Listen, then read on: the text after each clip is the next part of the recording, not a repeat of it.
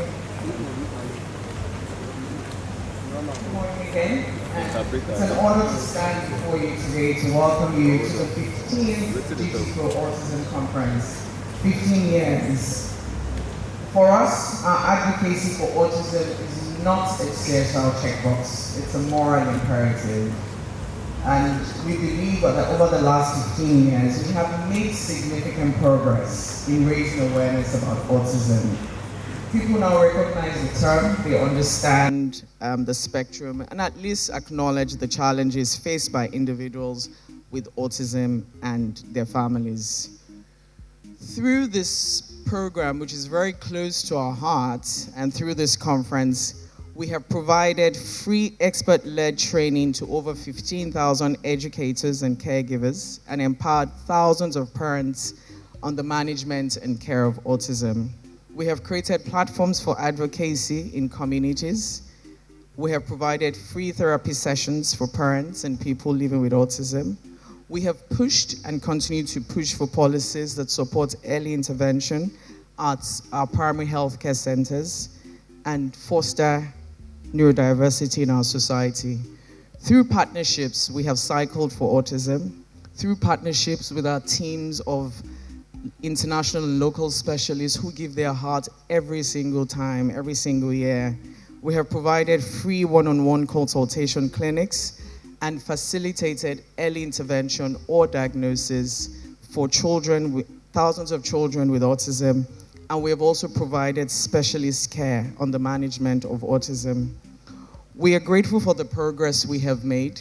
I'm grateful for communities that have today replaced judgments with empathy and advocate unapologetically for the rights of children who are not able to advocate for themselves. We're grateful for parents who have gained the confidence to seek help for their children rather than hide the children. We're grateful for educators who laid the foundation for the empowerment through knowledge sharing. We're grateful for government policies that mandate inclusion in schools and healthcare.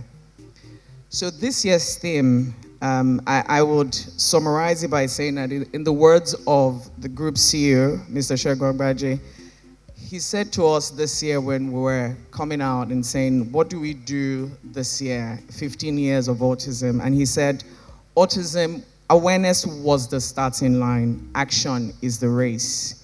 And that the race is not a sprint, it's a relay. Each generation must pass the baton of progress to the next. And I think that speaks to his, I think we can say that speaks to our commitment as well as Gtco, where he talks about, passing the baton of progress. So because it's layers and layers, he believes that we have to be consistent to achieve sustainable results. He also said that awareness does not dismantle stigma, it doesn't provide jobs, and it doesn't provide healthcare or inclusion. And so these words birthed this year's theme, from awareness to action, a call to not only reflect, but a mandate to move and create change. And so today, as we sit here, and sorry, it's just one day this year, not two days, but as we sit here today, we must ask ourselves, how do we turn our collective awareness into meaningful, sustainable action for individuals on the autism spectrum and their families? For us, we dream of a world and strive for one where differences are recognized and respected and not just tolerated. And so, without much ado, I'd like to introduce and like to welcome the group CEO, Mr. Segun Agbaje, the Group CEO of Guarantee Trust Holding Company, to give us the keynote address. Thank you.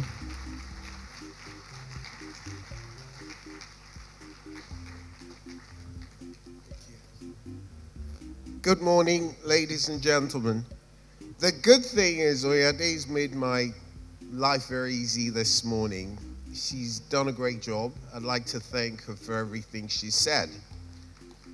Thank you very much. It also means I get to waste less of your time. First, let me start by apologizing for the fact that this is one day this year. As you know, we had a public holiday yesterday. So even though we were all ready to go, I think we did what was the right thing, which was to postpone. So please, sorry once again. For me, this is the singular most important CSR that this group does. And every time it's coming, and I discuss with the team and I discuss with everybody, I seem to end up with more questions than answers. And maybe that is the nature of what we're dealing with. It's probably one of the most misunderstood conditions. And so it's more questions every day, which is why it's always going to be a relay race, but not 4x100 or 4x400. If there was anything that you could call a relay marathon, that really is what this is. It's not a quick fix. So I think I said last year that we are completely committed to this and we will never stop doing this. Hopefully after me, it'll be as important to the people. And so, like I said, it's more and more questions for me. But I think my objectives and the organization's objectives remain very simple and have been very consistent. The first objective will always be to create awareness so that, like Oyade said, for families who have people dealing with the condition or the people themselves, people know about it and understand it, and for a lot of the misconceptions are taken away. The second and most important for me, which is I think where we are, is that life becomes easier for people who live with the spectrum and their families, because we've ticked the first box of awareness and we are beginning to teach people how to live with the condition, how to be normal, how as changes happen, people understand them. If we do not do the transit, then I don't think we have really done a good job. Oyade assures me, like I said, I have nothing but questions. One of the questions I asked her this morning is, have we really made a difference? Are we making a difference? Or is this all in our heads? And she said a resounding yes, but I'm not going to believe her yet. Because I think that it's a bit too misunderstood. It's a bit bigger than people think, that I'm not confident. I think we've created some awareness around the condition. I think we still have a lot of work to do. But when I stand in this hall this morning, and as I drove and I looked at the other hall, I realized that we must be doing something right. And I asked the question again. I said, the people in here, who are they? Are they families of people who are living with the condition? Are they educationists? Are they people who are here to learn? I don't have any answers, but I have a lot of questions. And if I see people sitting in here, then it means we are doing something. If you're a caregiver, if you're someone who's helping families with it, then I know you're going to do it better after the next 2 days. If you are someone who has the spectrum or have children with the spectrum, you're going to understand it a little better at the end of the 2 days. So we are hopefully making baby steps. We will continue to make this a marathon, a relay marathon, because really that's what it is. And that I will hope that one day I'll be able to answer some of all the questions I have in my own head. Jide, who's sitting next to me, frightened me. He said, I think everybody has a spectrum. And I thought, that's another question I'll have to figure out. So we can ask all the questions from today till tomorrow, but I would like to end by thanking all the people who've always contributed to this. You are the experts, and hopefully if you impart just a bit of knowledge to everybody who comes here today, whether they're families, whether they're people who are caregivers, then hopefully we would all have made a little difference, and it will continue to be tiny drops of water in a very big bucket. But with patience, one day we'll get a quarter full, a half full, and hopefully one day fully full. Thank you very much.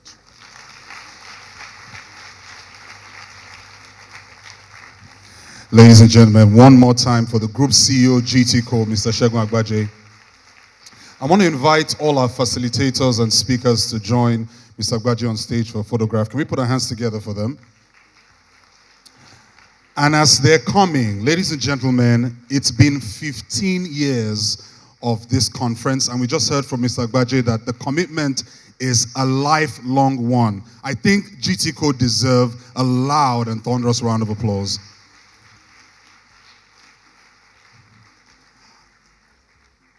Right after this photograph, I'm going to then do introductions of the speakers. Those of us who have come year in, year out, we know some of these people. These are people you've heard from. These are people you've spoken to. They've trained you. Oyande mentioned over the last 15 years, 15,000 caregivers and educators have received training. And you guys didn't clap. I think we should celebrate that one more time. So big thank you to all our experts and facilitators and presenters. You're going to be hearing from them over the next few hours, and we're hoping that it will be a rich session today. Whilst they're taking photographs, allow me to just recognize as well the Deputy Managing Director of GT Bank, Mr. Babajide Okuntola. Can we put our hands together for him? We don't have our Managing Director of GT Bank here. I was told that she might be watching online, so can we give her a round of applause? The Managing Director of GT Bank, Mrs. Miriam Olusonya. I want to also thank our Chief Communications Officer, Gtco, Mrs. Onyade Adegite. She was the one who introduced the show today. Thank you so much. Thank you so much. All right, ladies and gentlemen, who's excited today?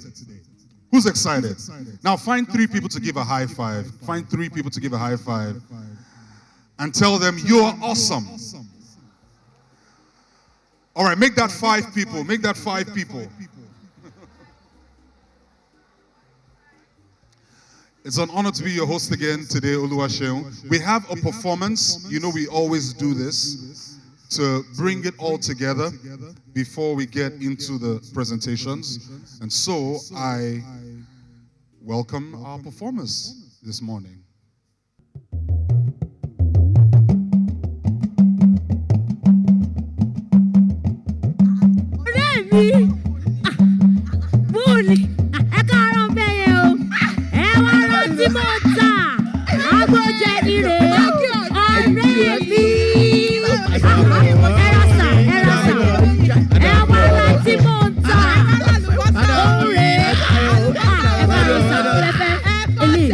People of Iluland, ìròyìn àyọkọ́ ṣẹ̀ṣẹ̀ dé ni o. Ọba aládé, ọba tó pàṣẹ tí àṣẹ ń ṣe. Our own very king has brought a gift for everybody. Ẹyọ. It's Maestro on the beat, baby.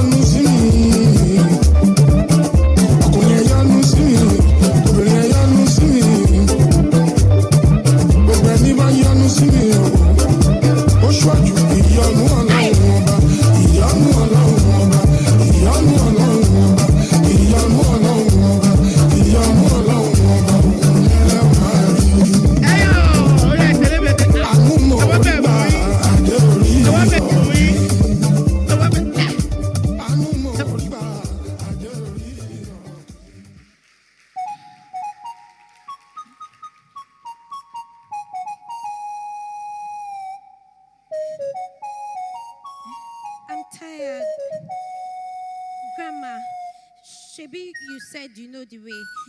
Left or right? Which way is it, Grandma? Yes, oh my dear. But I can't seem to remember the way now. They have cut down the palm tree that I used to know my way. Eh? My dear, I'm tired. Eh? We were even supposed to go and visit your Uncle Dio, your grand Uncle Dio, today. Eh?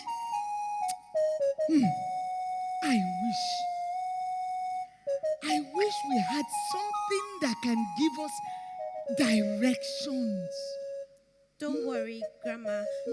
I'll create something to help us find our way, and we will not get lost again. Your mommy. Eh? Well, we should go back home. We'll try again another day. Eh?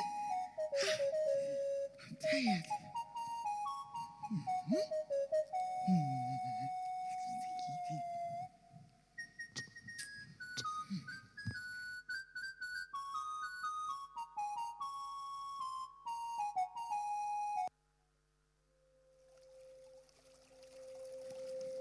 We can be talking about the scientists.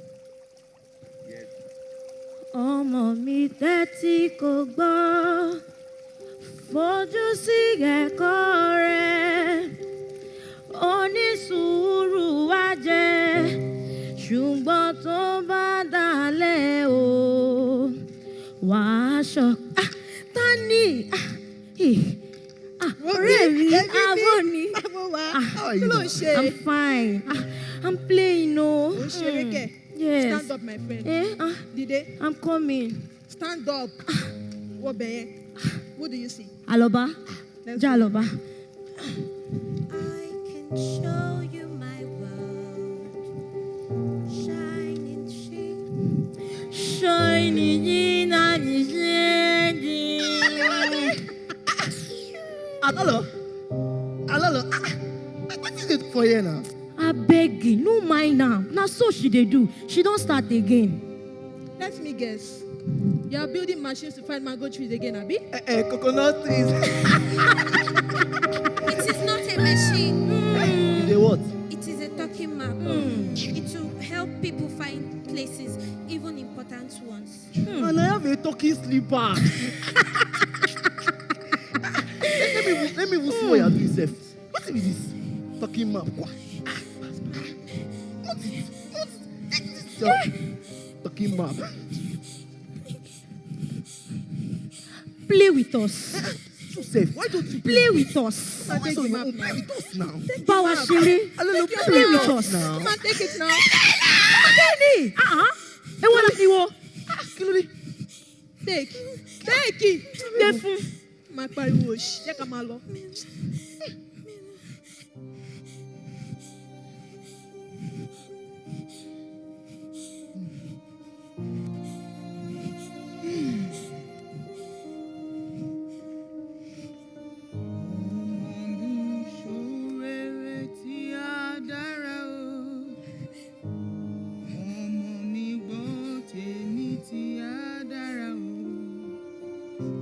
Ìyá mi á ṣe oríire, gbàdúrà fún mi. Màmá mi á ṣe oríire, gbàdúrà fún mi. Shakemi, Kilode, why are you sad? Some children laughed at my map again, Mama. Again? But I worked on it some more. I even marked the Alabion land. Alabiyolan.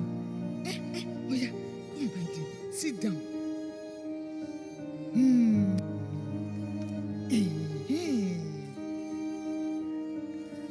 Alabiyolan. Do you remember that place along the stream? That was where the healing plant grew. Ewe aye tutu.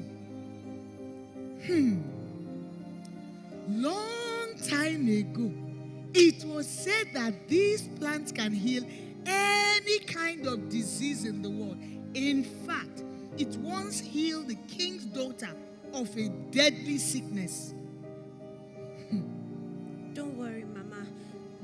I'll finish my talking map. Maybe it will lead us to the plant. And one day, I'll help you find my grand uncle Dio again. Thank you, Jare. Don't mind them, Jare. Oh yeah, Carry our mats. Let's go and sleep. Ah. Eh? Ewe aye tutu. You're beautiful, my dear. Eh? You are fearfully and wonderfully made. In fact, the day you were born, the sun stood still.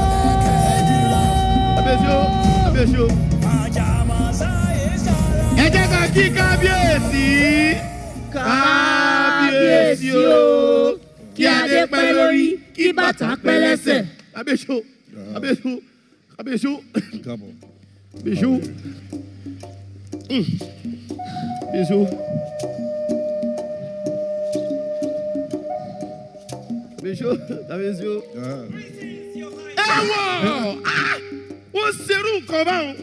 She's saying, move back, please. What do you want? Prostrate and greet the king. Abishu. Abishu. Abishu.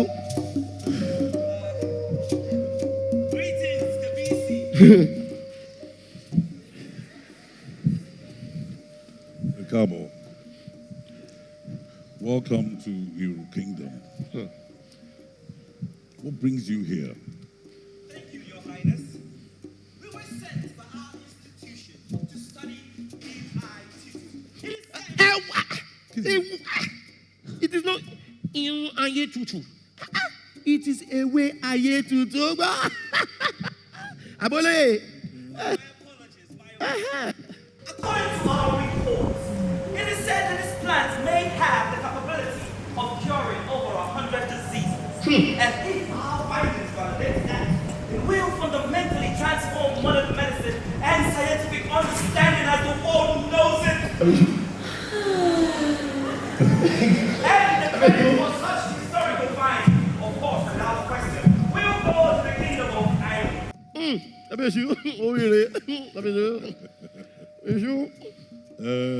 It is true you have traveled a long distance. So I will assign 2 of my finest to help you. But before that, some fresh palm wine and roasted goat meat. Tell me a little bit more about this institute. Oh, my apologies, John. My apologies.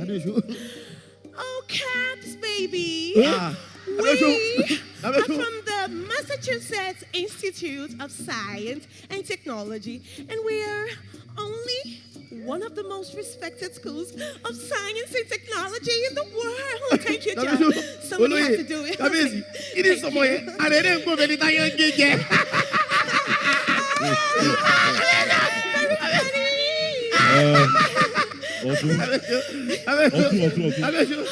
Oh no, yeah. Otto. The food is here. Let us marry and enjoy. Kábíyèsí o. Kábíyèsí o. Kábíyèsí o. Oya. Mú ọ lọ. Ọtún. Kábíyèsí o. Kábíyèsí o. Oya, tètè. Wá. Kábíyèsí o. Ká sọ̀rọ̀ díẹ̀. Kábíyèsí ẹ̀ ló. Very stupid. They think that when it's educated, we are bush people. It's not supposed to be. Kábíyèsí. Àwọn scientists yẹn, wọ́n kàn science everyone. Silly. Ibo náà ti wá. Stupid. Too big, Kábíyèsí. Science. Wá. Let's go. Kábíyèsí. What? Kábíyèsí o. What? A máa lọ àbí Kábíyèsí. Come on. Ok. Ẹ ṣeun. Kábíyèsí o. Kábíyèsí o. Kábíyèsí o. Kábíyèsí o. Àwọn scientists yìí. Kábíyèsí o.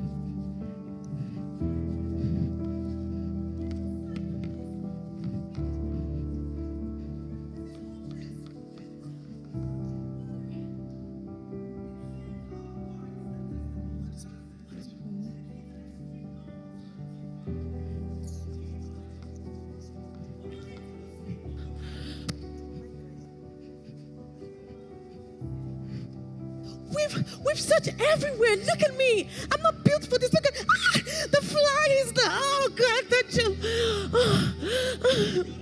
what data, John? What data? I need to go home, John. This is no problem for me. This is oh my God. Oh my God.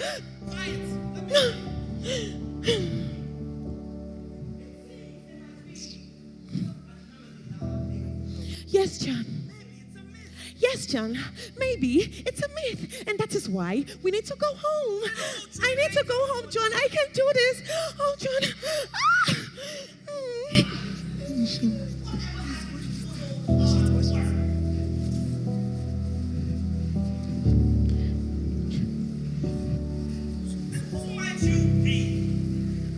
My name is Aloba. I think I can help you. Institute of Science and Technology all got it wrong? Yes. My map has mapped it out, and it knows exactly where the healing plant grows. Eureka! Amazing! This is... Sorry, apologies. Do show me the way. Take your time. Okay! We found you! Sorry. Tutu! Karen, we found Tutu! Karen!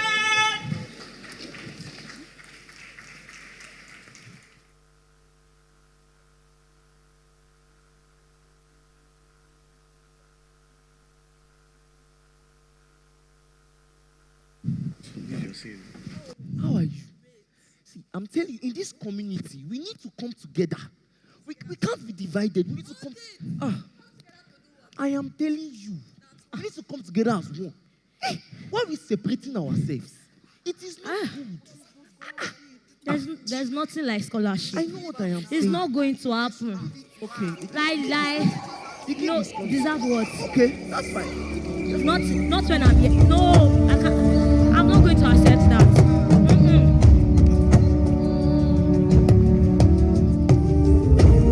Ojú ajá sọ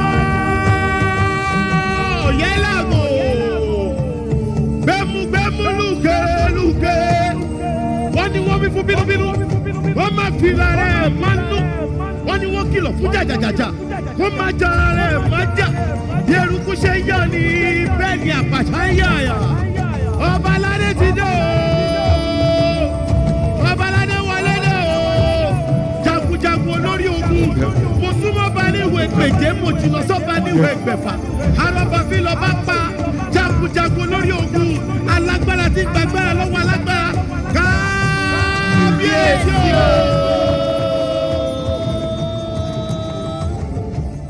I am so very happy today. Yes. So, I summoned all of you here today because our daughter has made us very proud.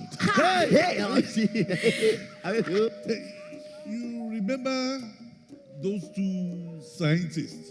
Yes. That our lover helped to locate the where Ayetu to live? Yes. Yes. They came with some good news. Hey,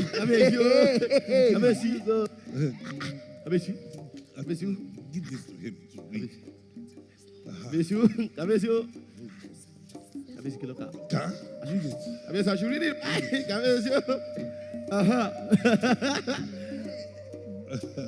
By the power of this academy from Massachusetts, Olóyè. Massachusetts,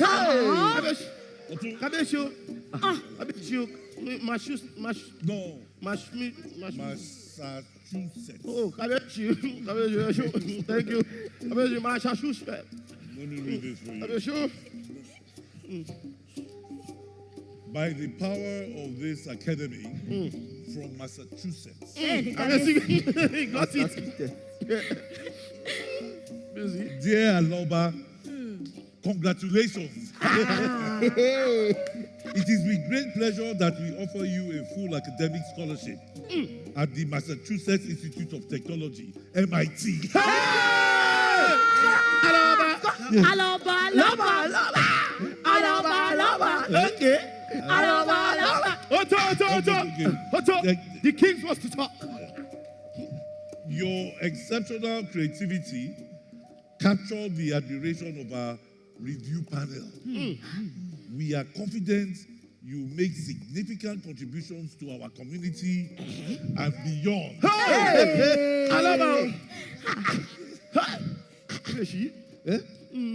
Aloba, come. You have made me very, very proud. As a matter of fact, you have made all of us very proud.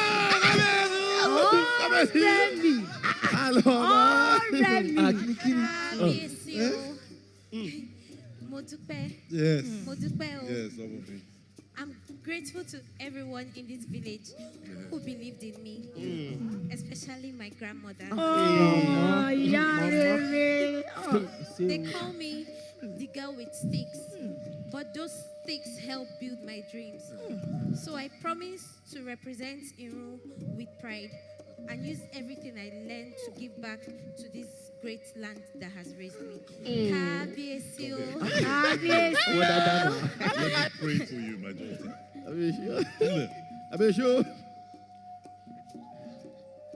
Aloba, today you begin a very long journey away from home, but you will never be far from our hearts. As you go, may the road rise up to meet your feet. May the spirits of our ancestors and the love of our people guide you. Aloba, go with confidence. Go with courage. Every door that you knock upon, you will meet with success. Let us marry.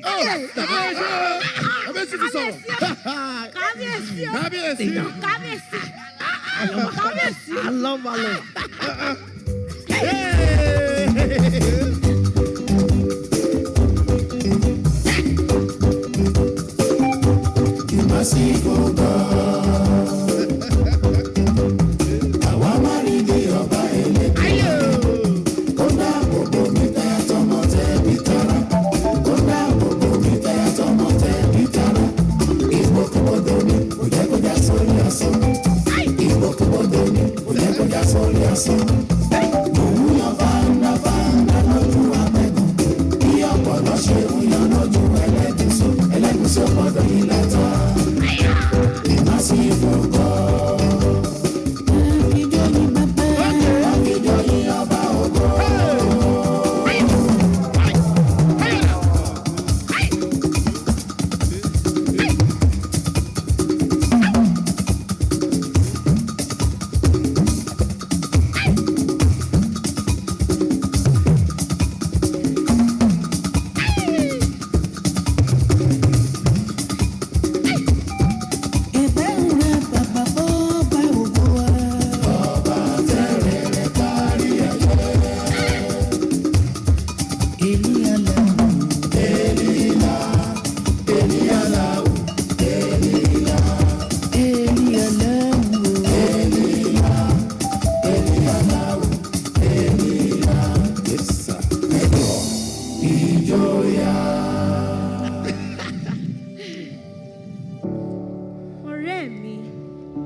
We are sorry.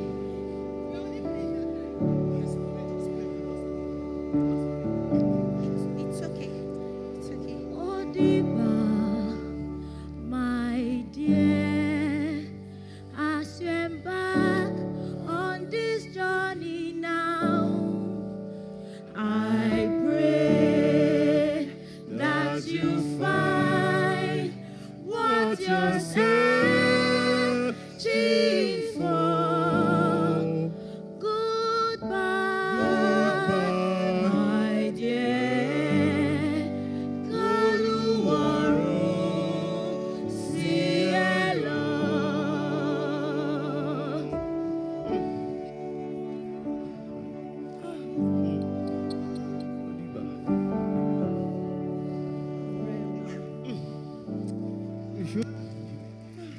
I love it. Àwọn fi ṣe o, láwù ẹ̀rẹ̀bẹ̀, ẹ̀rẹ̀bẹ̀ láwù. Ọba aládé ti dé o. Láwù ẹ̀rẹ̀bẹ̀, Kábíyèsí ti dé o. ẹ̀rẹ̀bẹ̀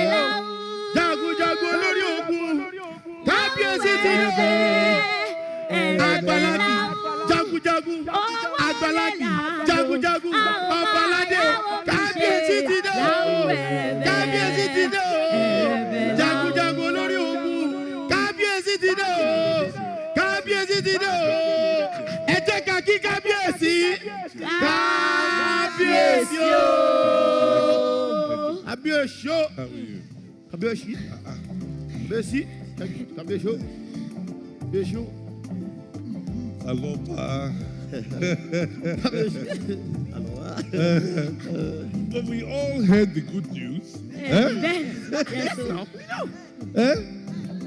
What brings you back this time? Kábíyèsí o. Kábíyèsí. Kábíyèsí. Ilé mi rè. This is my home. Yes. Yes. And for what brings me back home, my proposal to the federal government has been approved. The aim is to connect 13 villages with road networks. Yes, and being an indigene of this beautiful land that has raised me, it is only right that the work starts here.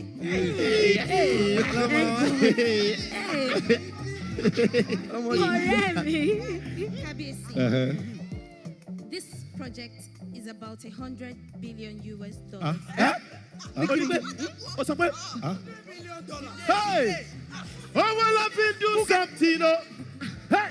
Owó la fi do something o. Aya.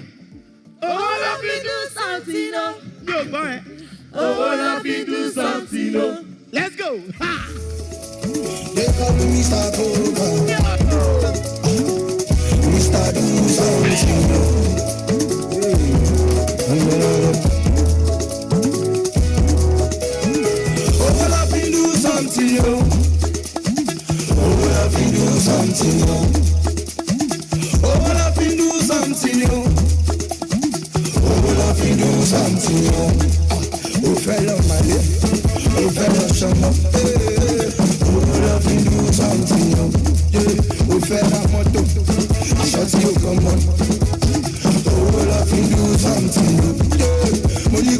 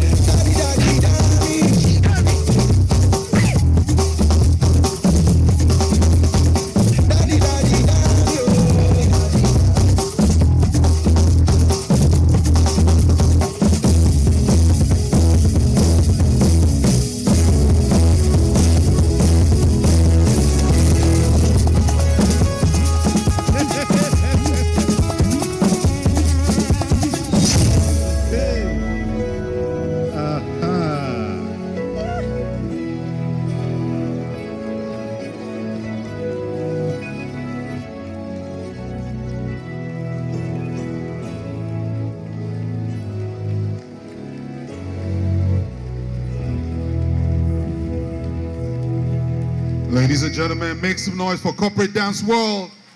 Let's go. Thank you. Thank you. All right, lovely. Thank you. Did I hear $100 billion? You know, my only request is that they bank it with GTB. That's the only request. Yes, can we put our hands together for that? That was really beautiful. I think that what I got from that is that sometimes we can be the problem. We are the ones who can limit the possibility for children and adults on the spectrum. But if there's anything that we've heard today, it's that we can't put a cap on what they can achieve. They can live ordinary and even extraordinary lives and do extraordinary things. So can we celebrate individuals living on the spectrum and celebrate that potential that they have? And I think this is what this is about. And this is why, as we heard from the group CEO of GT Bank, it's a lifelong commitment. It's really about ensuring that every child, last year we said that every child is God's child, right? And everyone can live to attain their God-given potential. And this is what it's about. So it's a serious commitment. Just before we do anything else, for a lot of parents and people who offer care to children on the spectrum, it's a challenge. It requires a lot of energy. And for you, this is a job that you can't take a break from. There are no days off. Is that right? It's every day. You're putting all your energy. So can we honor all parents, educators, and caregivers? Let's give them a standing ovation. Let's give them a standing ovation. Parents, caregivers, I think that's probably all of us in this room. So you're clapping for yourselves. God bless you. Thank you. You may have your seats. One more time, welcome to the 15th edition of the Gtco Autism Conference. As we've heard today, and this year is about advancing autism inclusion and moving from awareness to action. We would like to do a couple of introductions. Earlier on, we recognized our group CEO, Gtco, the managing director and the deputy managing director. But we also have here present Her Excellency, the First Lady of Lagos State, represented by Mrs. Toyin Swarao. Can we please put our hands together for her? Her Excellency was here last year. She gave a speech. I'm sure if we were here yesterday, she would have been here herself. So we want to thank her for sending a representative. We also have the Permanent Secretary from the Ministry of Health in Lagos State, Dr. Olusegun Ogboye, who is represented by two doctors. So he sent two people to represent him, Dr. Tolu Ajomale and Dr. Yeside Shubamimu. You're very welcome, doctors. Thank you for coming. We also just want to really thank all our guests and everyone who's come. If we took our time to appreciate and recognize you all, we'll do nothing else. Well, I come to this event and I forget to introduce myself because I feel like I'm part of the family, right? Someone said that they've seen me for like 3 or 4 years, and for me it's also a commitment as well. My name is Oluwaseun P. It's an honor to be your MC and anchor for the day. Thank you. Allow me to quickly run through the introductions for our speakers. You saw them when they came up for photographs, but I'm going to quickly just run through them because they are also worthy of celebration. They train you, they speak to you, they give you all those sessions, one-on-one sessions. Can we just thank GTB one more time? We can't get tired of thanking Gtco. These sessions are expert-led. These are individuals who have flown in from all across the world. So let me just get into it. Right? We have Camille Proctor, ladies and gentlemen. Camille is the founder of the Call of Autism Foundation. Camille, stand and take a bow. Don't get tired of clapping. Come on. We have Mr. Larry Duyile, the President CEO of Behavior Prize Consulting, over 20 years of experience. We have Osezusi Boledeoku, educational psychologist, international behavior analyst, founder of FOSS ABBA. We have Ade Otubanjo. Don't get tired of clapping, come on. Ade is from New York, from the New York University. We have Professor Mashudat Bello Majid, a professor of psychiatry and public health at Crown University in the United States. Also, Kings and Queens Medical University College of Ghana. We have Benedict Osama, who's a clinical psychologist and qualified behavior analyst. We have Remy Olutimayin. He's a pioneering voice actor, director, and autism advocate. We have Bernadette Kilo, from Cameroon, our sister from Cameroon. She's from the Ross University of Medicine, graduate with extensive clinical and personal experience in ASD. We have Sholakbe Azazi, a passionate autism advocate, international behavior analyst. We don't have favorites, so all the round of applause must be equal for all of them. All right, we also have Afiz Abdurazak, a specialist in early childhood and special education, over 15 years of experience in the Nigeria and the US. Camille Hay, licensed board-certified behavior analyst, international behavior analyst, PhD candidate with over 15 years of experience. We have Georgiana Koyama, who's also a board-certified behavior analyst, London-based, and she's come all the way to Lagos, over 23 years of experience. We have Oyeyemi Adako, who is an educator, autism advocate, internationally published researcher. We have Rashad Dobbins. Rashad Dobbins is a lead speech and language therapist at a multidisciplinary practice in London. And we also have, oh, forgive me, that was actually Tommy. That was Tommy's profile I just read. All right, so Tommy Agbola Odele here, a lead speech and language therapist at a multidisciplinary practice in London. Rashad is a culture innovator and social advocate based in Detroit and founder of House of Hip Hop, a creative hub transforming the community through music. So, ladies and gentlemen, these are your facilitators and presenters. One more round of applause. Thank you. So we're getting right into it. We're getting right into it. I like that for this year we're talking about action. And as our group CEO said, it's a marathon, right? And there was something he said that was very instructive that I liked. He said, awareness is a starting line and action is the race. And so today, this race to action begins, and we're really thinking about how we can begin to bring transformation at our grassroots local level and sustain a lot of the things that we say when we meet at this watering hole every year. So one more time, you're welcome. It's going to be a packed day. We're going to try and squeeze everything we would have done for 2 days into one day. So please sit tight and have a good time. Our first speaker today is Mr. Larry Duyile. He always starts. I think that's because he's just, a big boy. Our guy at the top. So let's put our hands together as we welcome board-certified behavior analyst, adjunct professor of behavior analysis at the Endicott College in Beverly, Massachusetts, USA. Today he'll be talking about same diagnosis, different realities, the case for an individualistic approach. Is plenty grammar, I know, to support. Thank you for two people that are clapping.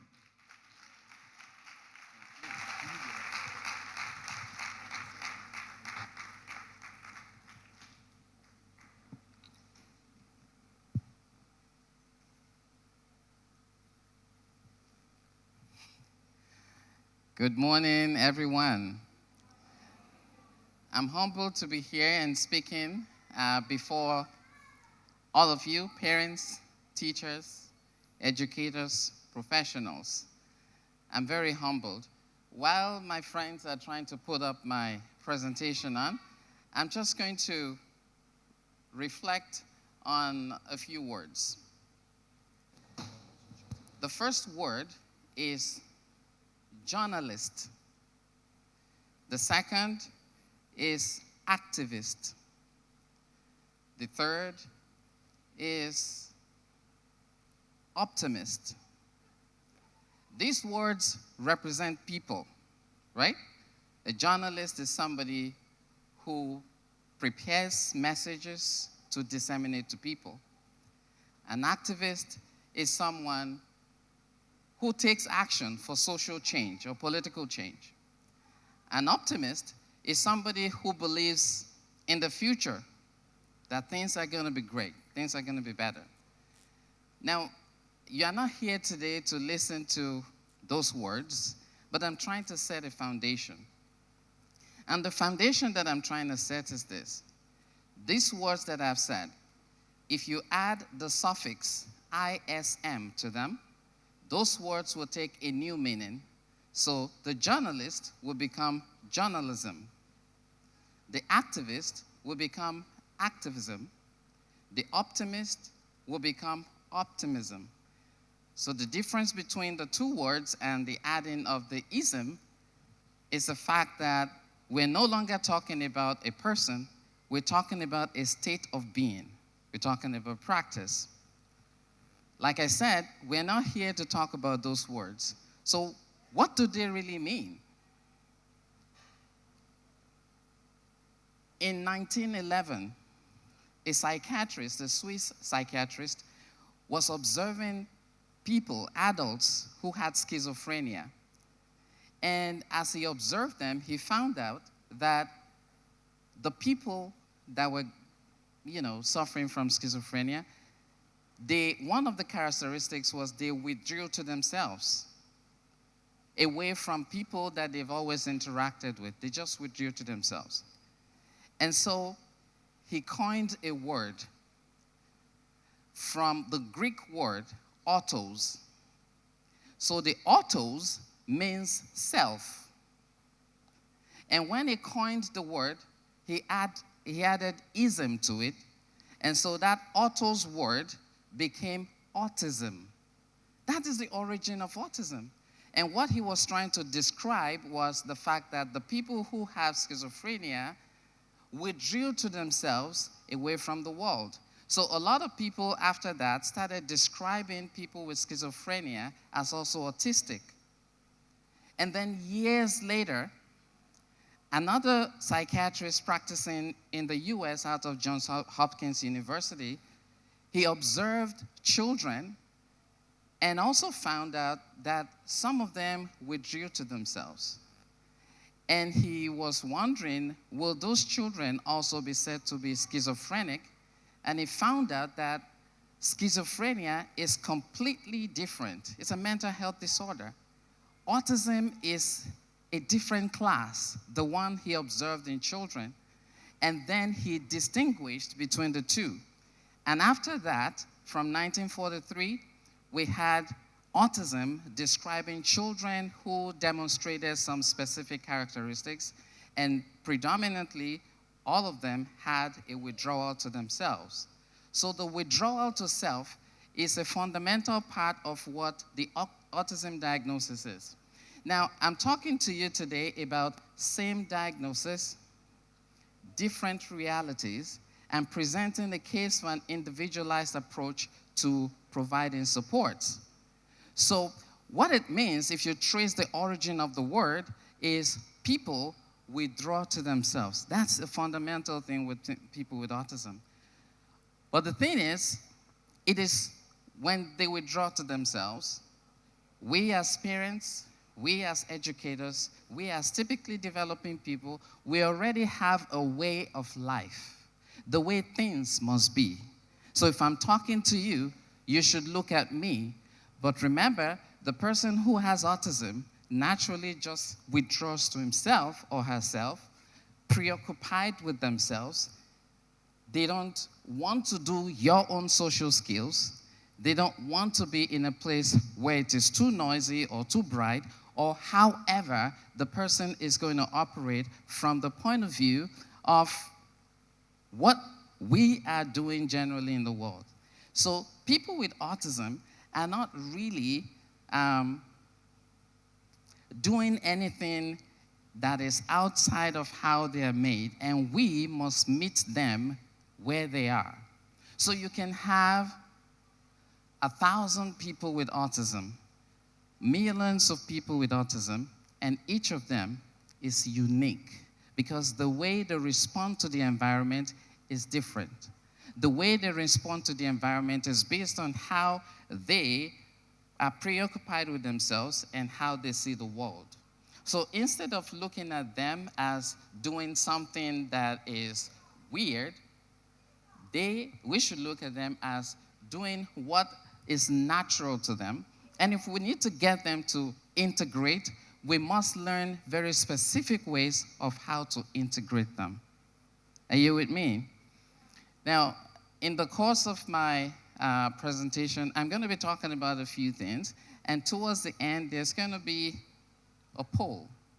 So you're going to bring your phone out, and you're going to enter the numbers that are going to come up, and you're going to answer questions. And there will be a prize for those who answer correctly. So stay tuned. Now, can I have my slides? Press. Let's see. Oh, it works. Okay, so I've been talking about all of this.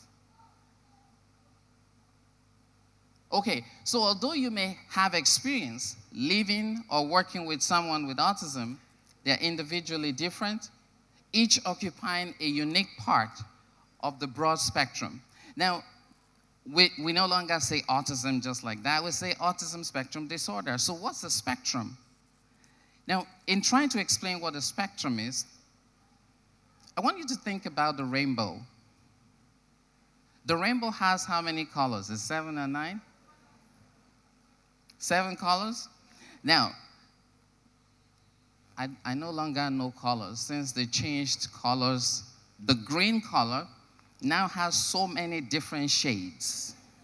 I don't know how many people can tell us the different shades of the green and the different shades of the blue and the different shades of the white. That's a spectrum. Okay, now think about autism. It's a spectrum. So if you have 5 million people with autism, you have 5 million subsets in that spectrum. okay? But all of them have the same diagnosis, ASD, Autism Spectrum Disorder. Okay, so I'm going to talk through that. So the video is, this guy was trying to present what autism looks like, and he described it based on stones that he picked up from the beach. So he found a stone that is very clear, so you can see through the stone. He said some people with autism are like that. You meet them, you see through them, you see through what they're trying to say, what they're trying to do, but they are still on the spectrum. And then he said there's another stone that has two sides. One is dark, the other one is light. So you can see one individual, you try to understand certain areas of their lives, and it's very difficult. Then you try to understand a different side of their lives, and you can see it perfectly. That can be the same person. And then there's another stone that he picked. That stone is absolutely black. You cannot see anything through it. You don't seem to understand it. You don't know what is going on with the person. That could be somebody with autism. And then the last one, he said, is a stone that has lines through them. And that stone changes as light shines on it. So you can see some individuals, when maybe they are in church or mosque or any place of worship, different behavior. If they are home, a different behavior. If they're at school, a different behavior. Wherever they are, you see different behavior. So some of those people change and things are going on and on like that. So that's the stones, okay? Okay, so the point I was trying to make after the video is that whenever you remember autism, withdrawing to self, preoccupied with themselves, just doing what they want to do. Now, we try to get these guys to do things differently. And because we try to do that, they begin to engage in what we call avoidance behaviors. So if I know that you are going to tell me to look at you, when I see you coming, I turn around. I'm avoiding you. If I think that you're going to do something, maybe you're going to take me to school, I may think, you know what, maybe the bus is out there, I can pull in my pants now, and when I do, it will be too late for the bus to wait, so the bus is going to go and I stay home. So people begin to engage in avoidance behaviors, meaning any behavior that helps them to avoid doing the things that you want them to do. So what do we, as parents, as educators, as professionals do? When we see those avoidance behaviors, don't just jump into conclusion and try to come up with a strategy. What you need to do is look at that specific individual and the specific behavior that they're going through and do an assessment. So it is why each individual deserves an individualized assessment to determine where they are on the spectrum, how they experience autism, and how we should work with them. As behavior analysts, we believe that every behavior happens for a specific reason. The reasons for some behaviors may not be as straightforward as it seems. So for example, somebody who is engaging in smoking, you may see the person and think that they're smoking because they want to feel among. Yeah, it could be. Some people may smoke because they enjoy smoking. Some other people smoke because when they smoke, they're able to forget about their problems, their issues, and just focus on the smoking. So it can be anything. Self-injury, you can see somebody hitting themselves, and you wonder, why is this person hitting himself or herself? It is not because the person decides that, you know what, this is what I'm going to do now, I'm going to enjoy it. It is because of a specific reason. So what do we do about those specific reasons? We need to find out why the behaviors are occurring, and how we can effectively implement an intervention. So a simple assessment is what we need. And I'm quickly going to describe a simple assessment using a simple strategy called the ABC model. The ABC model stands for antecedent, behavior, and consequence. Antecedent is whatever happens immediately before the behavior. The behavior is what the person is doing or saying, and the consequence is whatever happens immediately after the behavior. Now, when I look at the ABC model and I apply it to a child, one of four things may happen. I may find out that the person is engaging in the behavior because they want attention. Okay? So attention is the first reason. The second is escape, including avoidance. Anything aversive to the individual, they're going to withdraw from it. Anything that they feel is going to make them uncomfortable, they withdraw from it, or they try to escape engaging in behaviors. Tangible reason is seeking an item.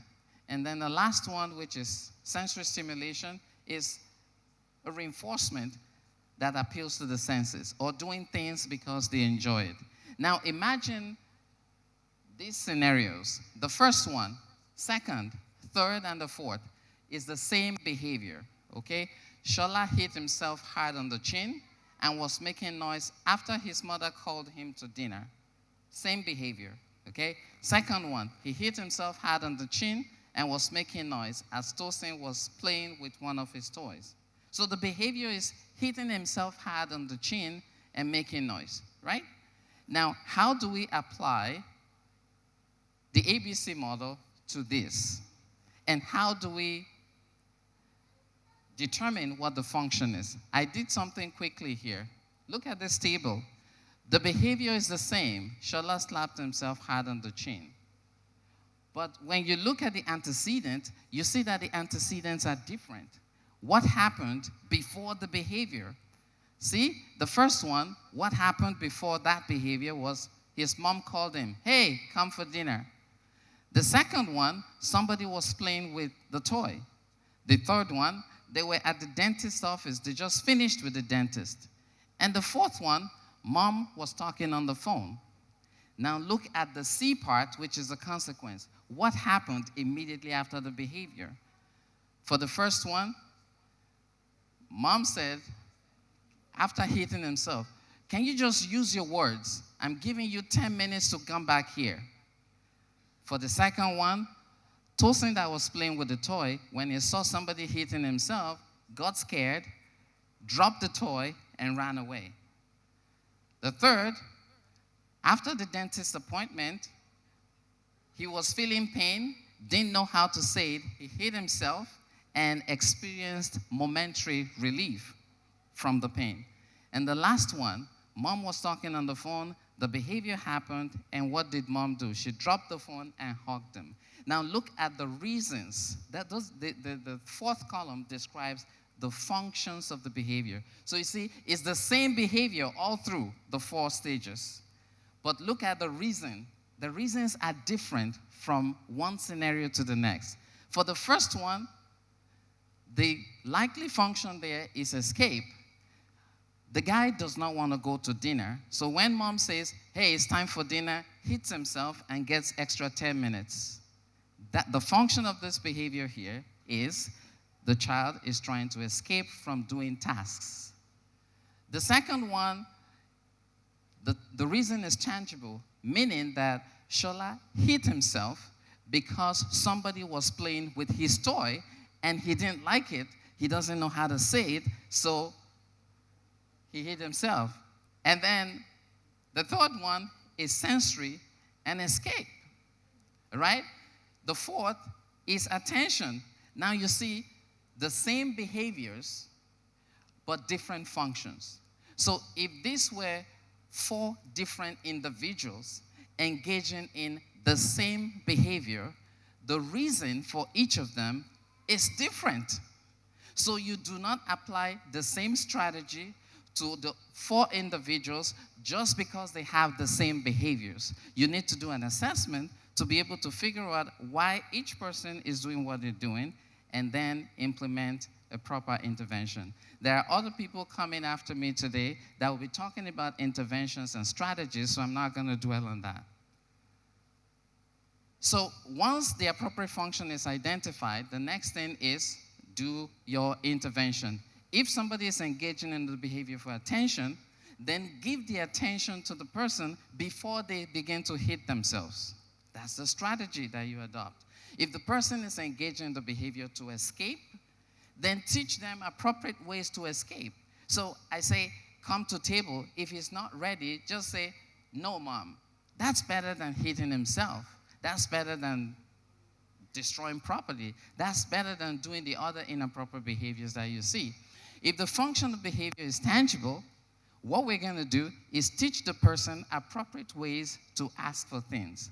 So, and it doesn't have to be the person talking just like every individual talks. A way of communication that works for that particular individual is important. And if it's sensory, teach appropriate ways to seek sensory input, not contingent on the inappropriate behaviors, but based on your control of the environment.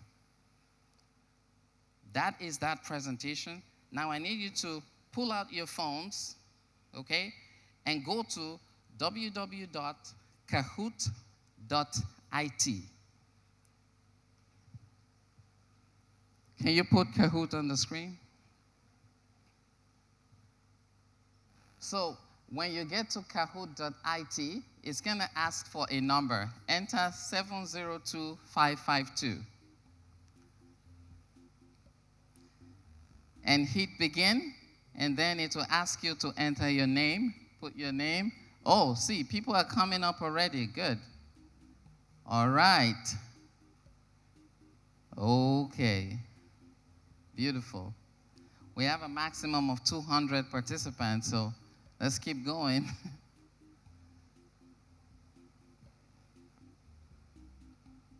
Great.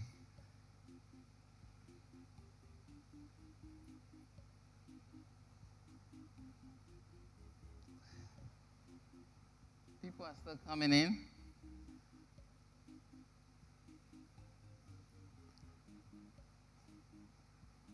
Okay.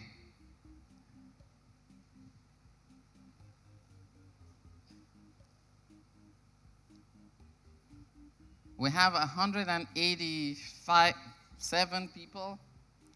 91, 94, 96, 97, 98.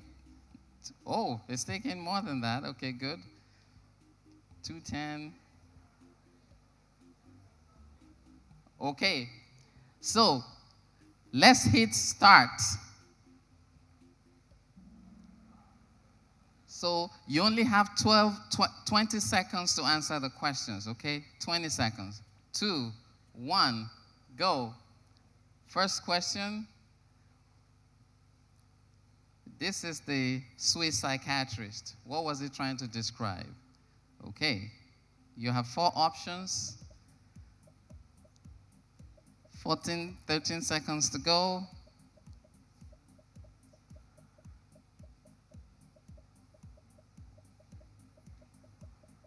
Good. And time is up. Next.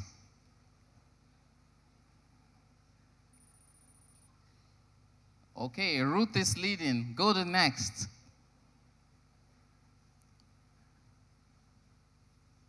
Does autism affect people differently? Say it on your phone.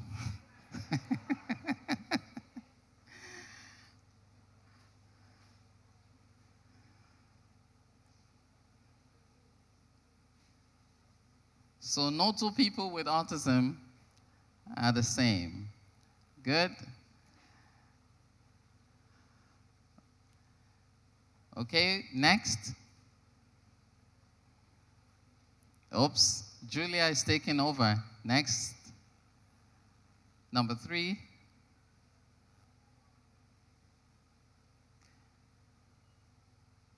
Okay.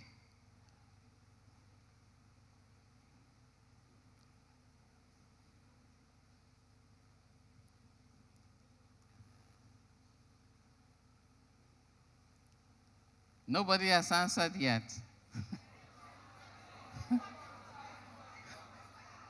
Oops. All right. Well, the correct answer is all of the above. Next. Next. Is it good practice to anticipate avoidance behaviors? Oops.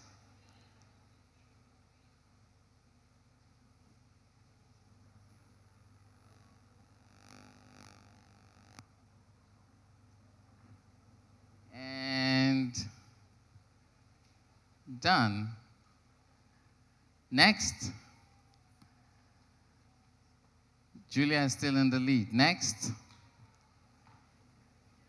What are some things I can do for life skills development for a person with autism?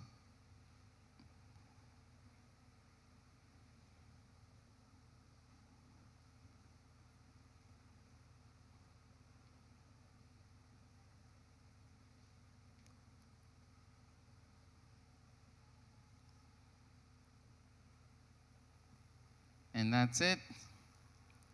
Next. And whoa, this is overtaken. Next. Should we always use similar strategies for people with autism when they're engaging in challenging behaviors?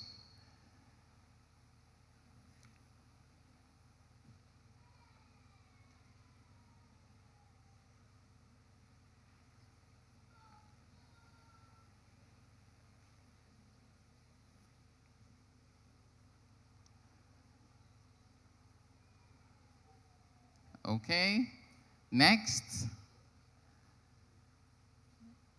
Okay, good, next. If a child living with autism is engaging in self-injury, do they also have a mental health or psychiatric condition?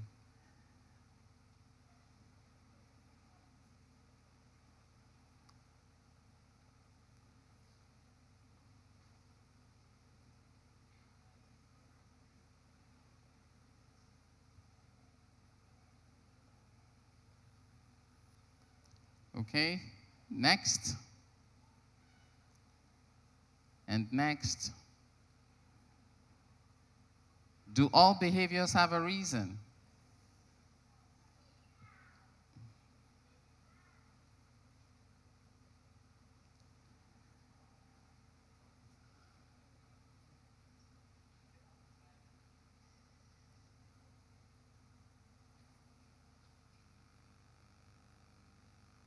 Okay, done. And next. DBAM has taken over. Next. What are the 4 reasons?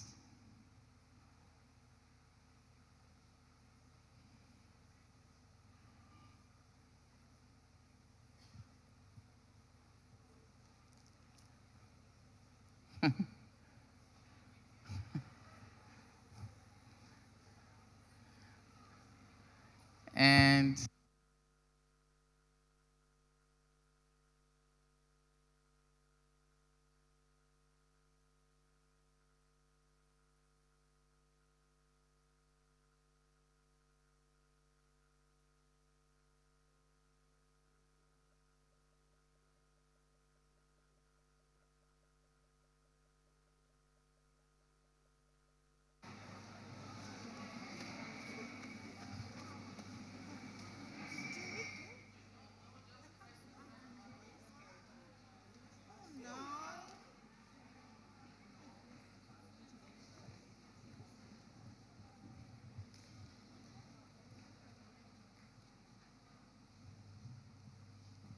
thank you. Okay, so, and who is the winner? Rodiat. All right. So you people don't want your gifts. Shall I take them? Rodiat, Henry, Agnes. Oh, they could be online. So you people here could not win this quiz. Eh? Excuses, excuses. You were supposed to have home advantage. You allow. Please clap for the online people, Jare. well, honestly, what's the excuse? What's the excuse? Network. Okay. Okay now. Right. Okay. All right, no wahala. I saw people picking funky names. I saw Michael Jackson. I thought someone even picked Buhari at some point. All right, I thought that was really fun. Can we put our hands together for Mr. Larry Dooley one more time? All right, we have very little time, so we're moving right into the next session, and that would be by Georgiana Koyama. She will be looking at strength in every story, shifting from deficits to strength in autism support. Can we put our hands together for Georgiana? That round of applause can be better. Georgiana is speaking for the first time at the Gtco Autism Conference.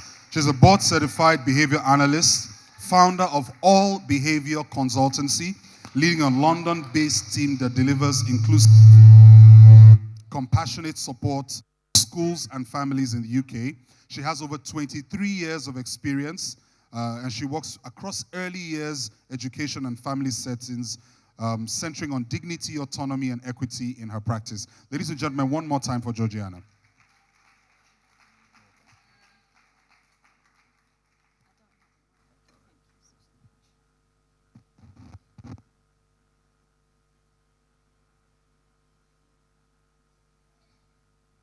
Good morning. Can everyone hear me? Okay. Well, good morning, Lagos, Nigeria. I am so excited to be here with you today. I am from London, but I come from Sierra Leone, West Africa. So I feel very much at home, and thank you to everyone for being here today. I'm a board-certified behavior analyst, and I could spend a good 5-10 minutes telling you all about my credentials over the last 20 years, but I've only got 30 minutes, and that would not be best use of our time today. First of all, I'd like to thank GT Bank and Camille Proctor for inviting me to be here today. I would like to thank all of the professionals here today for taking time out of your busy schedules and away from your practice to come and hear about alternative ways how you can improve support to individuals with autism. And last but not least, I would like to extend my thanks to every single parent here and any autistic individual here. Because of you, we are, and I want to say that I see you, and I appreciate all of the energy that you have put into making me a better practitioner.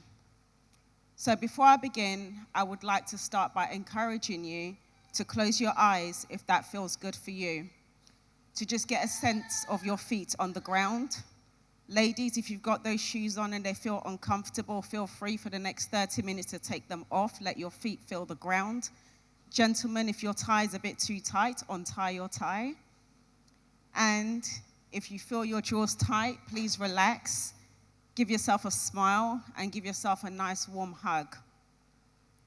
Because for you to be here today, you have been on a journey. Your journey didn't start from 6 a.m. today. Maybe your journey started a week ago, a month ago, 2 years ago, 3 years ago, 10 years ago, 15 years ago. No matter when your journey started, you have come here today with purpose and intention. And I certainly hope that the next 30 minutes that I'm here with you, that the purpose of you being here is fulfilled. Keeping your eyes closed if you chose to, slowly bring your awareness to the room, leaving behind the hurdles that brought you here today. Take some time to take a deep breath. Slowly in through your nose and out through your mouth. And feel free to do that 2 or 3 more times. As we go through the presentation, if there's any time that you feel that you need to take a pause, you have permission, give yourself permission to take a pause and to take a deep breath whenever you can. Some aspects of what I'll be sharing today may be triggering for some of you in the ways that you may hear that your loved ones has been isolated, excluded, or belittled. I send you love and peace during your healing. And for us professionals that are sat here today, you may also hear the times when you have perpetuated and been harmful to the people that you support. I ask you to forgive yourself for doing what you thought was best at the time and commit yourself to moving forward with pride, with dignity, and with courage today. And for the families again, I want you all to know that as isolating as your journey seems, you do not walk alone. You and your children have got the right to be here. you have got the right to live with love in the fullness of your humanity. So with that said, if you had your eyes closed, please now open your eyes and bring your awareness back to the room. So for all of our lives, many of us have been told that we're equal. We've been told that we can achieve anything we want to. We've been told that we can go wherever we want, be whatever we want, and the sky's the limit. But of course, this is not true. For many individuals with autism, that's not the story they're told. They're told stories of what they cannot be, of what they cannot achieve, places that they will never go, dreams that they will never be achieved. And these are the stories that the families are told.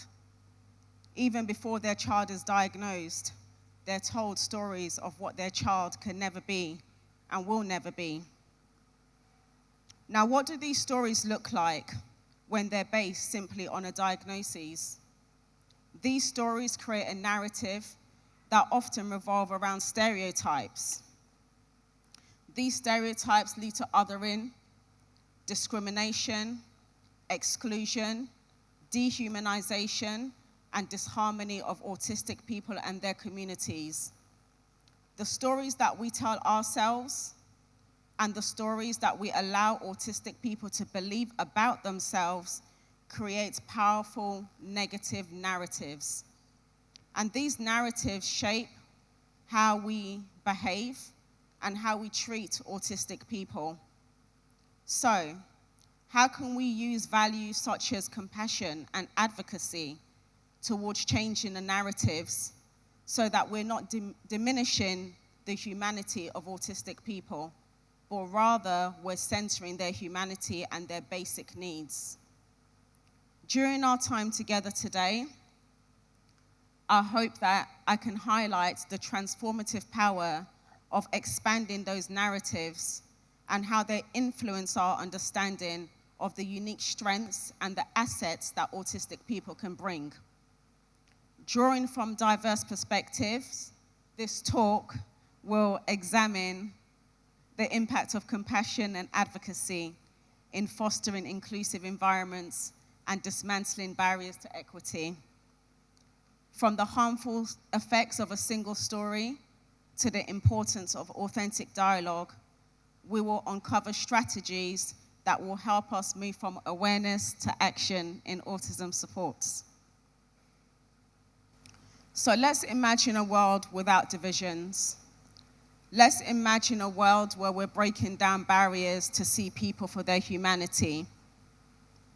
What stories would we tell ourselves about the people that we encounter if we chose to see them through their hearts and through their beings and through their values? What stories would we tell ourselves if we saw people through their strengths and through their abilities? Would those stories be the same as when we see people through their deficits and all of the things that we say they can't be or won't be? And what if we led our lives with our unwavering commitment to inclusivity and genuine equity? What I want to really do today is to not focus on assessments and interventions, but what we want to do is to focus on the steps that come before the assessments and the interventions. For every time we meet an autistic person, our initial thought is, how can we change them? How can we make them different? What can we do to help and support them? We go straight into what we can do without stopping to think about what they can do and what they are able to do and what they are able to achieve. Now, I wouldn't really be in Nigeria if I didn't talk about the formidable Chimamanda Adichie. So Chimamanda tells us about the dangers of a single story. She explains that many stories matter. Stories have been used to dispossess and malign, but stories can also be used to empower and to humanize. Stories can break the dignity of people, but stories can also help to repair that broken dignity. Gtco warns us of the danger of reducing people to a single narrative. And this is what we do when we meet autistic people. There's no other narrative about them but the fact that they're autistic.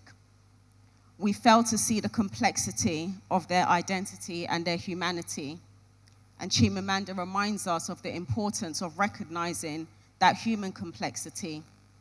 We need to challenge assumptions, and she encourages us to question our assumptions about others. So, when I say the word compassion, what thoughts or what images or experience come to mind? Anyone from the audience brave enough to tell me what the word compassion brings to them? Love, thank you. Anyone else? Empathy. Anyone else? Understanding. Kindness, thank you. Okay. So now I want you to think about, and actually maybe if you're a practitioner or even a parent, I just want you to have maybe 30 seconds or a minute with the person next to you and to think about how you embody compassion in your practice or interaction with an autistic person.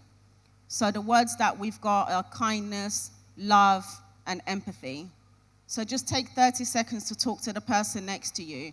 How do you embody and channel compassion with an autistic person, either in your practice or in your everyday life? So in order for one to be compassionate, compassion actually goes beyond being empathetic. Empathy tells us, I feel sorry for you, and I'm sorry that's happening to you. Compassion tells us, I'm sorry that that has happened to you. Let me come in and let me help you. Let me understand you. Let me get into your pain and your suffering, and let me help to alleviate that pain and suffering.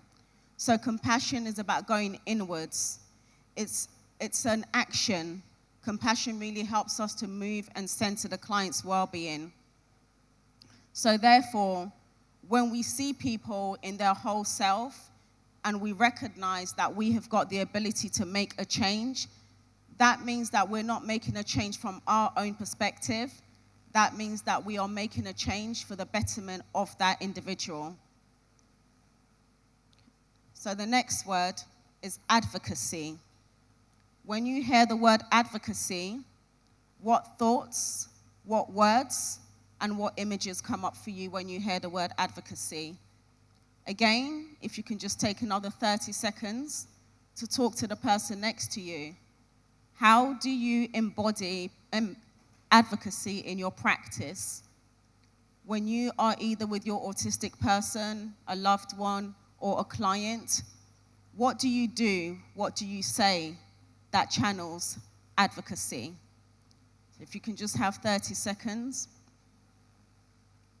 And it's also okay if maybe you just want to reflect on this quietly to yourself, to consider what advocacy means to you. So, advocacy is about equity. It's about ensuring that educational and therapeutic services are tailored to meet the needs of the individual to thrive. For most of the time, what a lot of clinicians do, and I've been there, I've been guilty of that as well. I've been to a conference like this, I've heard something fantastic and amazing, an intervention is being thrown at me, and I'm saying, I'm gonna go home and I'm gonna apply that intervention to every autistic person I work with because it's so amazing. That doctor spoke to me and that doctor said, this is a fact and this is what works, and now every single person I meet, I'm gonna apply that intervention. That's not advocacy. Because what you're not doing in that moment in time is you're not centering the needs of the client. Yes, that intervention makes sense to you. Yes, it sounds beautiful. Yes, we saw the data.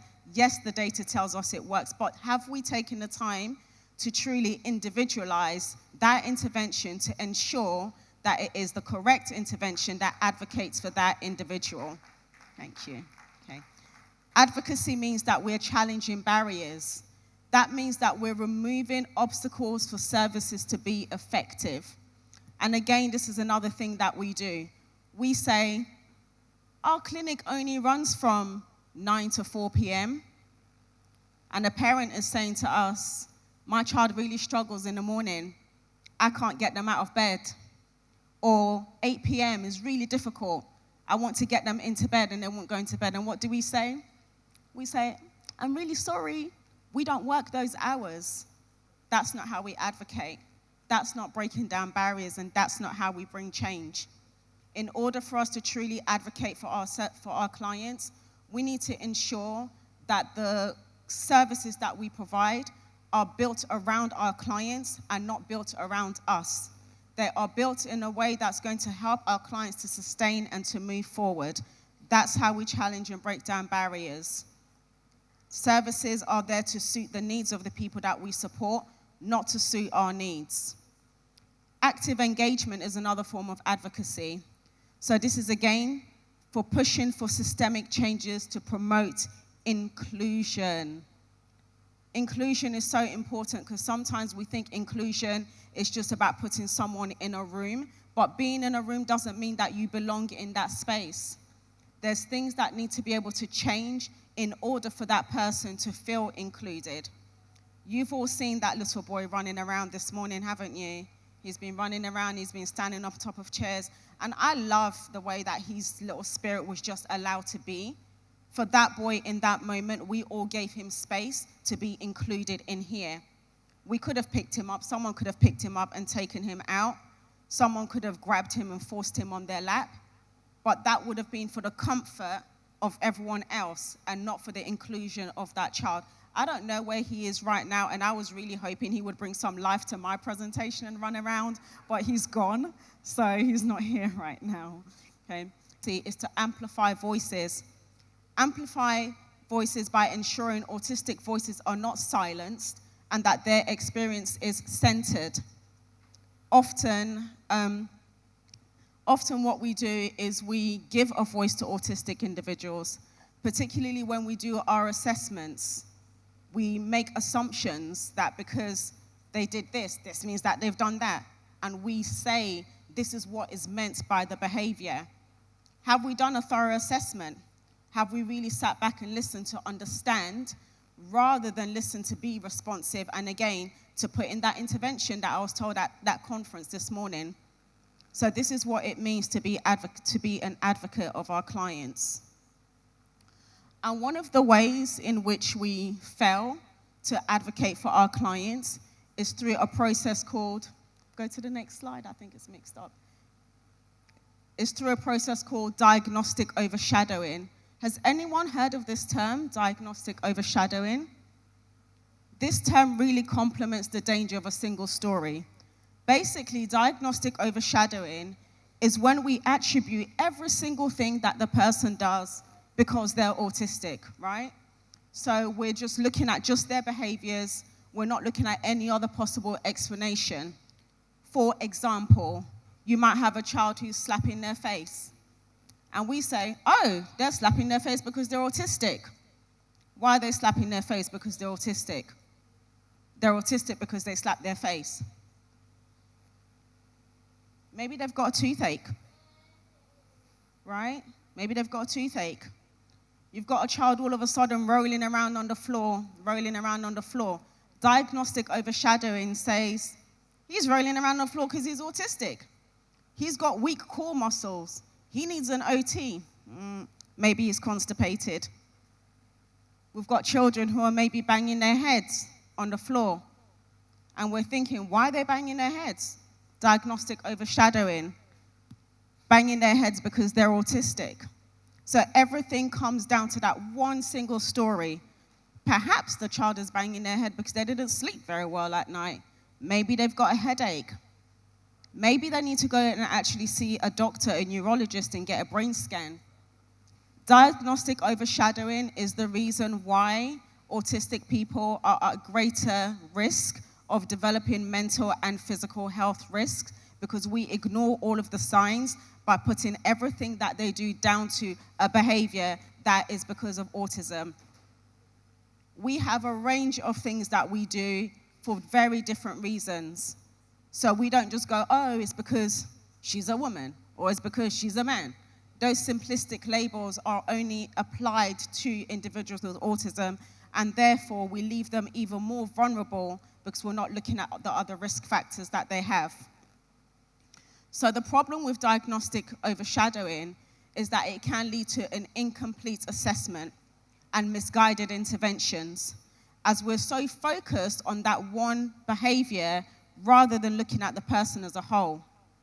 So much like the dangers of a single story, diagnostic overshadowing reduces people to a single narrative, and that reinforces stereotypes and can prevent practitioners from seeing beyond the diagnosis and seeing the individual strengths and their needs and their broader life circumstances, their family situation and their family circumstances.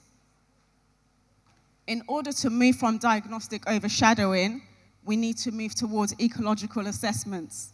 You should go to the other slide. The slide before? Yeah. No? The other one? Yeah, perfect. So what's an ecological assessment? Has anyone heard of ecological assessments here? Okay. I'm being of value this morning. I'm grateful.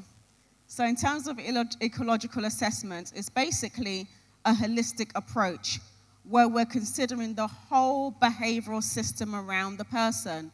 We're considering their family, where they live, for example. If a child maybe lives 90 minutes, 2 hours away from their services, from their school, it is no surprise that when they arrive in school, they're tired, they're done for the day. So all of those things need to be factored in terms of how we do those assessments. An ecological assessment, a holistic approach, also recognizes multiple factors that could influence the behavior. I spoke earlier on about physical health needs, lack of sleep, constipation, maybe not even having enough access to resources or toys, maybe being isolated. We know that, I said earlier on, I'm from Sierra Leone in West Africa. A lot of our children are still in hiding. They're not coming out. Parents are scared of bringing their children out because of what may happen to them. An ecological assessment should be able to allow you to look at the child's whole entire circumstance, not just that one behavior that they do. Taking a look at the whole environment and thinking of how that environment is impacting their child. The child, even thinking about their diet and their nutrition, is also an important factor. So ecological assessments really help us to move away from the dangers of a single story, in the sense that we're able to include social and environmental context as to why people behave in the way that they do. And this prevents us from making incorrect assumptions that lead to inappropriate interventions that create harmful long-term behaviors. And most of the time we have to remember that not all help is good help. Sometimes we have seen children who come into services and they do not display particular behaviors. And we put the wrong intervention in place, and then now we need to put an intervention to fix the behavior that the intervention caused to begin with. And then another behavior comes, and all of a sudden that child is in a circle of interventions to fix the previous intervention, to fix the previous intervention, because of diagnostic overshadowing and because our assessment was not holistic in the first place. So how do we move from this? One of the ways that we move from this is to begin our assessments through asset framing. Anyone heard of asset framing? Anyone heard of strength-based mapping? So this is the idea that we define people by their aspirations, their contributions, and their strengths. Earlier on when I started speaking, I said so often when we meet autistic people and their families, we define them by all of the things that they cannot do, all of the things that they're not able to do. We define them by their deficits. Very rarely are we defining people by their aspirations, their contributions, and their strengths. Asset framing allows us to give people a fuller picture of their potential. So a goal is being set towards someone's potential rather than the goal being set because of someone's deficits and what they cannot do. It allows us to challenge stereotypes. It disrupts the deficit-based narratives for marginalized and vulnerable communities because we are thinking about what they are currently able to do, and we're thinking about how we can use their current strengths and current abilities in order to be able to move forward. So in terms of the practice, our goals must center their abilities first and not their deficits. So I'm going to give some examples of deficit and asset framing. I've been given a 5-minute warning. Excuse me, I'm going to go 2.5 minutes over that. Okay, so I've put a disclaimer. Please don't kick me off the stage. Can you go to the next slide?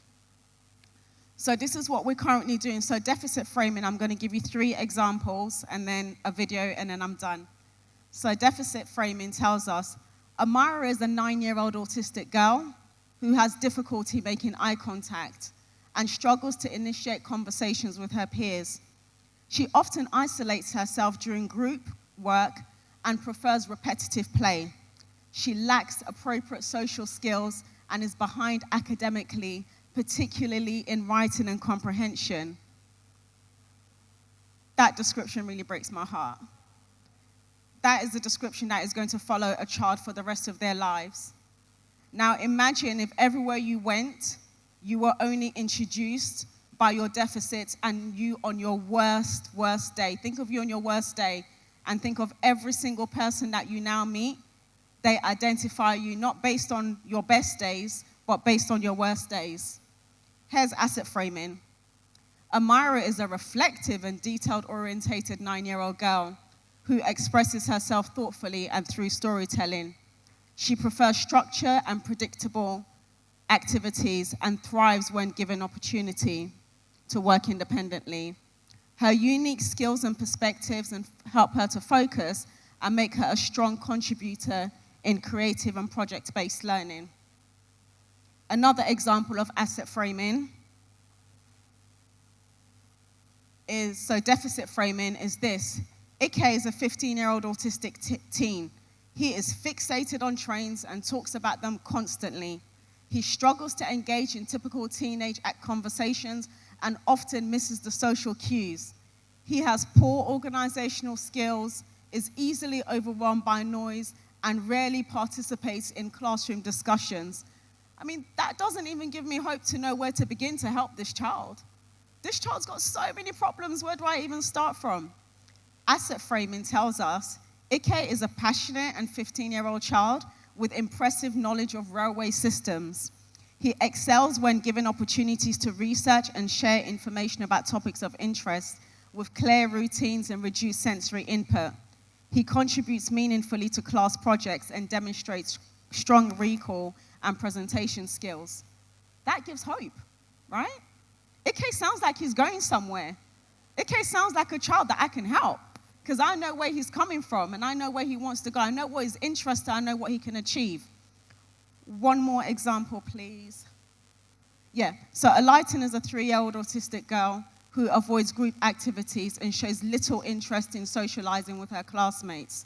She becomes anxious in a noisy environment and often refuses to participate in school events. Her rigidity and resistance to change make it hard for people to adapt. We can change that to say she's a reflective and detailed-orientated child who expresses herself thoughtfully through art and storytelling. She prefers structure and predictability, activities, and thrives when given the opportunity to work independently. Her unique perspectives and focus make her a strong contributor in creative and project-based learning. I hope those have given you sufficient examples of how asset framing works. Can someone say amen? All right, good.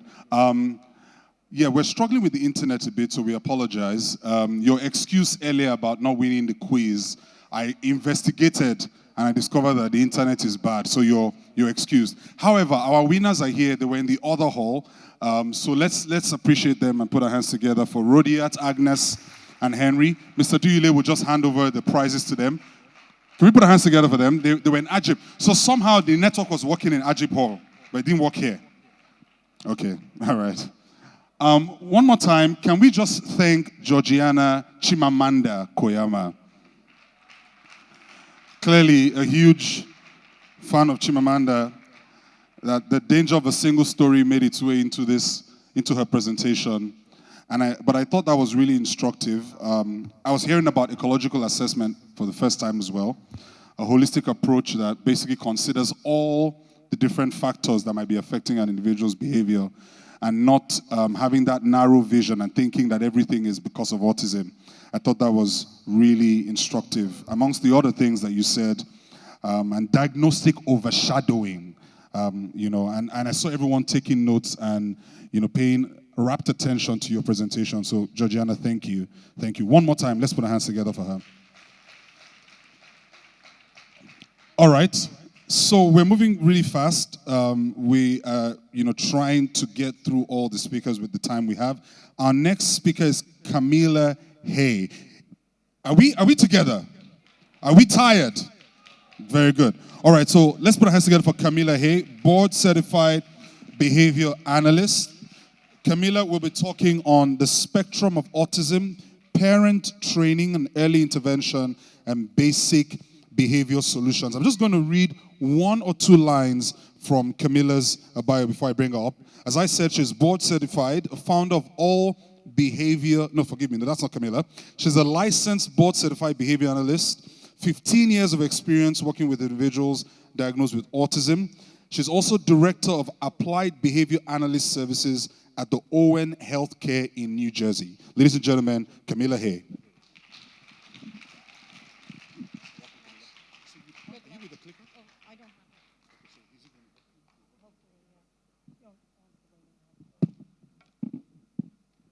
Thank you so much. I am so grateful for being here and for being invited by the GT Bank team and Camille Proctor and her team.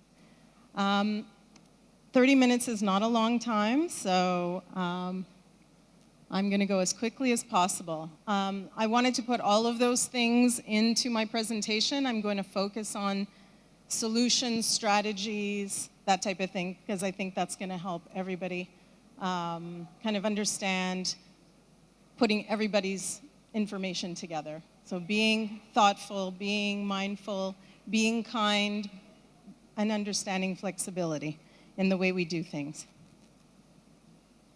Okay, excellent. Next slide, please.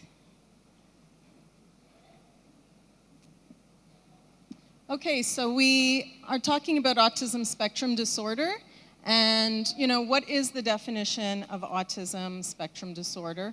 Traditionally, it's a neurodevelopmental focus condition characterized by differences in social communication and interaction, a preference for predictability and routine, sensory processing differences, focused interests, repetitive behaviors that interfere with learning and interacting with others and gaining access.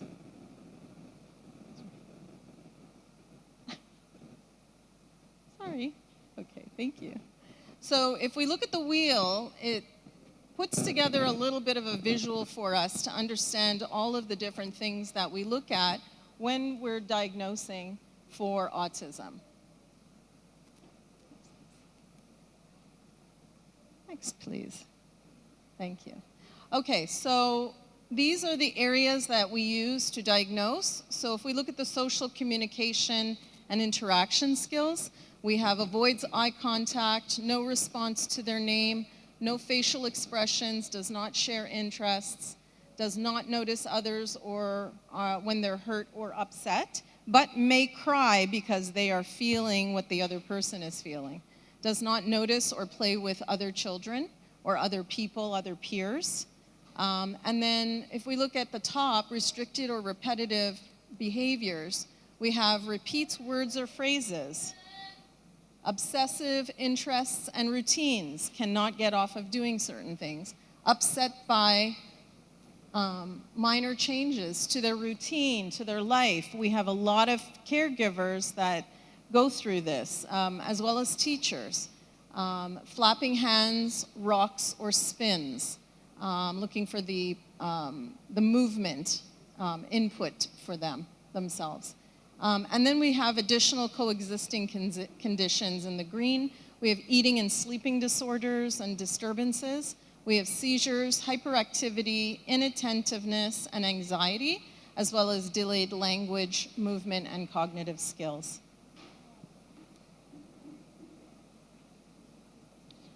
So I've tried to make everything very visual for everyone so that it's really, really easier to understand because there is so much information.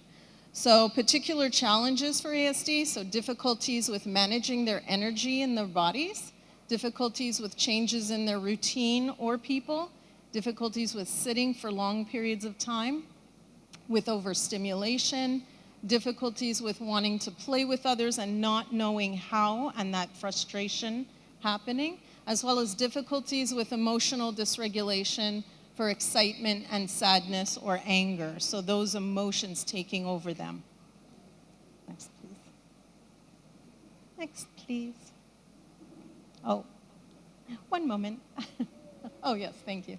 So I just took the same slide and put some strategies together. So one thing I want everyone to always be aware of, that we need to be flexible in the way that we build strategies individually for each person. It's not a one fix for everybody, just like everybody has been saying. So what does that look like? So for difficulties with managing their energy in their bodies, we can provide regular movement breaks. You can have it on a time, a duration, an interval. We would slowly fade those over a long period of time so that they can, sit longer and longer and focus. We can give a regular diet of core building activities, weighted activities, use visuals to indicate the expectations as well. Nobody likes it when they don't understand what's happening or what is supposed to happen for the day, for the hour, for the week. Using a calendar, using a visual schedule is essential. We all use those things.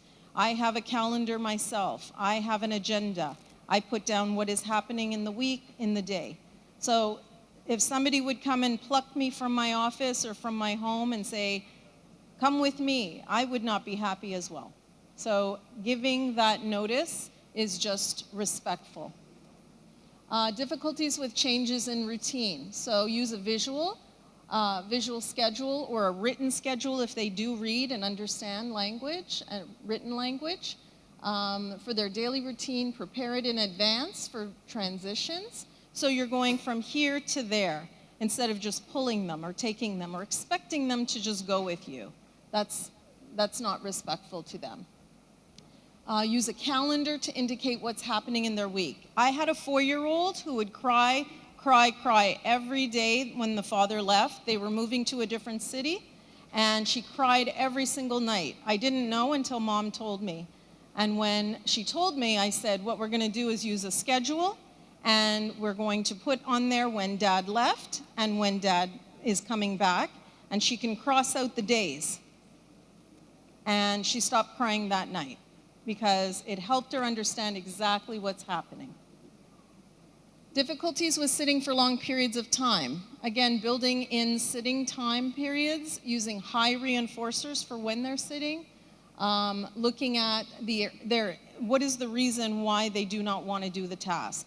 Is it that they feel they cannot do the task? And none of us want to do something that we are not good at, all of us. So we have to build up that skill level.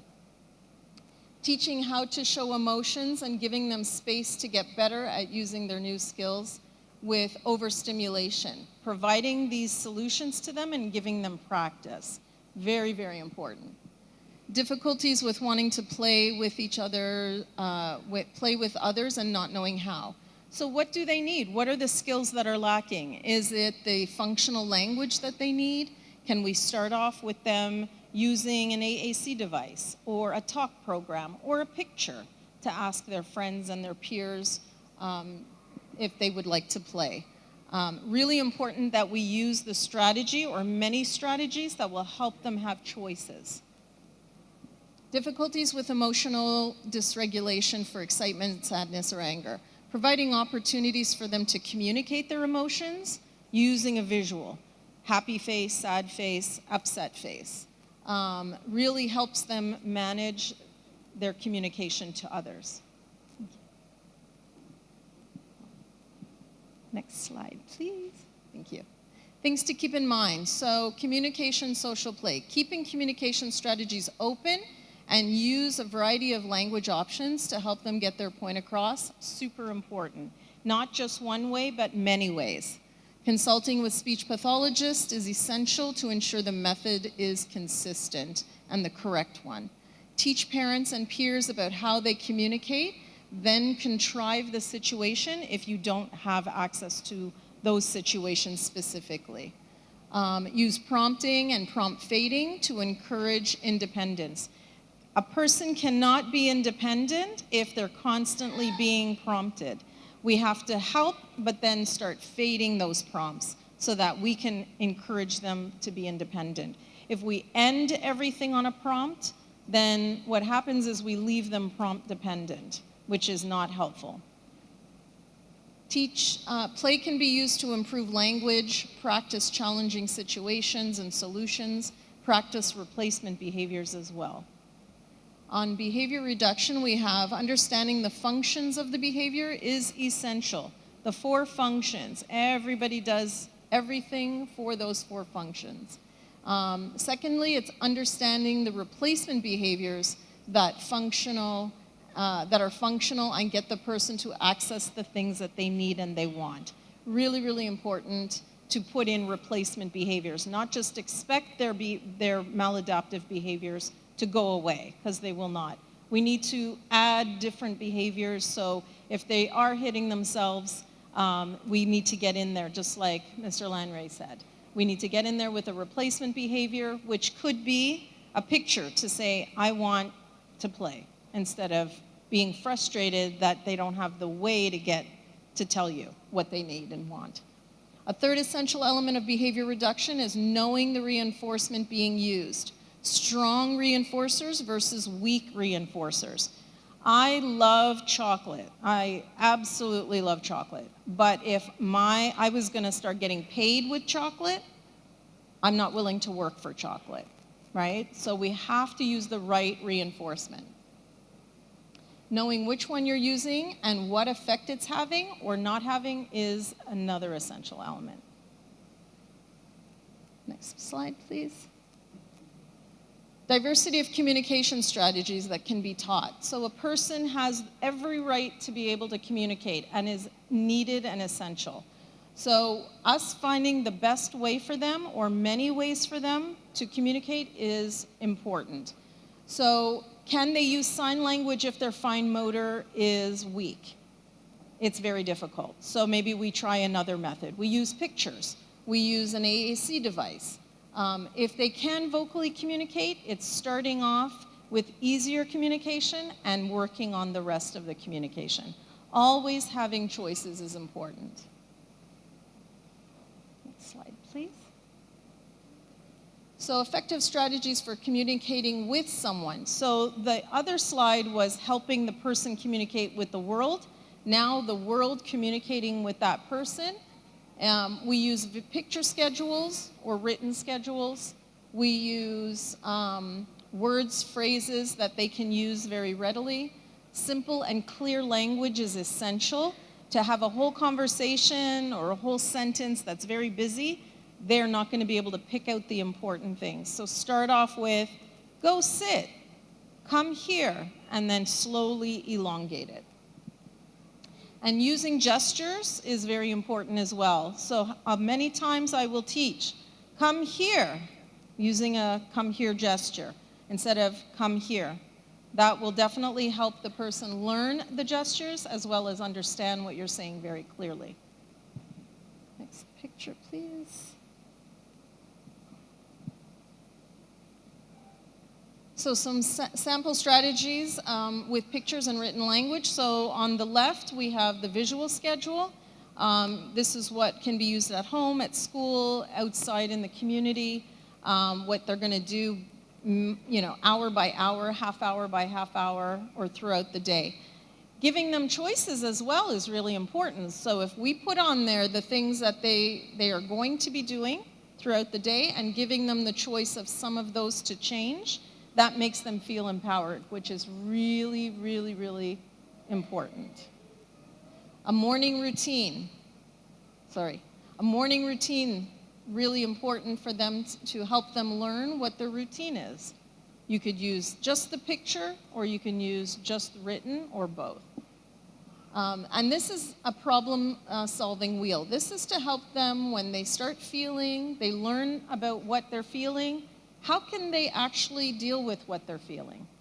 I can wait and cool off. I can walk away. I can ignore it. I can go talk to somebody. They can choose these things, and giving them choice is essential. It's respectful. So other visuals, square breathing. When they are learning how to deal with when they're upset, we can go through the square breathing. 1, 2, 3, 4, they breathe out. 1, 2, 3, 4, they hold it. 1, 2, 3, 4, they breathe in. 1, 2, 3, 4, they hold it. So this is a visual, and they can use their finger and go around the board. Teaching them to breathe in and breathe out. This is very, very helpful because it has the picture. Helping them manage their own behavior.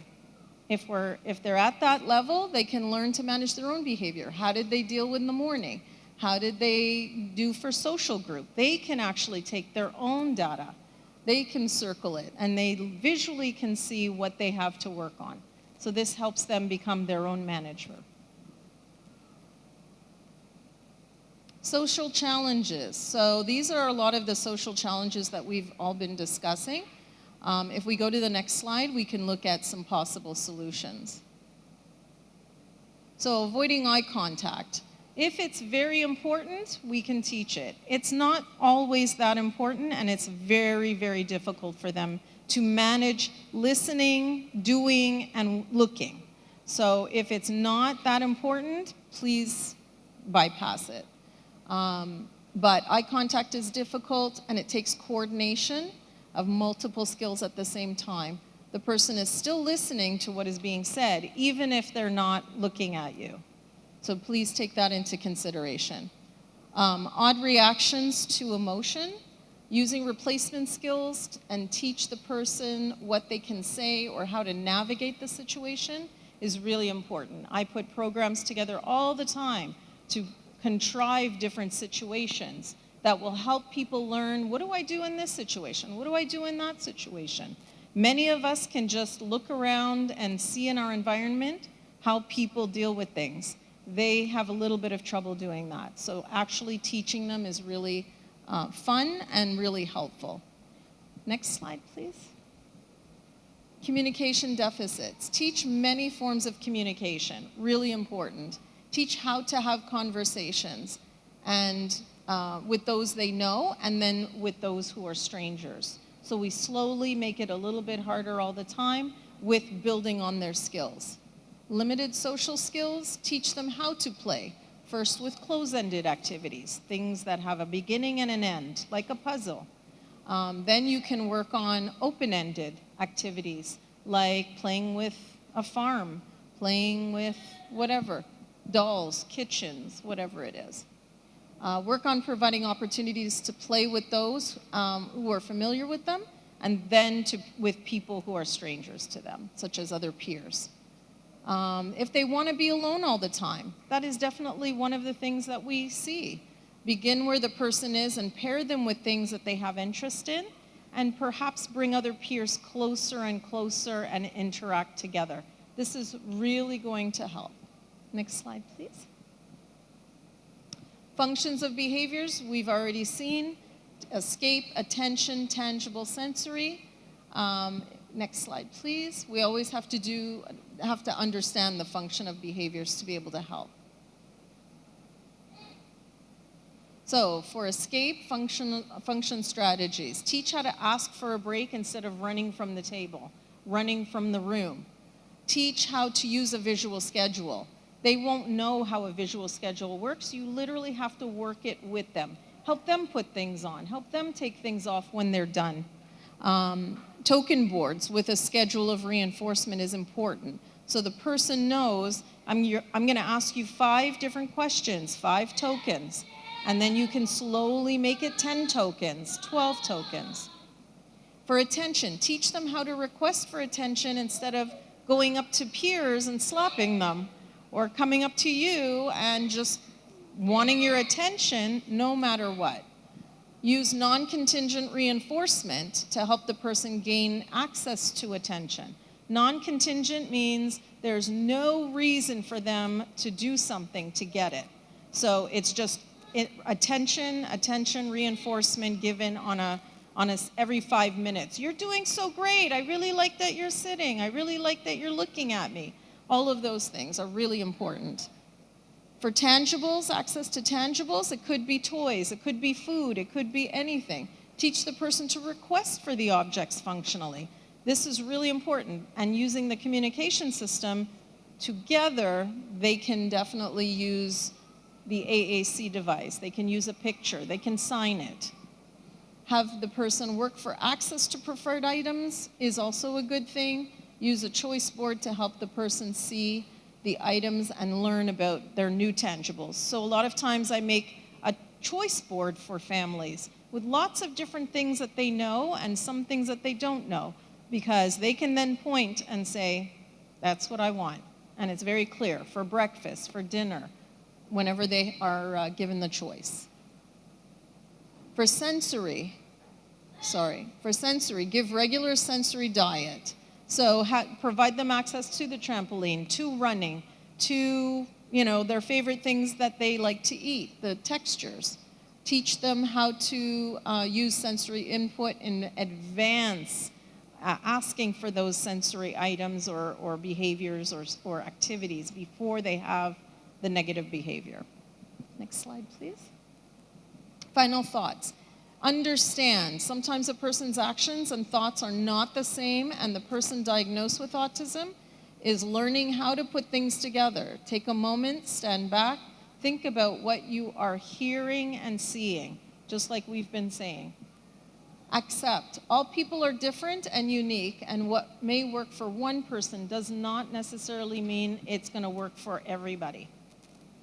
Be kind. Help people feel safe and accepted. Our actions and our words have meaning, and they can hurt if they're not positive and helpful and kind. And then offer support. Support can look like a kind of work, a kind of helping somebody get things done, being flexible, being proactive with them, and things that they may be going through might not be showing on their face. Okay, thank you so much.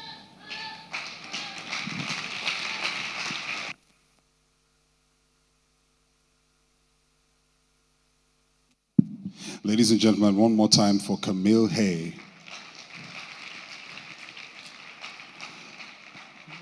A lot of things stood out from that presentation. For me, everyone has a right to be able to communicate. It's about finding the tools that work for each individual to enable them communicate effectively, if that's pictures, visual cues, sign language, all of that. And some of these strategies that are shared here today, some of you are already familiar with. So I guess it's really about brushing up on some of these things and reinforcing some of the strategies that you already use that are already working, and fine-tuning what these things are. In usual fashion, the presentations we've made available, I believe, to every participant if you've registered. I see a lot of people trying to zoom in to capture slides. I think the presentations will be sent to you, but it's good that you're doing that already. Oh, you guys are excited about that. Oh, great. I hope I haven't made a promise that will not be fulfilled. It's online already. You can rewind. Okay, that's another, it's going to be on YouTube. The whole thing would also be on YouTube, so you can always rewind. I also know that for some people, they actually take it back to their schools and communities and replay. You bring people together, so I think that's also a good thing to do. So let's make a clap for ourselves. This is a very vibrant community. Thank you to everyone.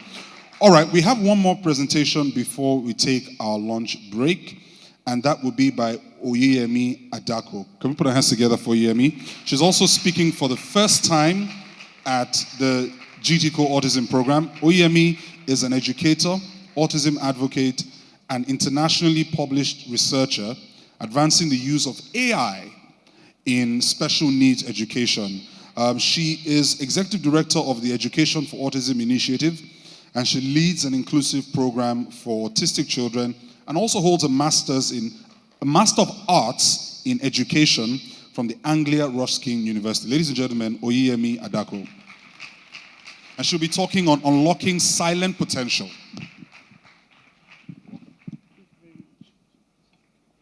Good afternoon, everyone. I am Oyeyemi Patricia Adaku. I want to appreciate Gtco for inviting me to this presentation. Can we just give it up to them? Yeah. And this afternoon, I will be talking about unlocking silent potential, harnessing AI to transform autism education, unlocking silent potential. Before I start my presentation, I will want to remind us of a story. It is a story we all know, but we often forget the lesson behind it. It is a story that happened in 1887 between Ellen Keller and our teacher, Anne Suvan. Ellen Keller was 7 years old, blind, and considered unteachable. People thought she could never speak again. And you know, in our community, when they say somebody is deaf and blind, we tend to write that person away, that the person cannot go further in life, that the person has a limitation. But this teacher, Anne Suvan, took it up through consistent effort and through motivation, using different language strategy. We don't know. Sometimes she might have to get pictures. We didn't know the extent she went to. And like some of us here, we have teachers at a particular time of our life that motivated us. And Anne Suvan was able to scale through. She got a solution to the problem. She was able to open the mind of Ellen Keller. Ellen Keller, because she started communicating using sign language and so on. And today, Ellen Keller was a writer of books, and she inspired millions. And this is the situation, and this is where we are today too. Unlocking silent potential. What are we doing to those children we have left behind? We don't know what Ellen Keller would have done, what Anne Suvan would have done if she has access to AI tools those days. A tools that can respond, adapt, and learn from learners. And today, this is what my presentation is all about. Unlocking silent potential and unlocking silent potential through AI-powered education. Welcome again. I will be sharing how artificial intelligence can make education more responsive, inclusive, and personalized for children on the autism spectrum. Every learner, a unique story. Every learner, a unique story. One size doesn't fit all. Autism is a spectrum. Learning needs varies widely. Traditional classroom traditional classrooms are not designed for neurodiversity. As a teacher, we all have our comments from schools where we work. I've been teaching for years, and I know the comments. Classrooms, sometimes we have large number of classrooms that we cannot control. We have different kind of child there, and for a teacher who doesn't have assistants, it's very difficult. It has always been the comments. Even sometimes, when there is passion, teachers lack training, and caregivers lack support. And we need tools that will lighten the load and give everyone a chance to succeed.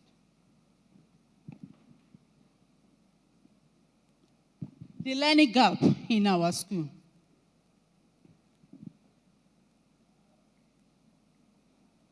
Next slide, please. The promise of AI. The promise of AI. A tool that learn, adapt, and support.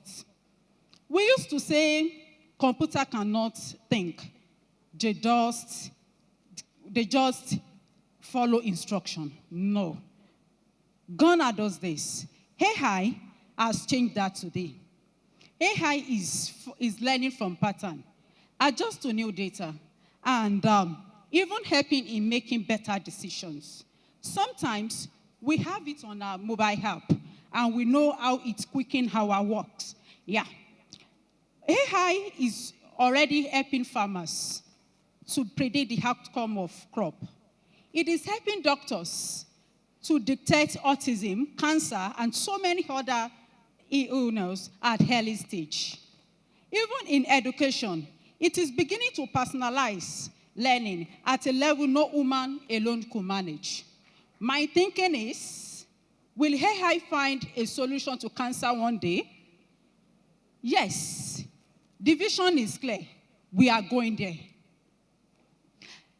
Now imagine using this same intelligence, not just to automate, but to include, to reach out to children we have left behind. And this is the promise of AI. Imagine those autistic individuals. Some of them are clever. They are more intelligent than us. All we just need is right tools to get to them. They are people like us.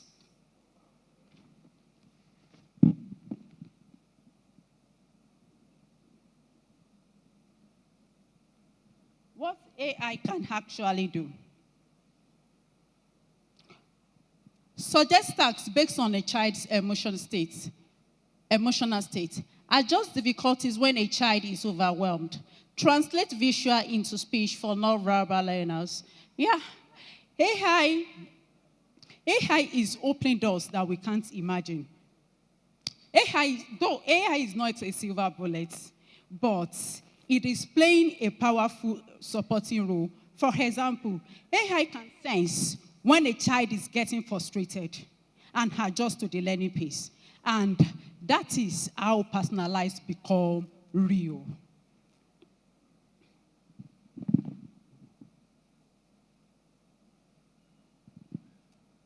We've got a lot of tools we can use.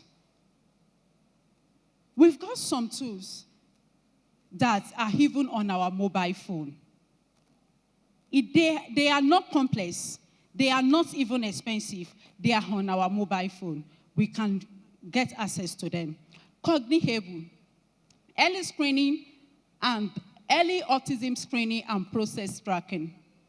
Lux AIQ robot. This is just like a robot, and you can actually talk to the robot, and the child will be doing exactly the same thing it's doing. And through this, communication becomes real.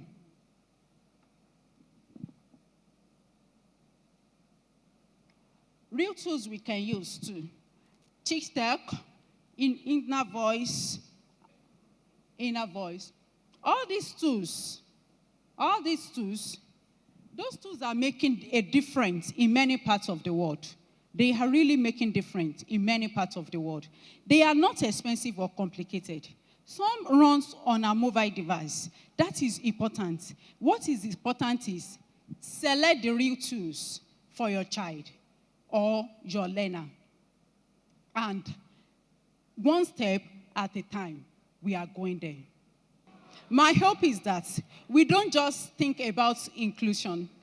We think we invest in it. And I hope the change, and I hope and think this talk will bring a positive change. Thank you very much for listening. Thank you so much. I think that AI has really changed the game, and there's so much to look forward to using AI. And we want to thank Oyemi for bringing some of those tools to our knowledge. I hope that you guys took note of that. Guys, I have to tell you, it's not easy to stand and speak to 2,000 people. Trust me. I mean, I've been doing this professionally for almost 20 years, and every time you still have the jitters. So can we just thank and appreciate all our speakers and presenters Good to see you again. Thank you. Good to see you again. Thank you so It's much. 15 years, and this time around, GTB is saying that they want to move from awareness and advocacy to action. Yeah. You've been part of the program for 4 or 5 years. What would you say that looks like? Moving to action. Oh, moving to action.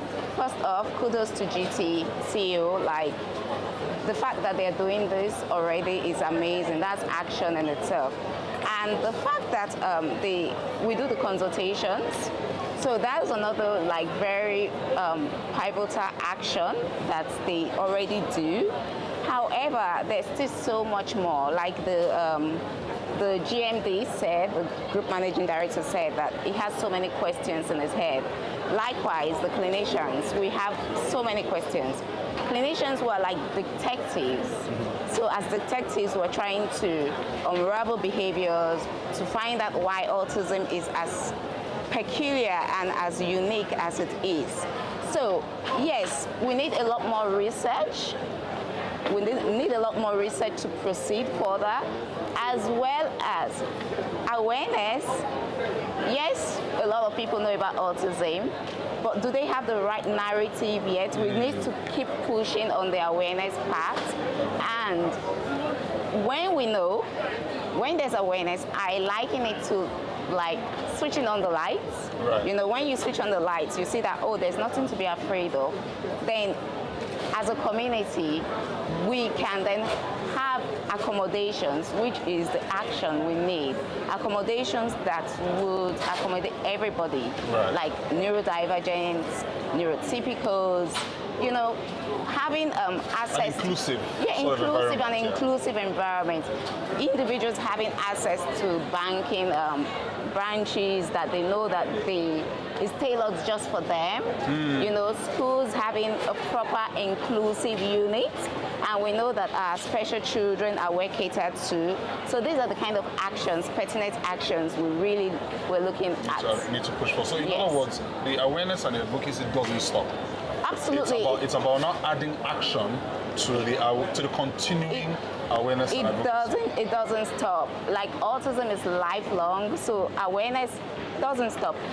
Autism is so peculiar that one behavior, you see a child exhibit, an individual exhibit one behavior now, and you finish dealing with that behavior, then another behavior comes up. So you really need to be on the, not just on the lookout, you need to, for us the clinicians, you need to be well equipped. That's why we do our educational units. You need to keep on researching, and the environment, the community needs to really accommodate these individuals. I believe that this conference for you guys, experts, clinicians, practitioners, this sort of conference also offers, like additional information and, keeps you on the edge, right?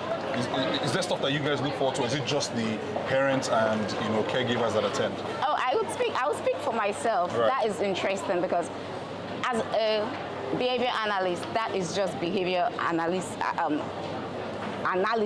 right? And we have people that are here that are speech pathologists. We have occupational therapists. We have people that come from the creative angles, like the music guys and all. So you really want to learn because it's not just one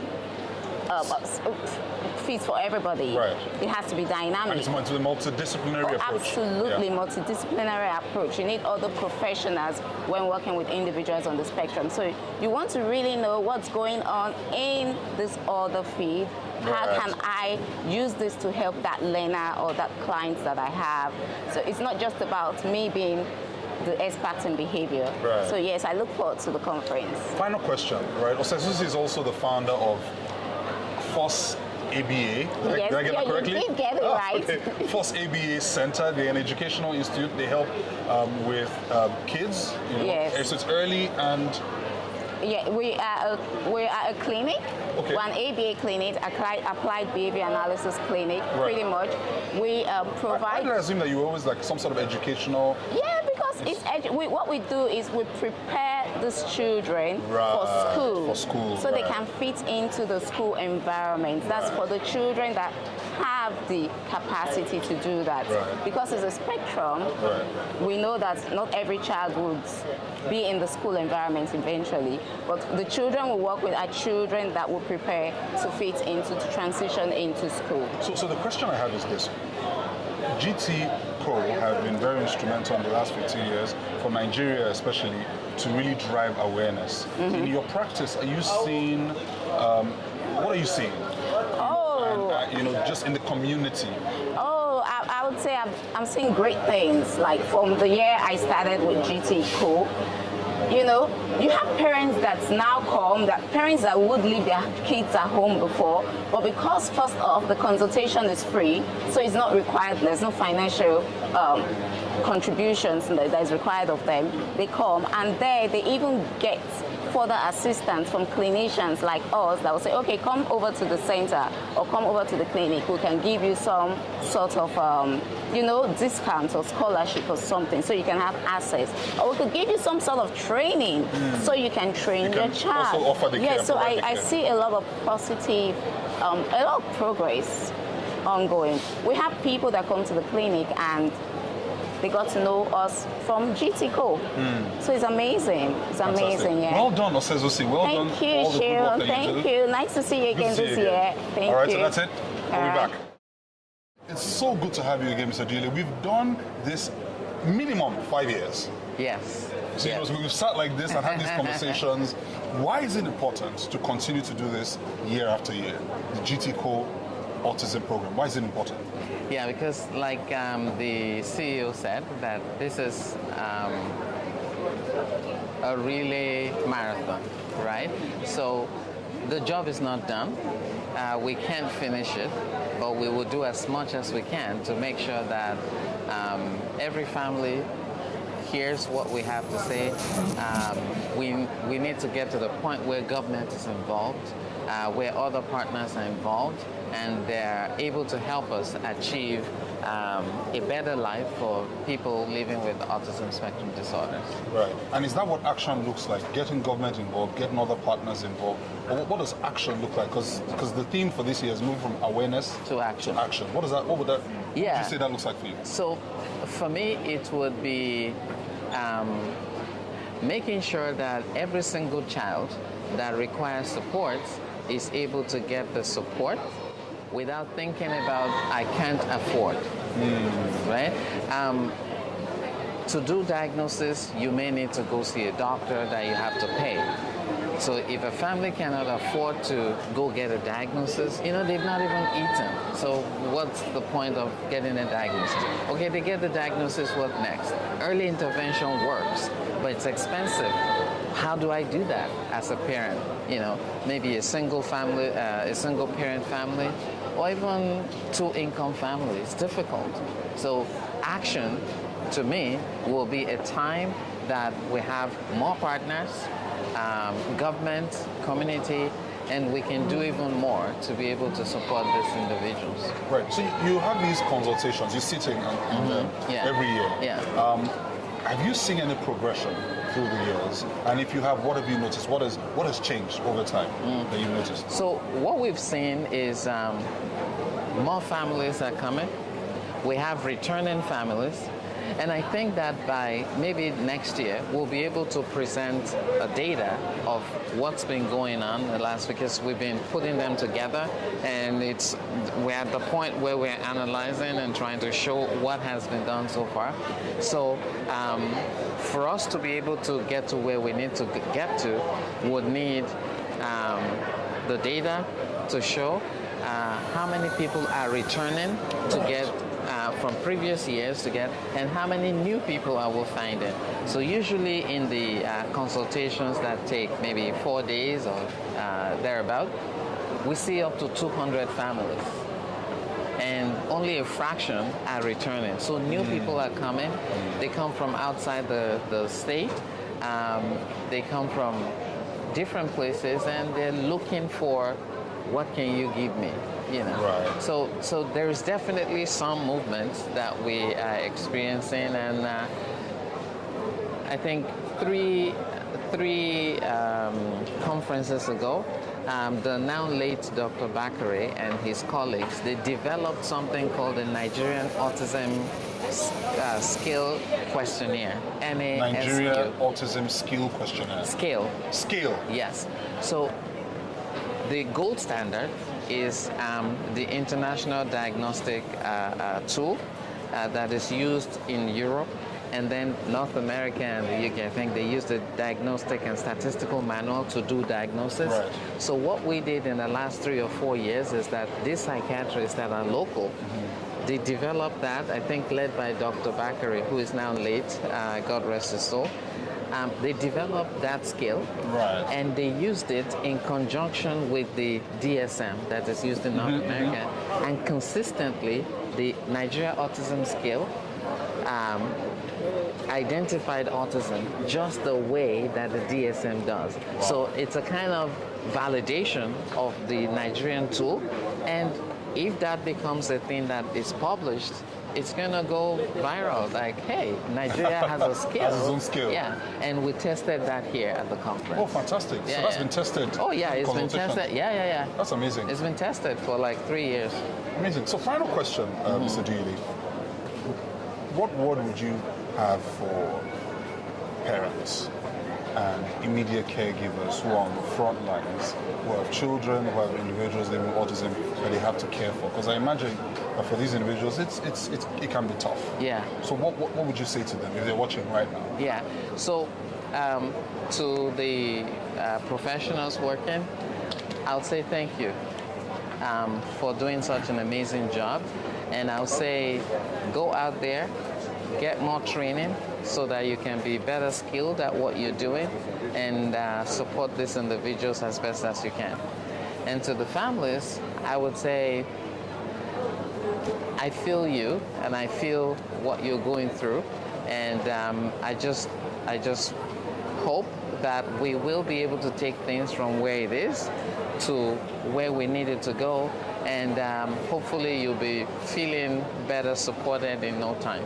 Okay, even though I said that was the final question, I have one final question, and it's a very short one. There's a lot of talk about AI these days, right? And we just had a short presentation on the use of AI, right? Yeah. What would you say? And I imagine that for a lot of you, you might suggest caution in the use of AI. Is that what you would say, or what would be your comment on the use of AI? Yeah, so for the use of AI, yeah, caution, because AI, it's very good, but then it can get out of hand. So we need to moderate how we use AI. I'm not sure if they use it in diagnosing, but I do know that in cancer research, they have AI tools that they can use to, so the person gets a diagnosis and they're now using AIs to be able to determine what is the best course of treatment for that individual. So we can do diagnosis and then figure out, maybe use AI to, you load in the data, and then it's able to analyze what the data is saying. Is this individual getting better? Based on this information that we fed into the AI tool, what are the things that we should be teaching this person to become independent, to be able to do math, to be able to work in a classroom and things like that. So there's definitely a place. We just need it to be developed, if it's not already, and begin to use it with moderation. Absolutely. Thank you so much, Mr. Mack. Thank you, as always. Always a pleasure. Sure. Thank you.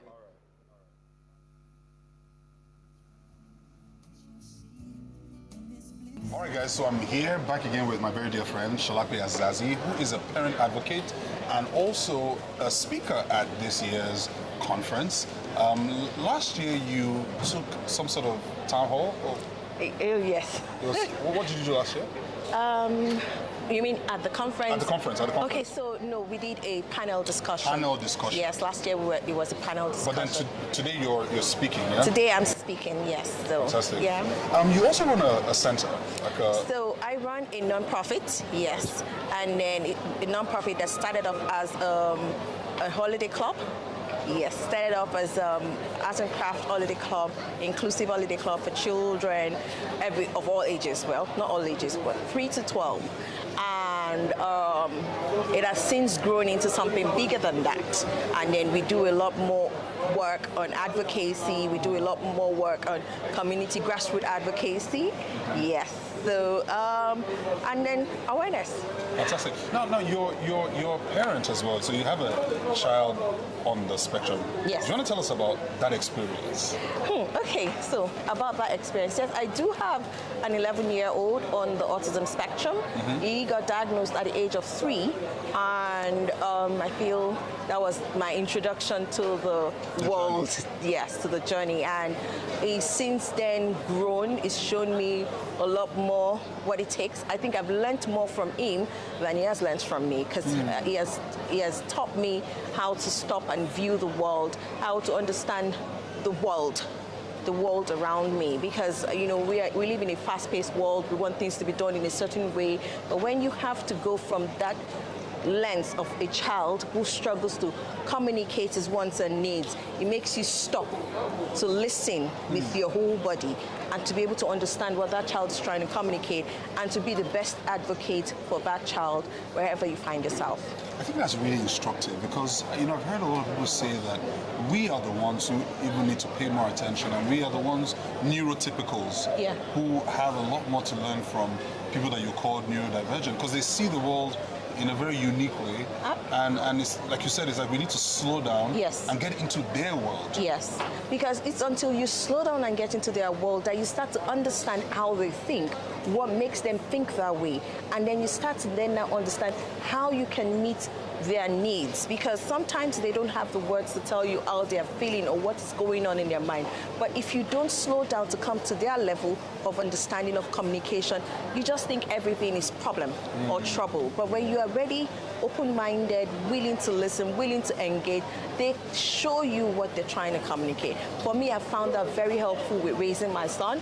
It's been, I won't say wonderful, it's a journey, it's a roller coaster, but it's helped me a lot to understand who my son is and to better advocate for his needs.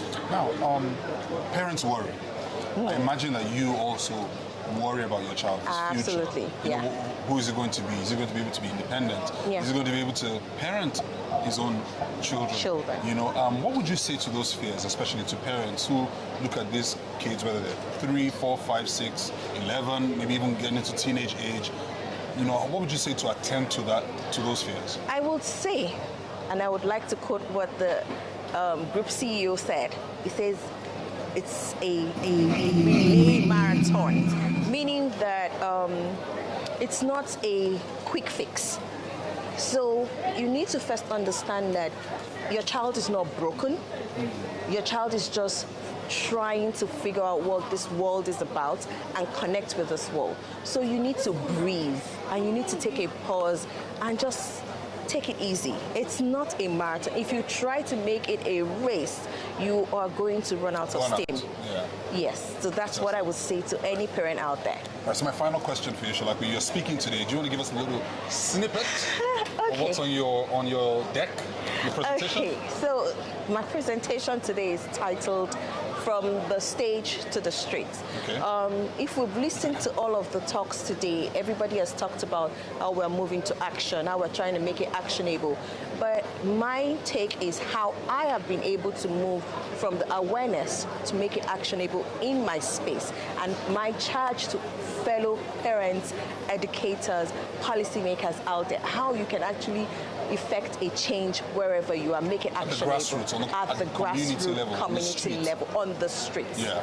Yeah, fantastic. Looking forward to it, Shalakwi. Thank you so much. Thank you so much. All right. Bye. We want to get right to the first panel. We're going to have a panel discussion, then a presentation by Afiz Abdulrazak on dependency to self-advocacy. Shalakwi Azazi will speak on taking all of our advocacy and awareness and action to the grassroots and to the community. From the stage to the streets will be her talk.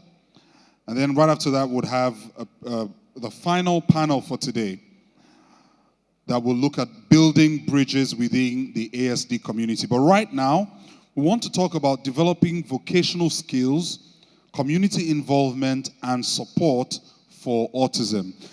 During the break, I was speaking to someone at the back, and for me, the concern, which I believe is a concern for a lot of parents and caregivers, is how can my child integrate into proper society when they become an adult? What will life look like for them? What sort of jobs can they take up? How will they be able to fend for themselves? I believe this panel will look at this question and so much more. All right, so I'm going to welcome the moderator, but just so that I know we are all awake and in one accord. When I say awareness, say action. Awareness. Are you sure you're awake? Are you sure? I can make you do something else to shake you up. Do you want to do a little dance? Do you think that might? We should do a little dance for like 1 minute, 60 seconds. All right, DJ, give me music. Give me music. Everyone stand. Let's stand. Let's stand. Let's stand. Now, this is how we're going to do the dance. You put your hand on your hip. 2 hands on your hip. Now you're going to spell your name with your waist. Yes, as the music is played. Find me a song. All right, so my name is Sheon, so it's S-E-U-N. All right, so spell your name with your hip. Let's go. DJ, turn it up.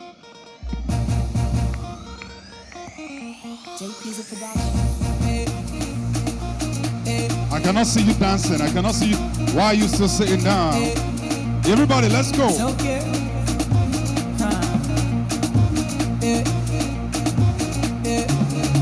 Oh yeah, shake body. That's what I'm talking about. Move body. Make you ring alarm. If you were sleeping, I'm sure you're awake now. All right, thank you, DJ. All right, make some noise for yourselves, y'all. Fantastic. All right, so there's some energy now. Our moderator is Mr. Lanre Duyule. Can we welcome him with a round of applause, ladies and gentlemen? I also have Benedict Osama joining this panel. I've got Bernadette Kilo, Professor Mushabdat Bello Majid. I also have Osezusi Boledeoku joining this panel. Well, Benedict is a clinical psychologist, qualified behavior analyst, and a certified mental health practitioner with over a decade of experience in diagnosis and treatment of developmental disorders such as autism, ADHD, etc. So can we put our hands together for Mr. Benedict Osama? Where's Benedict? All right, he's going to come up. All right, we also have Bernadette Kilo, and Dr. Bernadette N. Kilo is a Cameroonian-born physician and Ross University School of Medicine graduate with extensive clinical and personal experience in autism spectrum disorder. She's known for her compassionate and culturally informed approach, and she actively advocates for autism awareness across the US. Another thing that happened during the break is someone walked up to me and said, yes, even though we don't really call it ecological, we have a multidisciplinary approach already that is adopted here in Nigeria. So even though it sounded new to me, it's not new to a lot of these are experts on stage and here. All right.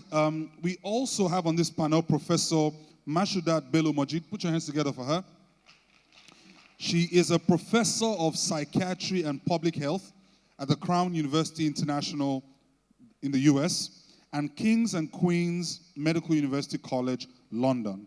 She's also chief consultant psychiatrist and child and adolescent psychiatrist at the Federal Neuropsychiatric Hospital in Yaba, Lagos. Now, she doesn't have one PhD, she has 2 PhDs, ladies and gentlemen. Yes, a dual PhD holder in child and adolescent mental health, as well as special needs education. Professor, you're welcome. All right, last and certainly not least is Osezusi Boledeoku, who is an educational psychologist and international behavioral analyst. She specializes in neurodiversity and special education. She's the founder of FOSS ABA Center and Creative Hub, where she leads innovative, creative, and evidence-based approaches to behavioral intervention and inclusive education. Mr. Lanre Duyule almost needs no introduction. You know him, President, CEO, Behavior Prize Consulting, Behavior Prize College of Business and Health Studies in Toronto, Canada. And he comes with almost 30 years of experience on all these issues. Ladies and gentlemen, your panel on developing vocational skills, community involvement, and support for autism. That round of applause can be better.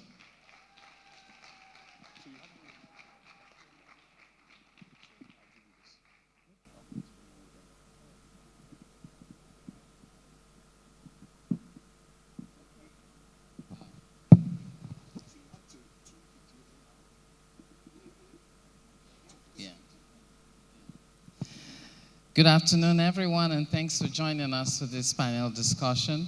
As introduced, we're going to be talking about developing vocational skills, vocational development, community, and supports.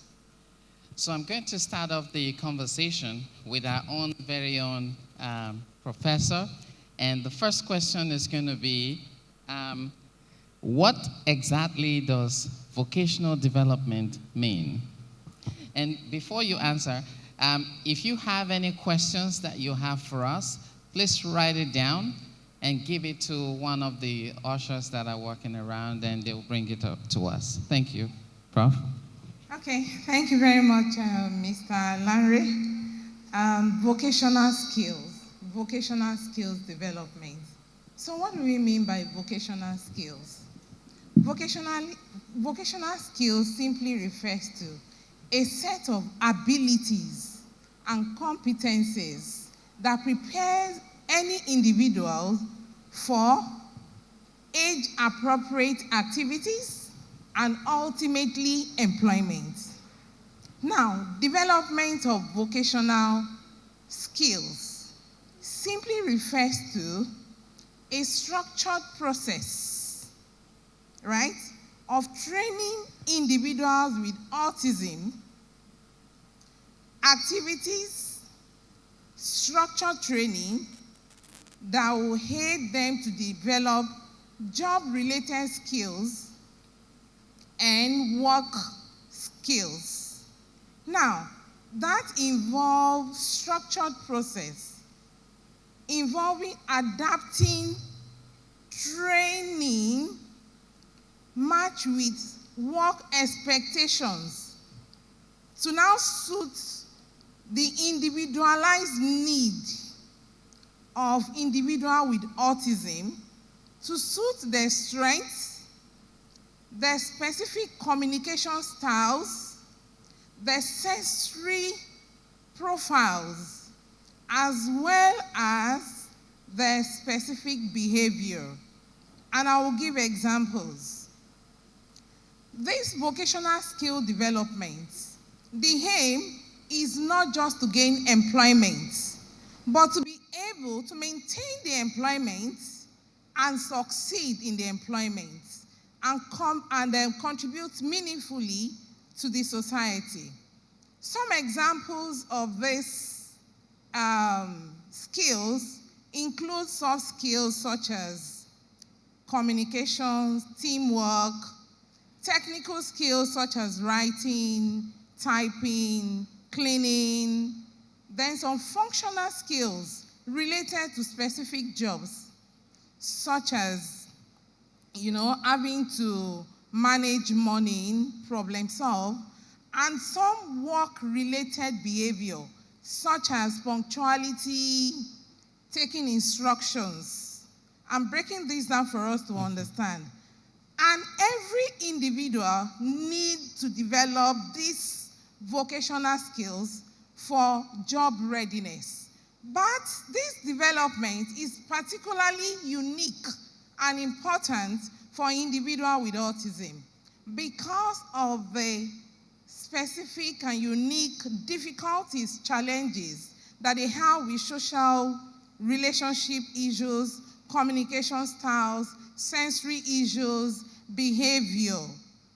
So, in essence, having to develop this in an individual with autism is not just about employment, but for them to develop independently, as well as self-esteem, economic inclusion, to improve their self-esteem, their dignity in this society, and to be able to communicate, to be able to contribute meaningfully to the society. I hope I broke it down. Yes, Thank you. Thank you. Great. Okay. I need you to recall that Professor was talking about the fact that every individual needs vocational development. Every individual.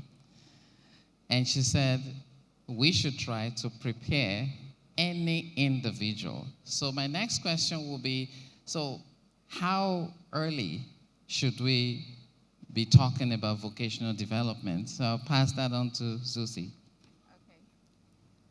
Good afternoon. So like Professor here said, she said that age appropriate, right? So we start from the beginning. When a toddler, you're trying to get the toddler to stop using their diaper, you potty train them, right?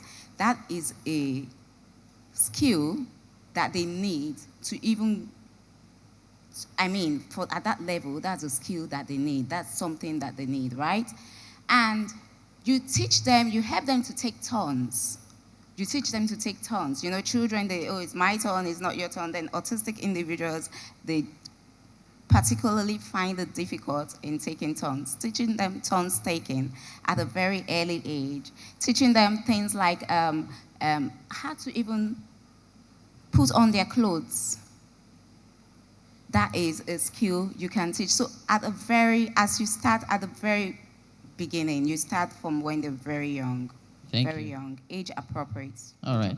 I'll quickly pass it on to Dr. Kilo here. She is a parent of children with special needs and also a professional. So can you share from your personal experience with children growing up, what kind of vocational skills do you begin to teach? How early and how did you do it?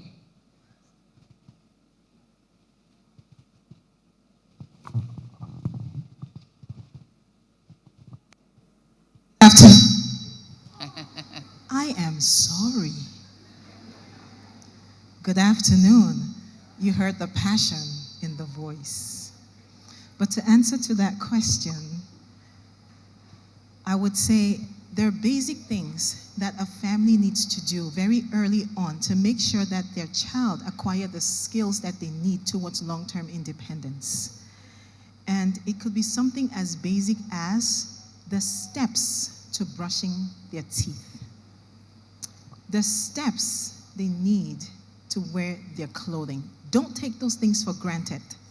If the child wants to wear shirt first, pants next, shoes or socks next, let them do it. That process will grow into something that becomes executive functioning. Executive functioning skills is one of the areas that is the most deficit in any neurodivergent individual. And so when you start with those basic things, sorting, have them learn to sort their dirty clothes, put dirty pants here, dirty shirt here, and t-shirts here, that helps them acquire executive functioning skills. They have to learn to, 1, organize, 2, plan, 3, execute. Once they have learned those things, which can start very early on, you don't have to wait until they can speak. They will acquire the skill towards long-term independence. That is my personal experience. Thank you. Thank you. Okay, thank you. So you're seeing how we're progressing from understanding what vocational development is and how early we can start, how early we should start, a personal experience from a parent. So to begin to teach those skills, we don't need a behavior therapist. We don't need an occupational therapist. We don't need a psychologist. We need just to teach the simple things that you teach every individual Don't do it for them. Let them learn how to do it. And that is going to be a great segue into the next question that we're going to ask and have answered. Now, I want you to think about the children that you work with or the children that you have at home. We're going to break it down to children that are from age 4 to age 10. What are some strategies that you can teach those children at home or at school? I will pass that on to the prof.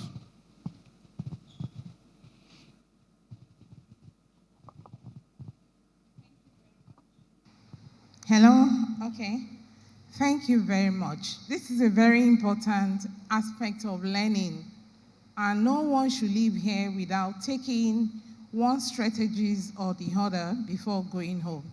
Now, between the ages 4 to about 10, 11, this is early childhood period. And remember we said there are different age-appropriate skills that are meant to be prepared or worked on for ultimate job-related task. Now, we can call these pre-vocational skills, and they are actually survival skills. And these skills we should have at the back of our mind for these strategies, that for this age group, we use a lot of play method. We sing, we play. We use specific routines, like when Camilla Hay was giving us the schedules and all that.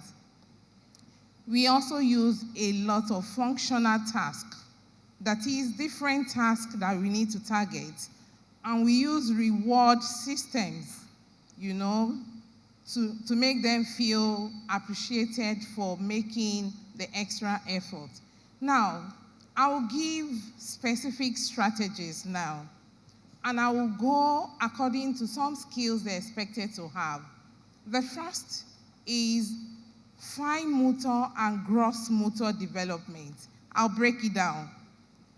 When we say fine motor development, we are talking about the use of our small muscles, like the muscles of the fingers, the hand. Those are the fine motor skills. And when we say gross motor skills, those are the bigger muscles that we use to run, to play balls, to kick. You could see Dr. Grace kicking her legs and things like that. Now, how do we develop that? You could see, for fine motor, they may just need to pick or sort tiny items like beads, like even beans and rice. We had to sort stones from beans. Those are fine motor skills. Even having to hold pencil. So we look for activities that will ensure they engage in activities that they will make use of those fine motors, as well as activities that they have to play ball and things like that. Now, task completion is another strategy. For task completion, we have specific tasks with time that are allotted, and they are meant to complete the task within that period. But specifically now, I'll move on to the third one to give practical examples, and that has to do with self-care and responsibility.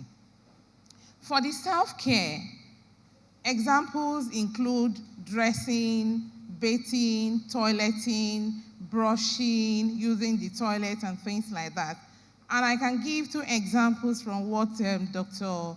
Kilo mentioned. For example, let's look at having to brush our teeth. Many of the trainings we had, there will be a schedule. That is, we'll break down the task of brushing teeth into smaller bits. For example, having to take toothpaste and brush, having to put the toothpaste on the brush.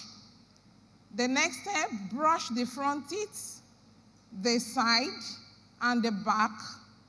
Then the next, having to spit inside the zinc. Then the next one, having to rinse the mouth. then having to rinse the brush. So you could see how the task of having to brush teeth had been broken down into different smaller bits. And in doing that, there'll be timing. And we should always remember that the caregivers, the families should be actively involved. Remember, we had emphasized the aspect of individualized. It doesn't mean that every child will go through the same way. We may need to sing, we may need to, different stages of modeling, teaching them hands-on, and those are practical steps that we'll also learn at it. Now, another one is the aspect of having to eat, the meal time. For that, we know we had to teach them having to sit, having to ensure that they hold the fork or the spoon correctly. The next one, having to scoop the food, having to put in the mouth to eat, right? And after that, having to use the napkin to clean, and from there, having to drink without spilling. You could see how the task can be broken down into smaller pieces. And in doing all that, as simple as it seems, if they were not broken down into smaller pieces, we may not be able to monitor, we may not be able to train, we may not be able to put in appropriate, task and effort required for that individual. And in doing all that, there will be reward system, there will be modeling. At times, you may need to use charts. At times, you may use video. At times, you may need to use checklists, and many of that. Because of time. Thank you. Thank you. Yeah, so in terms of, the Prof was talking about fine motor skills and gross motor skills. So what are some things you can start working on tonight when you get home in terms of fine motor skills? They were talking about picking things. You can intentionally drop things on the floor and say, John, pick it up. He goes, he picks it up, and you do that multiple times. They're developing fine motor skills. The gross motor skills, the same thing. Feeding, all those things, begin to do them. Now, you may try it today and it doesn't work. Don't stop. Try it again. For people ages 4 to 10, now we'll listen to some strategies that we can teach people from ages 10 to 14. What are some of those skills? And I want you to think about that if you have anybody you're living with or you work with that is in that category or somebody that you know. I'll pass it on to Susie. Thank you. Okay, thank you. So ages 10 to 14 now, we're looking at what do they really need. At that point, they are developing. Their body is developing. So you're trying to teach them about their bodies. And one of the things that would help you, that should be your best friend at this point, is what we call a visual schedule. When the child wakes up and they have like a timetable, because we're working with individuals that are quite structured, their brain is quite, they want things to be predictable, right? So when they wake up in the morning and they see what they have to do, and they see they have to brush their teeth, they already know how to brush their teeth, they know how to get themselves ready, and they know how to go to school. They know how to be in tune with their bodies to understand how they feel. Take, for example, a young girl that is about to start her period. When you teach her, that is something that should be taught, right? You teach her to even know, to understand, to read her emotions and to read how she feels, to tell you that, okay, I feel a certain way, meaning my period is about to come. You also want to teach them about money at this point. You want to teach them because the whole goal is for them to be as independent as they can be and for them to be able to navigate their environment. In teaching about money, I remember a parent we worked with that would go with her son to the supermarket, and she would first of all go in there to speak to them, to speak to the cashiers and to tell them, oh, he's coming with this amount and he's coming to buy this. And that was how she taught him money, and she taught him the different dominations that we have. So you also, at this point, really want to teach them how to pace themselves, like, timekeeping, because eventually punctuality, they would need that when they grow up, right? So you want to teach them all that. Visual schedule, getting the child involved from the onset, from the get-go, like, okay, these are the things we're working on. Getting that child involved, especially if the child has the capacity. It depends on the severity and it depends on the capacity of the child. Then, it's something we can do. We do not need a behavior analyst for this. We do not need medical doctors for this. This has to do with connecting with your child. This has to do with playing. That's why we first start with playing. By playing, you connect with your children. When you connect with your kids, you understand the individual and you know what will work with that child. Please, we could demystify a lot of those things, because when you demystify it to their level, they will get it. It's when we often limit these children or these individuals in our minds. We limit them. Please, let's have an open mind, and these strategies work. It's not always about science is amazing. Science is fact, science works, but it's not always about science. Love and connection has a role to play in this. Thank you. Great, great. Yeah, so within that age range, you begin to see growth and maturation and awareness of body changes. And, Zuzi was talking about demystifying. We need to teach the young girls about what is going to be happening to their bodies. Now, we don't have to say it's menstruation or period. You say it the way the individual understands it. You say it, you can demonstrate it, because sometimes you're trying to get across and it's not going across. You can model it, show them what it looks like, begin to talk about it when they get closer and closer to the age, so that when it does happen, they don't think, hey, what's happening to me? And not to leave out the boys. What do we teach the boys at this time?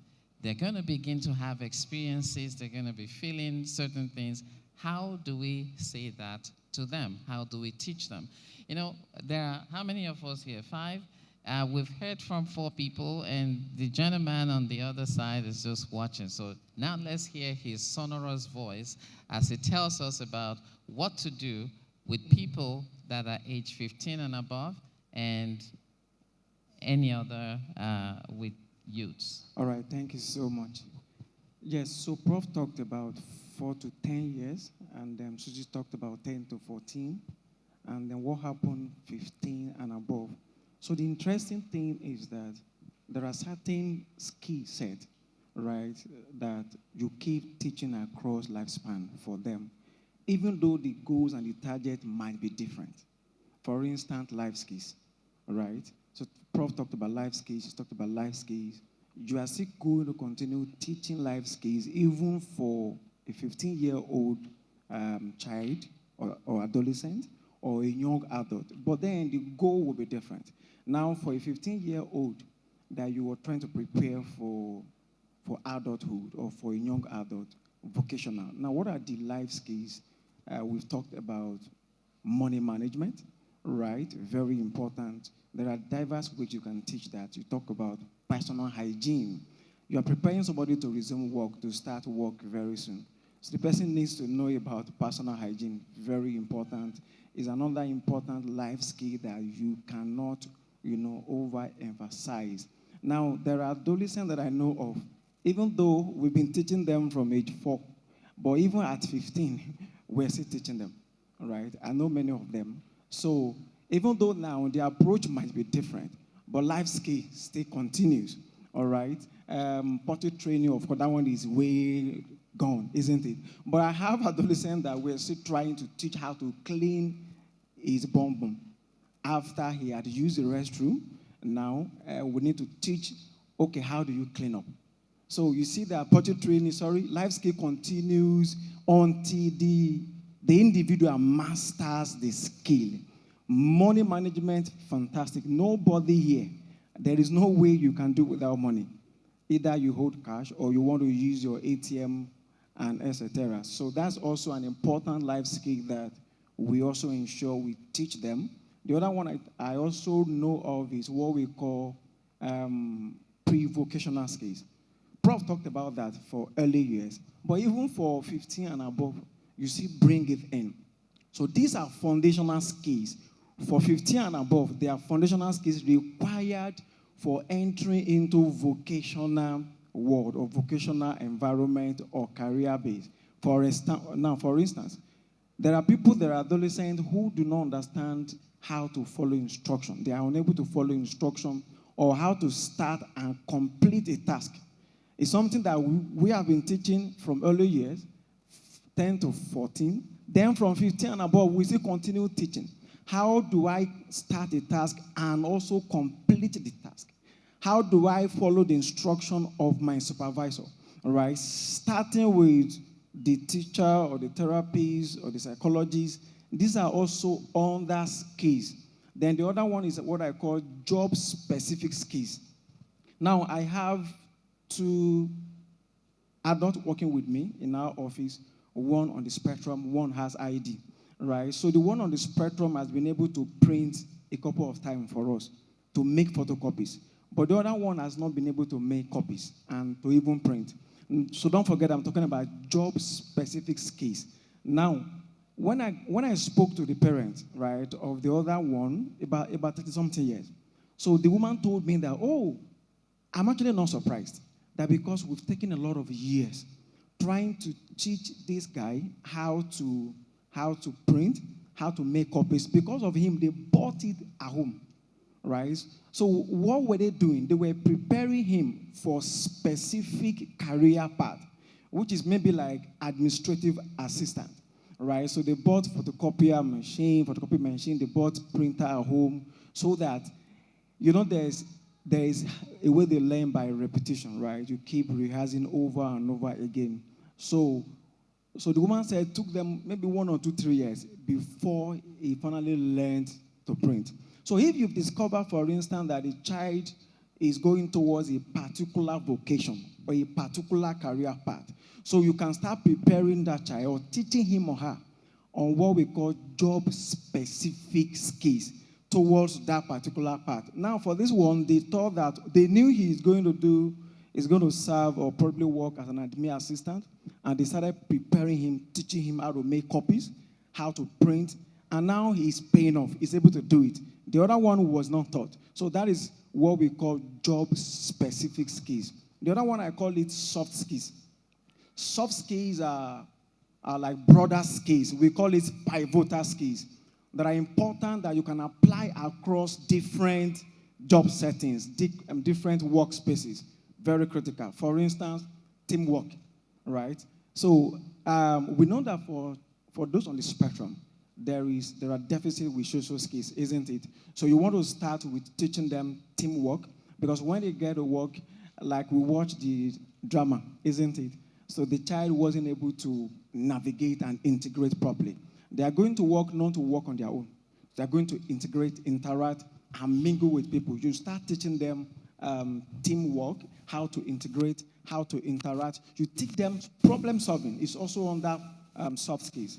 How to solve problems, right? Your boss gives you X, Y, Z thought or terms to go and attend to. You teach them how to solve those problems. And social skills, very amazing. And most importantly, also communication, either expressive or receptive. These are soft skills that are amazing and very important. Then how do we teach some of these skills, right, before I drop the mic? So there's what I call hands-on experience. Like we do also, right? We don't just teach some of these things to our children, we also practice it, inclusion. So there are children that have come, not children, adolescents, they have come for internship. So they do internship. We expose them to having discovered their strength, their abilities. We started exposing them to some of these skill sets that are needed for them to function when they eventually get a job. So internship is very important. Apprenticeship is very important. It avails them the practical opportunity to learn these skills. right? If you have a sibling, an uncle, an aunt, who has an office space that can accommodate them, you can appeal, you can write a letter so that they can learn these practical skills in forms of, internship, by observation, by modeling, apprenticeship.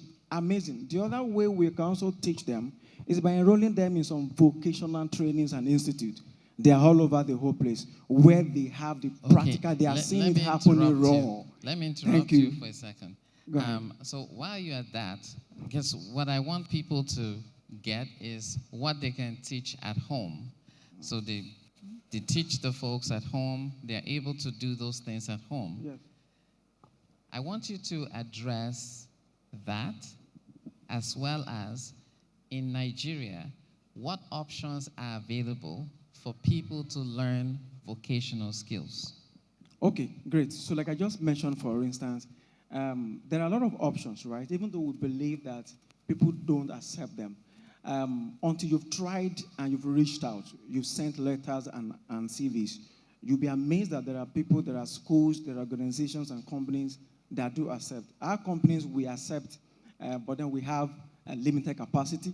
Now, some of these people, these adolescent, young adults, they can work as, haven't gained certain skills, like, for instance, music. I know one who works as a keyboardist in a church. I'm telling you, amazing, playing. In fact, I've learned keyboard for the past decade. I have not mastered it. And I'm still learning, I'm still trying.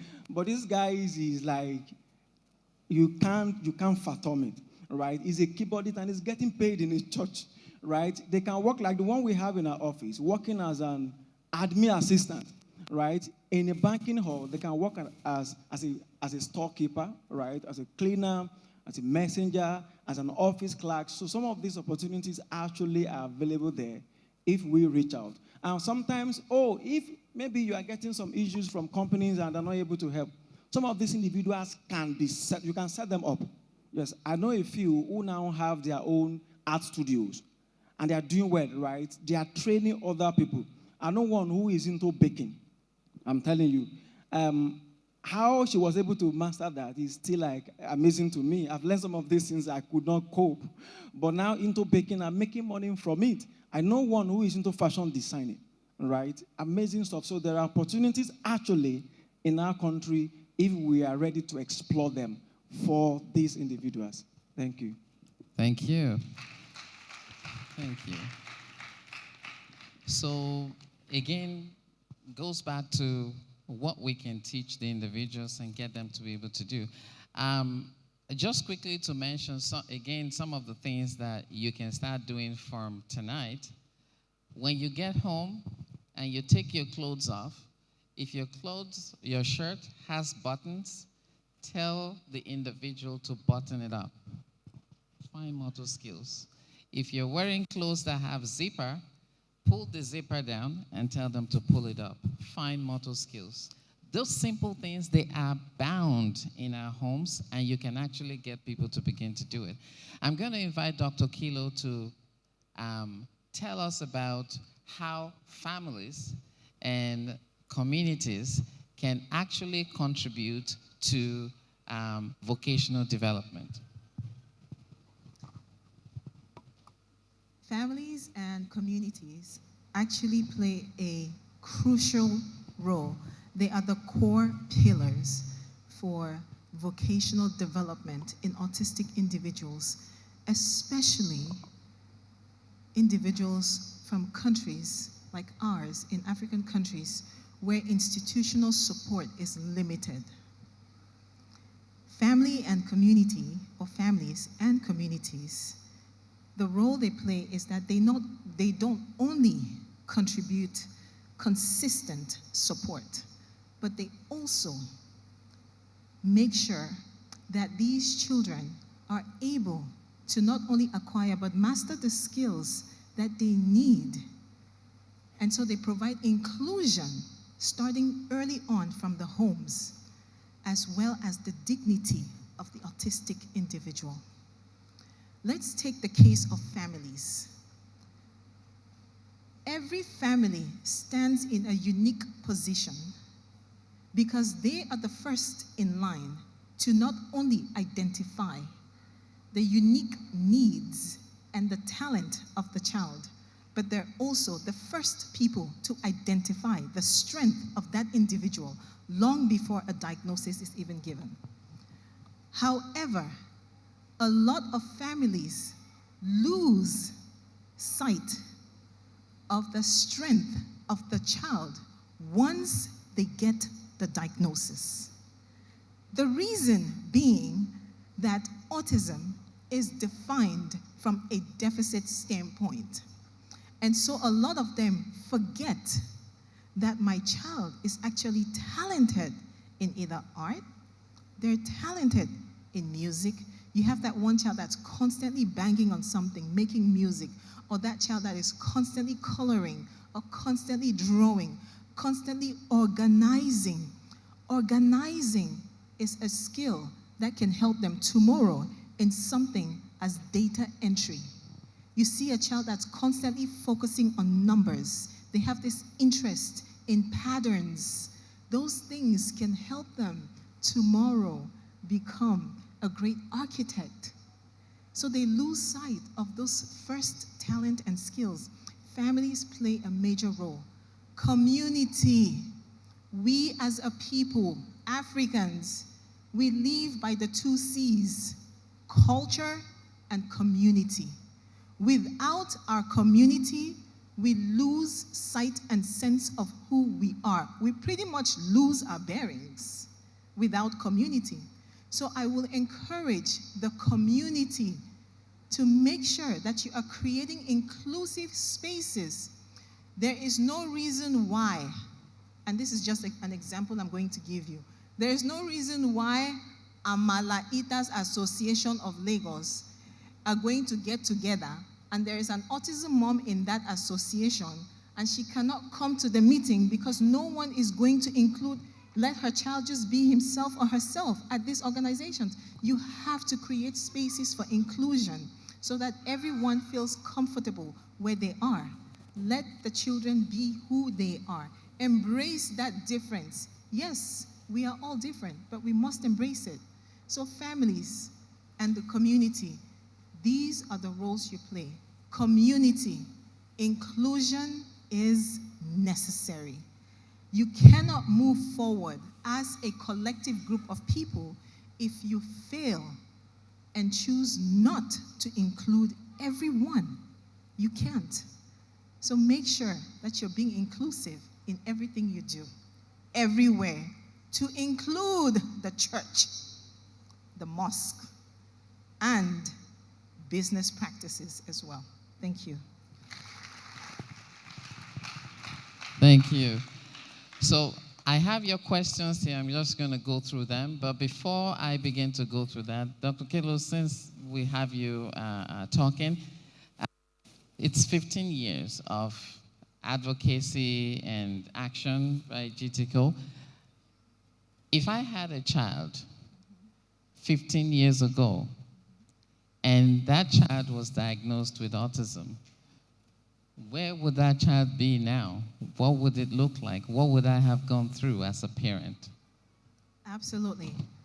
So I would like to answer that question from my personal experience.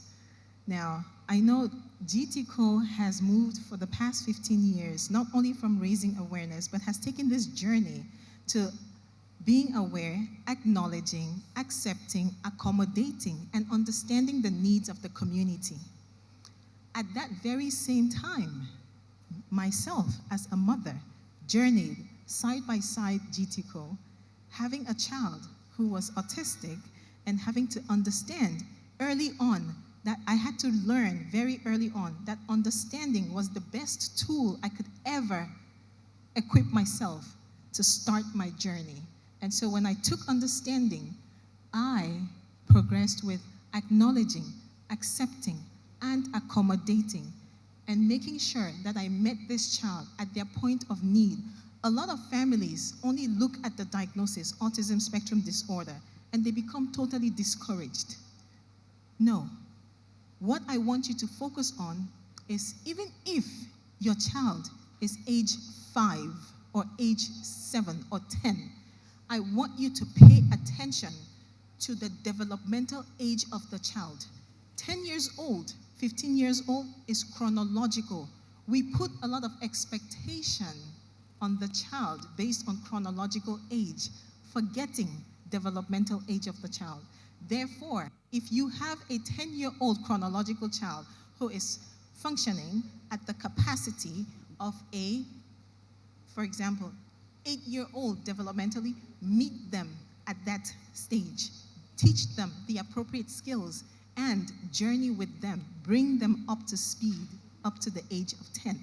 And so when we look at what 15 years of what Gtco has been doing, we see how they've moved from awareness to action. But let me say that now I have a 15-year-old who can very well tell me what he needs by writing, by typing it. His expressive speech is not as fluent as mine, but he can communicate. That is the end goal, the ability to communicate. Whether they speak or not, they can communicate. And so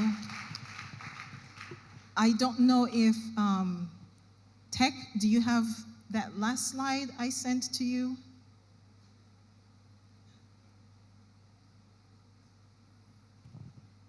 Okay, maybe while we're looking at that, I'm just quickly going to go through some of the questions here. Are there cures of mild autism, such? Oh, is it? I have it up. Is it up? Okay, just do that. That is what 15 years has done for me.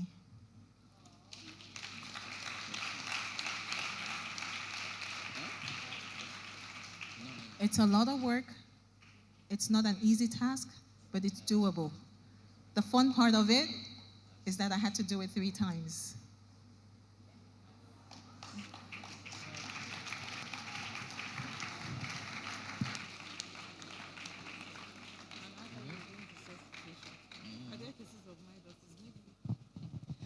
Okay, so are there cases of mild autism such that an autistic person may not be observed as such, and how can aid be given to such situations?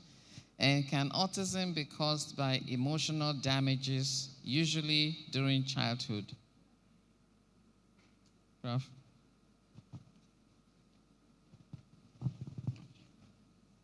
One minute. 1 minute.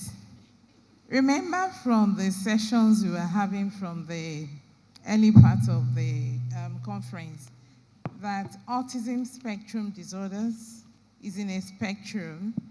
At an end of the spectrum, we have the mild autism to moderate, then the severe.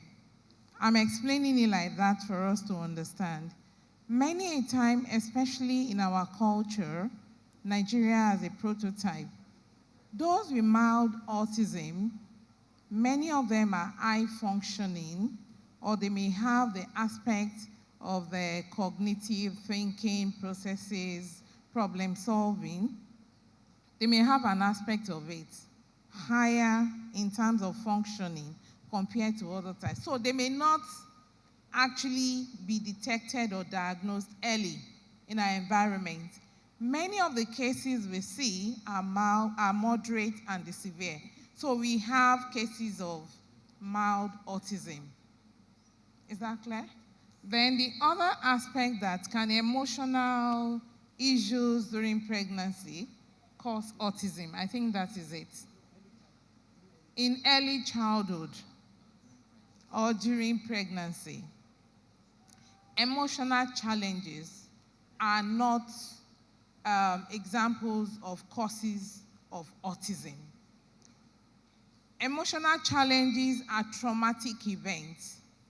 They are adverse life events that may affect different aspects of being a healthy adult and may bring in a number of emotional depression, anxiety, even drug addiction, and many of that.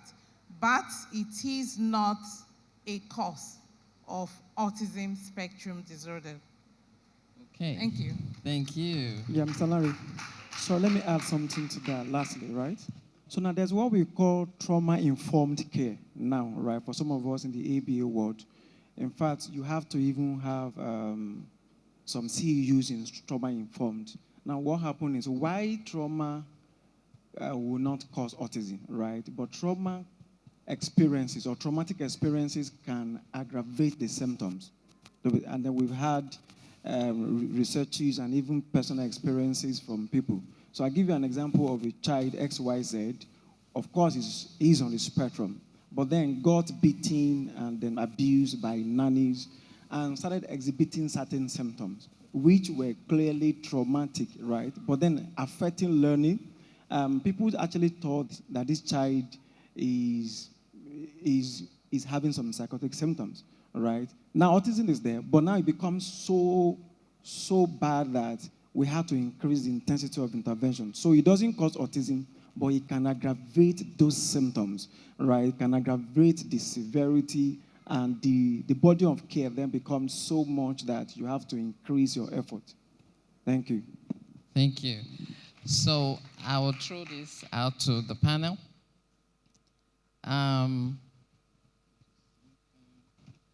My daughter is 25 years old. She doesn't like wearing anything like panties, including sanitary pad, during her menstrual period. She got diagnosed late at the age of 11. My question is, how do I make her understand that to use sanitary pad is very essential while on her period?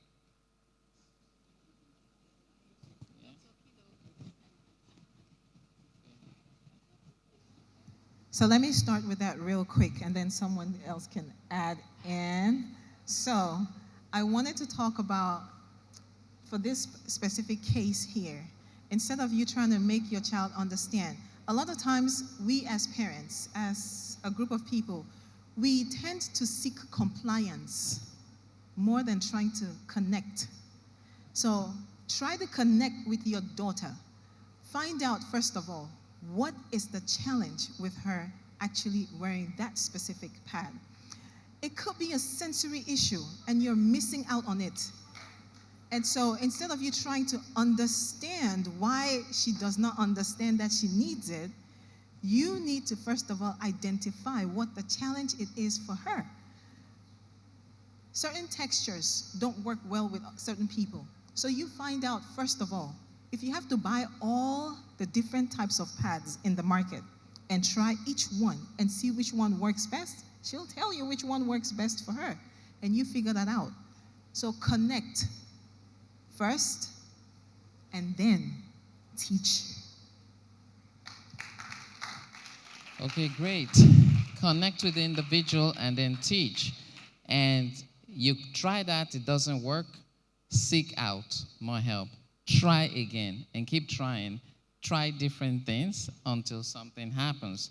I have one here that I don't really understand. What can one do with a child that touches his pee? What is his pee? Always. Oh, okay.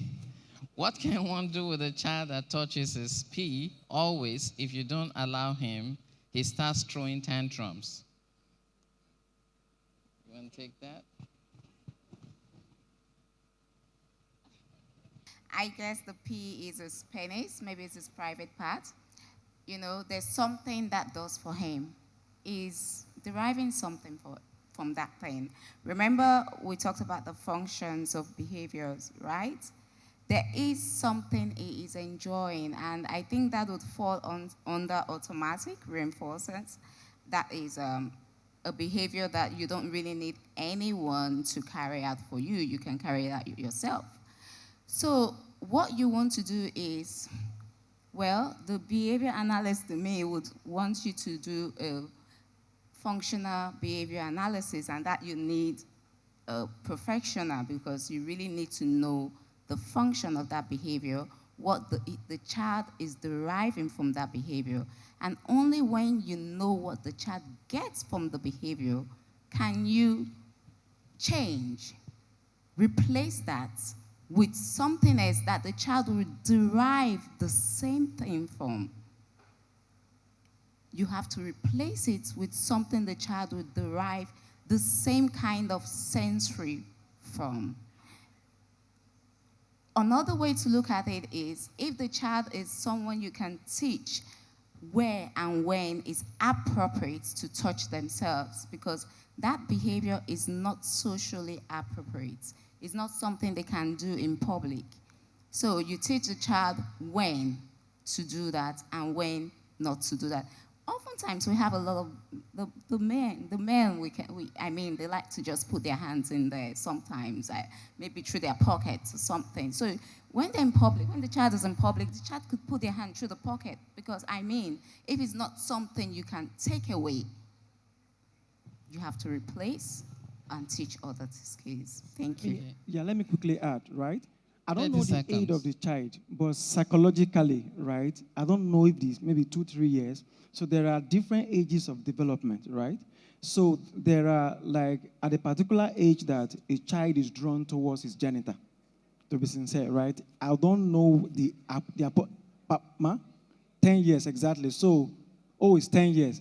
Then I think he's outgrown that age, to be sincere. Yes, so that's why, very important, we need to do an assessment. Let's know why first, before we even provide any basic intervention. Thank you. Thank you.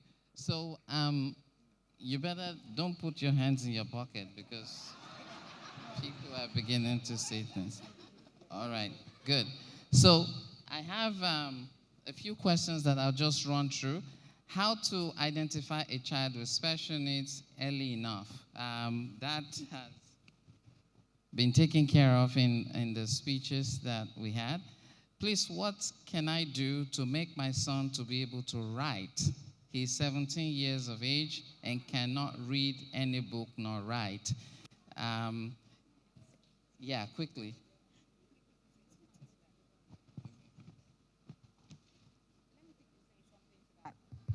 So why do you want to teach him to read and write at 17? Are you sure, in ABA we say, whose behavior are you looking at? Whose behavior? Of what use is that behavior, or that relevant, or of what relevance is that behavior to your child or to you? Are you looking at it from your point of view? Why do you want the child to read and write? Have you given the child other devices, other things that could help the child read and write? Take, for example, there is a boy. Let me quickly give this analogy here. There's a boy, he doesn't like to have his bath. He doesn't like to have his bath. He likes to remain dirty all day. And every time a therapist comes, the therapist goes away. Oh, this child is smelling, this child is smelling. Not a child, an adult, a young adult. And he got a new therapist, and you know what the therapist did?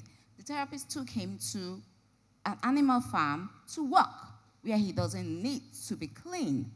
And guess what? He became their best staff there. Nobody disturbed him, nobody bothered him to be neat or to be clean. Really meet your child where they are. Okay. Thank you. Meet your child where they are. All right. So our time is up, and we're going to wrap up. But I'm just going to take one word from each of the panelists. The question is, 15 years of advocacy, 15 years of advocacy, and we want to do some action. If there was one thing you could do, or you could ask Gtco to add to what they're doing, what would that be? One thing. Okay, yes. Okay is one thing. Just one thing.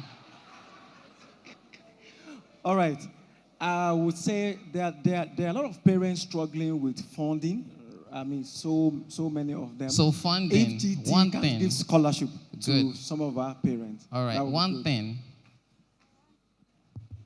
I want a branch. I want us to have our own branch, special needs branch, a branch that is for us. A branch, good. One thing, Prof. Desirable to have GT Autism Employment Hub with vocational skill training and job placement and support for family for enterprises. Great, great. One thing. Gtco Foundation funding grants for young autistic entrepreneurs who want to start small businesses. Great. And that's the end of our panel. Thank you very much.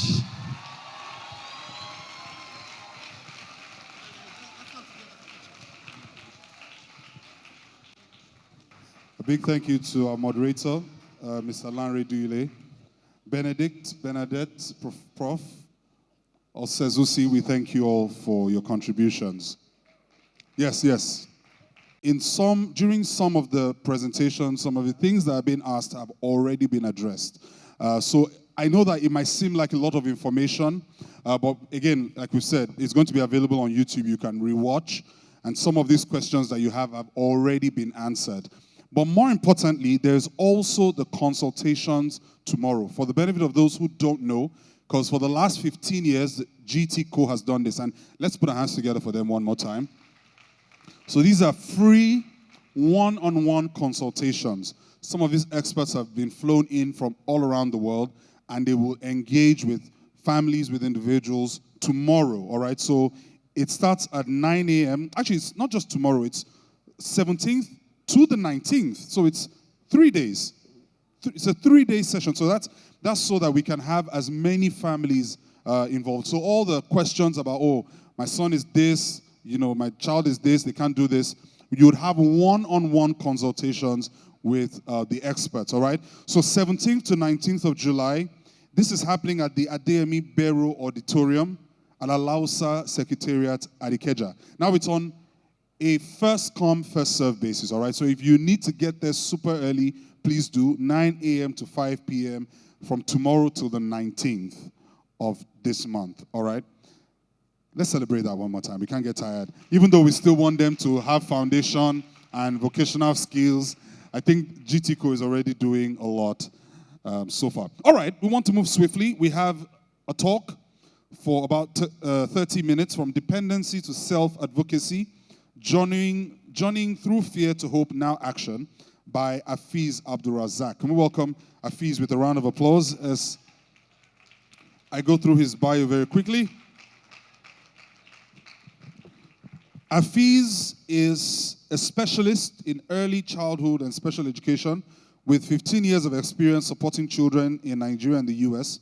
He holds a BSc, ED, and MED from the University of Lagos, where he graduated among the top of his class and now serves as a lecturer. He's currently pursuing a PhD in early childhood and special education at Oakland University, Michigan, and he consults for schools and supports inclusive education practices. Ladies and gentlemen, Afiz Abdulrazak. Hello, everyone. Hello, everyone. Okay. It's 15 years of remarkable work that has produced a lot of people. And when I say produced a lot of people, I'm very intentional about my word. My first attendance was in 2012. At that time, I was an undergraduate in the University of Lagos studying early childhood education. In 2 years of being an undergraduate, I have never heard the word autism. It was more interesting because I was studying about children, but I never heard about that. Until a friend of mine told me, there is a program that you have to come organized by GT Bank. As an undergraduate, at that time, the question we asked is, will there be food? And he said, of course, GT Bank, they get a lot of money from you. And we came enthusiastically. 3 of us came. One of my friends, Timisa, is now in Austria. The other one's working well and doing fine functionally in Abuja. When we got here, a lot of things happened.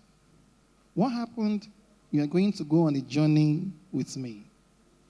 But before I embark on that journey, the group CEO asked the question this morning and said, what has GT Bank, have they even done anything? And the answer is yes. If they want to look around and ask themselves what they have done, they can point at me because they were the one that inspired me to be an autism scholar. So GT Bank, you have done a whole lot. Because of time, okay, yes. Okay. And we have had a definition about autism, but I'm not going to redefine it for you. I will just pick out 2 things. The first thing I want to pick out is autism is a challenging, continuous, lifelong neurodevelopmental disability or disorder. The word in context is lifelong. And why I choose to redefine this definition is because there are a lot of misconceptions. A wonderful panel just left, and people asked questions, what can a 17-year-old do? And they gave brilliant answers. But bear in mind that autism is not something that starts today and ends tomorrow. It's a journey we are going to embark on, and it is a lifetime engagement. That's number one. Number two, autism does not happen in isolation. Autism is accompanied with a disorder, and it is called comorbidities. Then I gave examples. I said, number one, this could be changes in attention deficit problems. We could have impulsivity. We could have sensory processing disorders, oppositional deviant behavior, mental health disorders, depression, nutritional deficiencies, among others. My wonderful mentor, of course, I have many of them here. I will introduce them. Mr. Lange, when he started his presentation, he talked about understanding a lot of things that happen alongside other things. He mentioned the word spectrum. So the word spectrum, look at it from the divergent perspective. So that was why I gave an example. Those problems that come with autism could be either of the following. So when you touch a child like this, child said, leave me alone. You should understand that he is on the spectrum. What accompanies that challenge is that instead of you to say he has been touched like this, for him it's as if you slapped him. That is sensitive disorders. Oppositional deviant behavior. You want him to do something and he doesn't want to do that. For you, you think he's aggressive or he's not listening, but it is what is accompanying the challenge of being on the spectrum. Thank you for listening. Let me move forward because of time. Now, there are 3 stories I want to tell you. The first one happened in 2012 when I came here as a student. And I want to tell you, I have had a remarkable journey as a participant here. I have attended as a student, I have attended as a lecturer from the university, and now I am attending as a facilitator. Please put your hands together. So it means there is only one bank that can guarantee your development, and that's what? GT Bank. Now, when I came in 2012, because I never knew about it, I was at the point of registration. The first thing I saw people on the queue, and I saw consultants going by one side. But something instructive happened. It was a parent, a particular mother. She was overtaken with extreme grief and anxiety I could see on her face. What happened? A child who could be 15 years at that time ran towards the highway. As a mother, she was scared and she was calling for help. What was most surprising to me was that 4 people were trying to get the boy, but they were unable to get him. As an ignorant person attending for the first time, I was curious what could be happening. Then somebody said, autism. So I came in, but I was still looking into what could have happened. I was actually feeling for the woman. Then when I sat here, the next thing I heard was I had children just making noise, just making sound. Apologies. Don't forget I was ignorant at that time, so I'm careful of my language. So what I could have understood as sound, I thought it was noise. Do you get? But after the presentation from amazing facilitators, I get to understand, and I went back not just for the food I've been able to pick, but with remarkable information.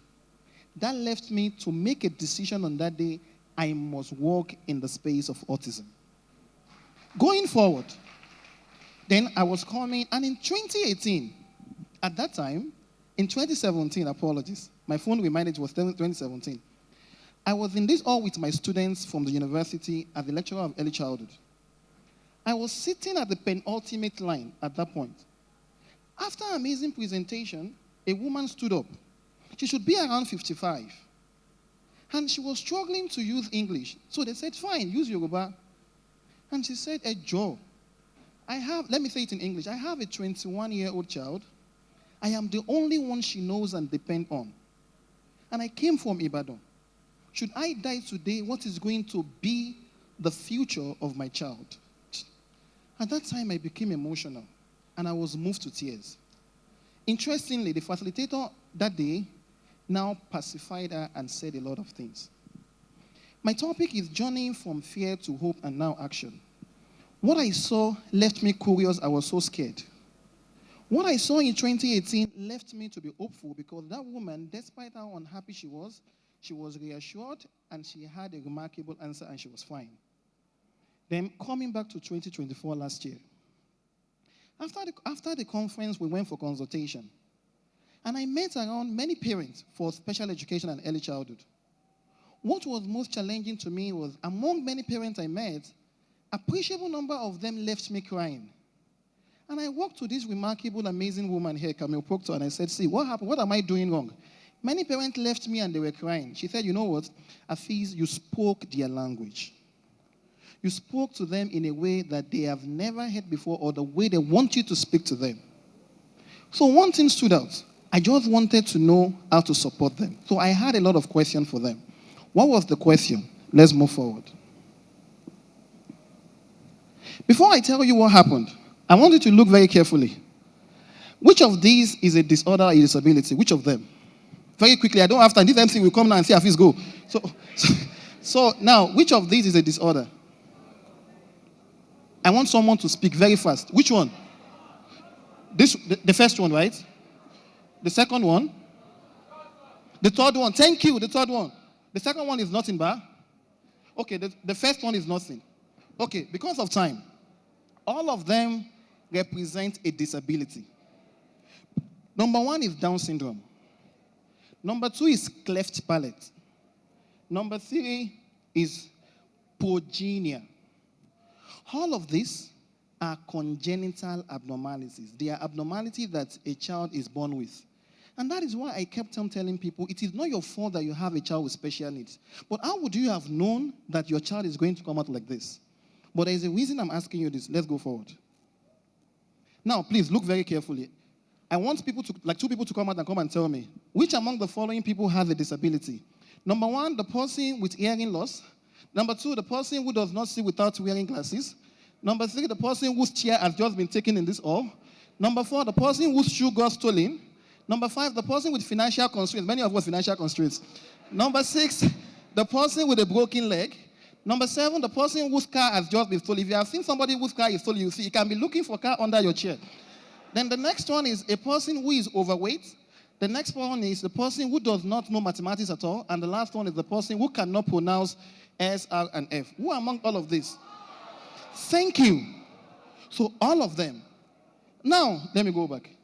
The reason is because disability is not a medical term. That you should not understand disability from a medical term. Understand disability from a layman's perspective. Oftentimes, we have seen disability from a medical term, from a psychological term, from an educational term, and it's make us stigmatize a group of people. But the moment we see disability as a form of inconvenience, then you personalize it. Am I communicating? Let's go. Now, do you have a disability? Oh, yeah, which one? Don't mention the financial one.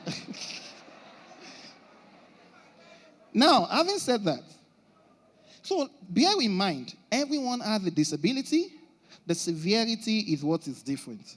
All of us will live with disability. But disability, autism could now be mild, could be moderate, could be severe, could be profound. I don't have time to explain all of this, but maybe in the future we can have conversations. But there is something we call profound autism. It's very close to severe autism, but they are distinct. They are distinctions. One of them is very challenging intellectual capabilities and needing support 24 hours. So just to go forward. Now, look at this. Special condition could be all of this, so that you just know. We have congenital disorder. Those ones they are born with. Cerebral palsy, Down syndrome, among others. Developmental or neurological, which is autism. Physical disorders, which is having problem with your leg. Sensory blindness, learning disorder, dyslexia, behavioral, and I'll put the last one, circumstantial. Circumstantial could be that you are not born with disability, you are fine all year, but situation could make you to have a disability. Imagine you park your car outside and your car is stolen. That's a disability. So circumstance has made you have a what? Disability. So do you all have a disability? Thank you. Acknowledge, say I have a disability. I have said this. I have just told you about what happened. So what I want to say here is, many of those parents felt, Afiz, you are from America, and we have heard about America. Maybe if I can go to America, I can get support. Because of how GT Bank has inspired me, then I said, okay, my PhD thesis was on literacy. Then I went back to America and changed the focus of my research to understanding parental experience, parents with children on the spectrum. I want to understand their experience from America. And what I found is going to shock you. I found the following. And I'm going to personalize this following, the thing I found. I'm going to talk as if you are the one that is experiencing it. Number one, poor social interaction. Parents experience poor social interaction and isolation. Let me explain this very quickly. Now, many parents of children who have children on the spectrum, they explain that in many occasions they don't have friends. They don't have friends because their children find it very difficult to also make friends. Another thing they also mentioned about is the fact that it's difficult for their children to make friends. They also further mention issue of social neglect. Whenever they are in a particular place, people often misunderstand them. Maybe, for example, a mother is trying to restrict a child not to show behavioral tendency that is going to make people understand is on the spectrum. In trying to work with the child, they think the parent is either overindulgent or being abusive. So people often misunderstand all of these things. So the consequence was, instead of having to go to social functions, parents moved back and they were not wanting to go out. And that was leading to social problems, and they had a sense of isolation. So even parents in the US faced what you could have been facing in a case whereby you don't want to go to functions because you are scared of how your child is going to behave and potential misunderstanding. The next one is socio-emotional. And under here, all of these points is important, but I have stigma, uncertainty, fear, and anxiety. The stigmatization is the case whereby, unlike Down syndrome that I showed you, progenia and cleft palate, autism does not come with phenotypical awareness. So you don't know that a child is on the spectrum because it doesn't look like that. So because of that, people outside often insult, abuse, and stigmatize parents. What kind of parent are you? We cannot even be like this. Not understanding what they are experiencing, what they are facing, and the support they need. Another one is fear. Many of them lived in fear because at the end of the day, they are actually watching at their child. They don't know what the child is going to do in the next minute. So they had from fear to anxiety. Sometimes they could not sleep. The next one is life adaptations. Many parents needed to leave their job just to sit at home because the school would not support the child. Because many people is not supporting them. They had to live their life. They have to live their life to suit the need of that child. Is that a pleasant experience? Of course, no. The next one is financial and structural experience. Many parents had financial challenges because at the end of the day, and I want to say something, and I actually say this because there is an expert here who is going to fight me if I make a mistake. I mean, of course. Look at this particular line. Parents, in lieu of wanting to get solution, they became desperate. They explored all the nooks and crannies of medical fields, experts, just to get solution because they just want to wake up the following morning and see their child behaving the way they desire. So in lieu of that, many of them were told you can do things that we call hyperbaric oxygen therapy and cell therapy. Now, let's go back to the inception of my presentation. I said lifelong. Autism is not something that comes with just changing the cell of the body. It's not cancer. It's not something that goes because, what did they used to do for people who have cancer? Remind me. Chemotherapy, thank you. It's not something that chemotherapy is going to fix or not. This is a lifelong thing that you support with therapy. So let me tell you unequivocally today, things like oxygen therapy and cell therapy, they are not going to work. They are not going to work. As far as, at least from what I've heard from medical experts, so many of these parents even went to go and get loan, sell their assets in lieu of looking for solution. Is that a good experience? Of course, no. The next one is experience language and cultural and racial insensitivity. Come and see the level of discrimination parents actually mentioned that they face. I will give one example. Black children often get stigmatized, and black parents were saying that at the end of the day, whenever they go for assessment, medical experts will just ignore them. Instead of them to get to assess their children, sometimes they get delayed for 3 years. And that is why people like foundations like the Call of Autism are doing a fantastic job just to mitigate against that. So here in Nigeria, we would have had a problem of having people to even acknowledge and realize they have to go for assessment or seek qualified expert. So these were also challenges that they face. And the last one is parent experience of professional knowledge. Many of you must have had this experience. Somebody said, I'm a child expert, I'm a special need expert, and it's charging you 300,000 naira. But you are seeing nothing. Sometimes they will even check on Google to answer your questions. So parents abroad also face that. When they go to medical experts, some of them have not heard about autism before. In fact, some of them misunderstood autism for just a normal delay that made many parents miss early intervention. So were they beautiful experiences? No. The next one, the other part. The other part was some parents were very happy. At the end of the day, they choose to define their own happiness and change their own experience. So some of them felt it's a defined assignment. So I want to encourage you, you don't have a child on the spectrum because God is punishing you. You have it because God is trusting you with a remarkable life. The next one is some parents explain that because of autism, they had more knowledge. Without having a child on the spectrum, they wouldn't have become knowledgeable as the way they were. I hope the MC is not coming. Let him not come now. The next one is some parents became advocates and later created support groups.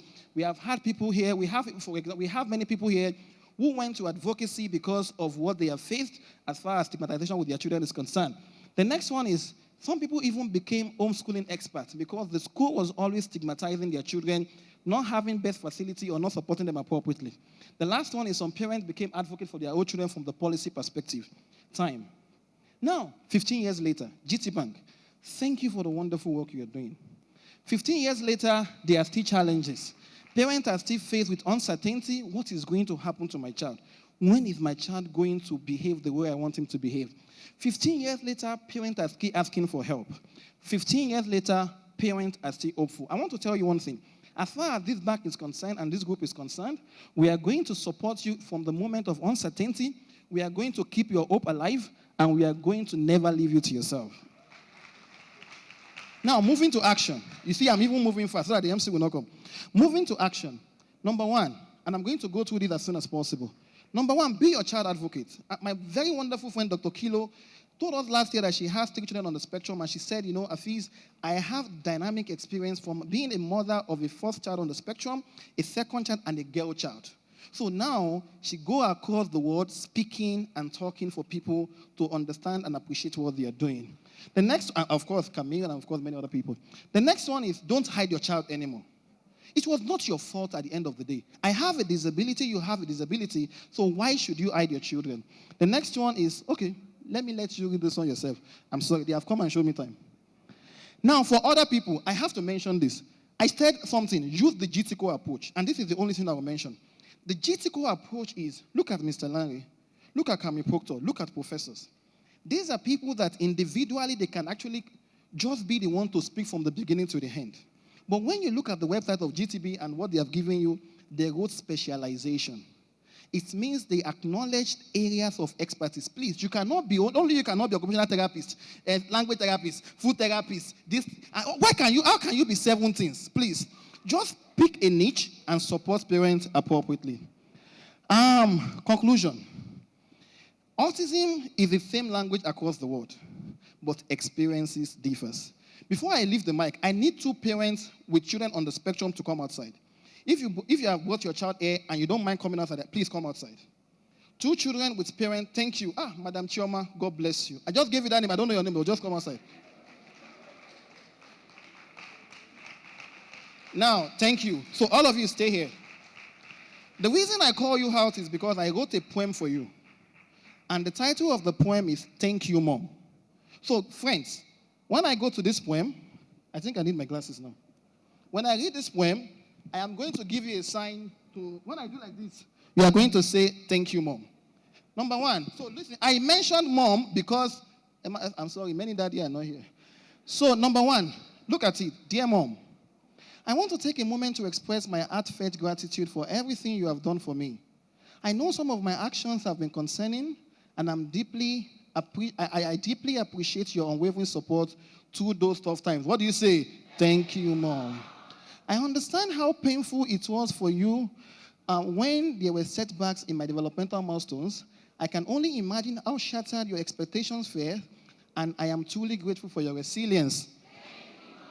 There were days when you were filled with confusion and sorrow, not knowing what next step you would be. Thank you for continuing to stand by my side during those moments of uncertainty. I recognize how worried you were about my behavior in public. Yet, you continue to include me in your life. Your strength in those situations means a great deal to me. Have I ever conveyed to you how thankful I am, Mom? In those moments, I was frustrated and babbling. I was just trying to express my gratitude, even if it didn't come out the way I thought it was going to come out. Mom, in my tears, when you couldn't pinpoint the cause of my sadness, I was simply overwhelmed by your empathy for my struggles. If I could wish for anything, it would be for you to understand how much your sacrifices mean to me, truly. This note is a small attempt to convey my depth of appreciation for all you have done. Thank you for believing in me and for your endless love and support. Your unwavering commitment has made all the difference in my life. I honestly don't know where I would be without you. Dear Mom, as you continue to navigate how best to support me and help me thrive developmentally, I am thankful and I hope I go to make you look back and not only smile, but fulfilled. At the end of the day, wait, okay, you're called Jojo. Just one. This is the last slide. Mr. DJ, yes, now, I want to So children with disabilities are only different and special, not abnormal. With the right support, they can fly like an eagle. You are unstoppable. Let it go up. You are powerful. You are invincible. You are unstoppable today. You are unstoppable forever. My name is Afid Abdulrazak. Thank you so much.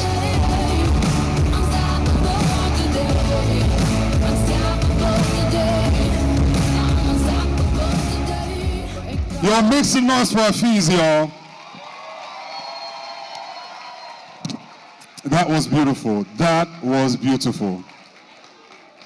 That was beautiful. So he has come as a student, as a lecturer, as a facilitator. Hafiz for governor.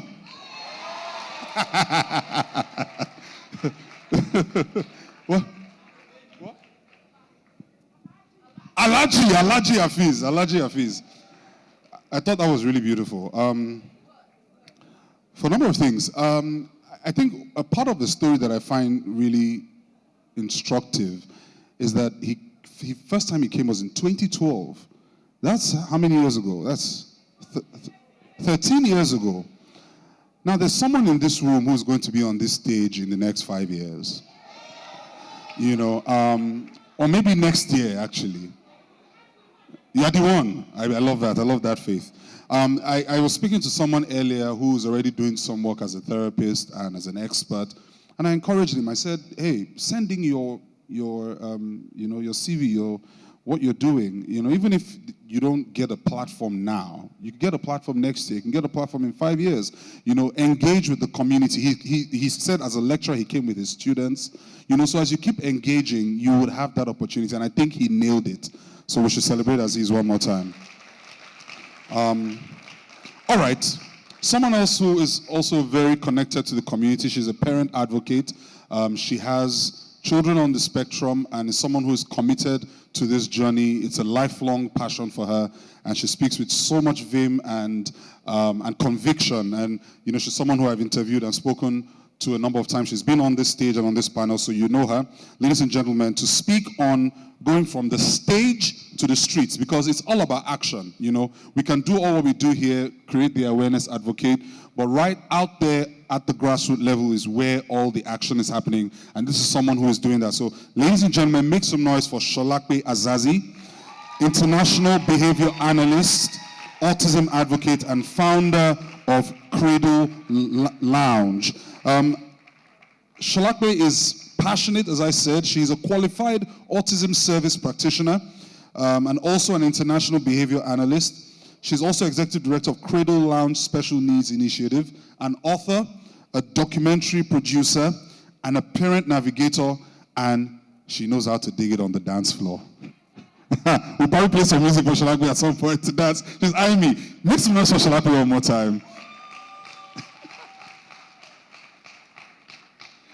All right, so Shalakwe, you're going to speak on taking it from the stage to the streets. And right after that, we have our final panel for today.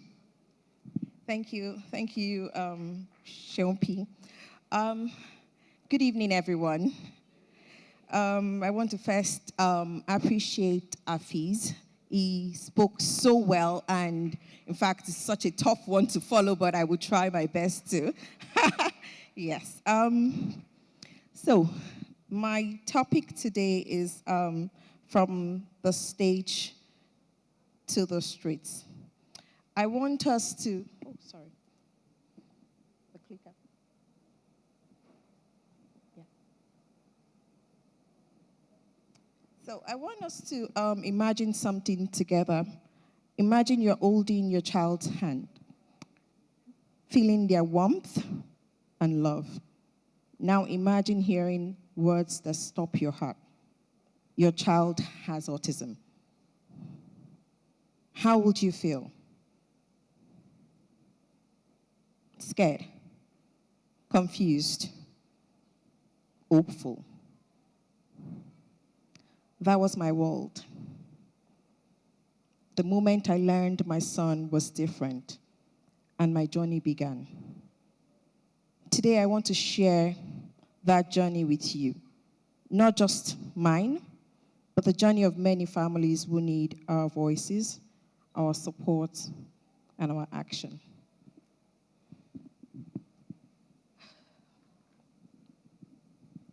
So, I think Sean already said, my name is Shalakpe Azazi. I'm a mother first to a bright, autistic young boy who was diagnosed with autism at the age of 3. And that moment changed my life forever. But it didn't break me. It built me, and I'll tell you how. So, 2017, we got an official diagnosis for my son. Like many of us, many parents out there, you get a diagnosis, and the first thing you're thinking is, why me? Why now? You're thrown into a lot of despair, and you worry. You think of, what can I do? You're confused. You don't know what to do, how to proceed. Fast forward to 2019. The journey of advocacy began for me. And then, I think the first time I publicly spoke about my son's diagnosis was on this stage, seated here, sharing my story. Then we moved to 2020. We started with empowerment. When I say we, I'll tell you how we became we, from just me to we, in a few short minutes. So we started with empowerment, trying to make sure no one is left behind, no caregiver is left behind, no one has to go through the same thing I had to go through. We started with advocacy, talking, getting parents involved, getting workshops involved, getting the community, yes, building the community was 2022, going into the community, engaging. And finally, 2024, which was last year, we decided to venture into finding policies, working around policies, making policies work for us, because at the end of it all, if we don't have the infrastructure to support what we're talking about, it's just us talking. And so, let me, just like Hafiz, tell you how my Gtco story began. I remembered in 2017, I was seated in that corner. I'd come for a conference like this, and all the speakers had said beautiful, wonderful strategies and stories and how to proceed and what to do and how best to support your child. And I remember that I just got my own official diagnosis for my son. My son is the only one in the midst of a very, very large family with the first autism diagnosis. And my family didn't understand what to do or how to help him. And I was also struggling. I used to cry a lot. Dr. Grace, you remember that period. I would just burst into tears every minute. And so I was advised to come here. And this was the first time I was going to hear about anything that has to do with autism or autism awareness, because when I was handed the diagnosis, I wasn't handed a roadmap. 8 years ago, they didn't give roadmaps.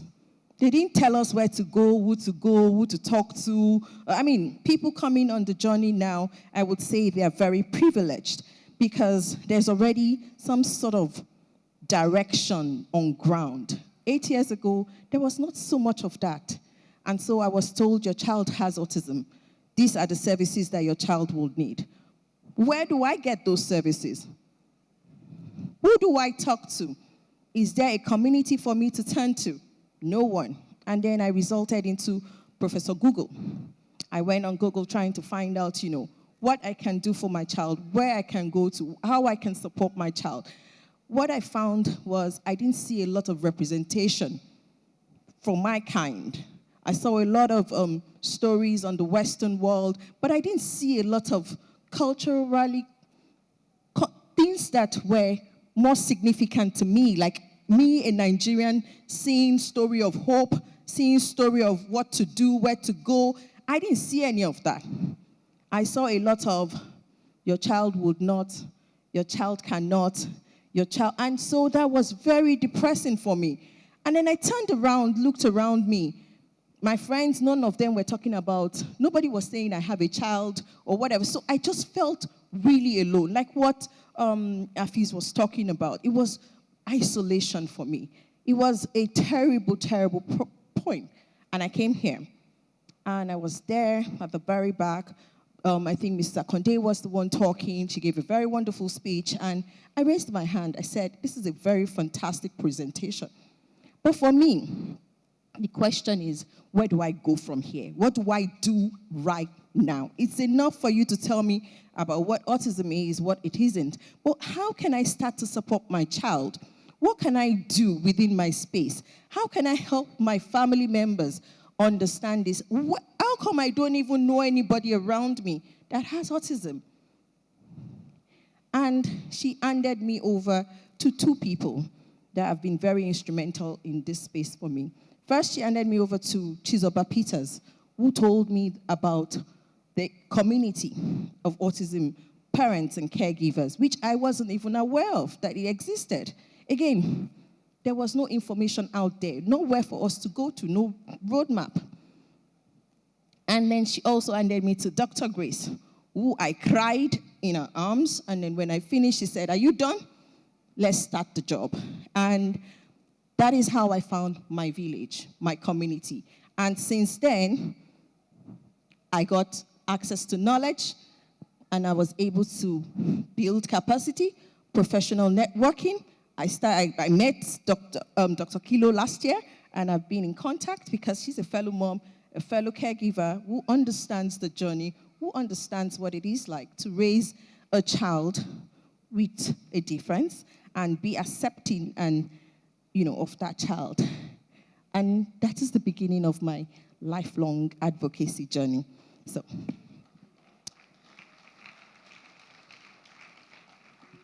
But it didn't stop there for me. Like I said, it was the beginning of a journey for me, a different path.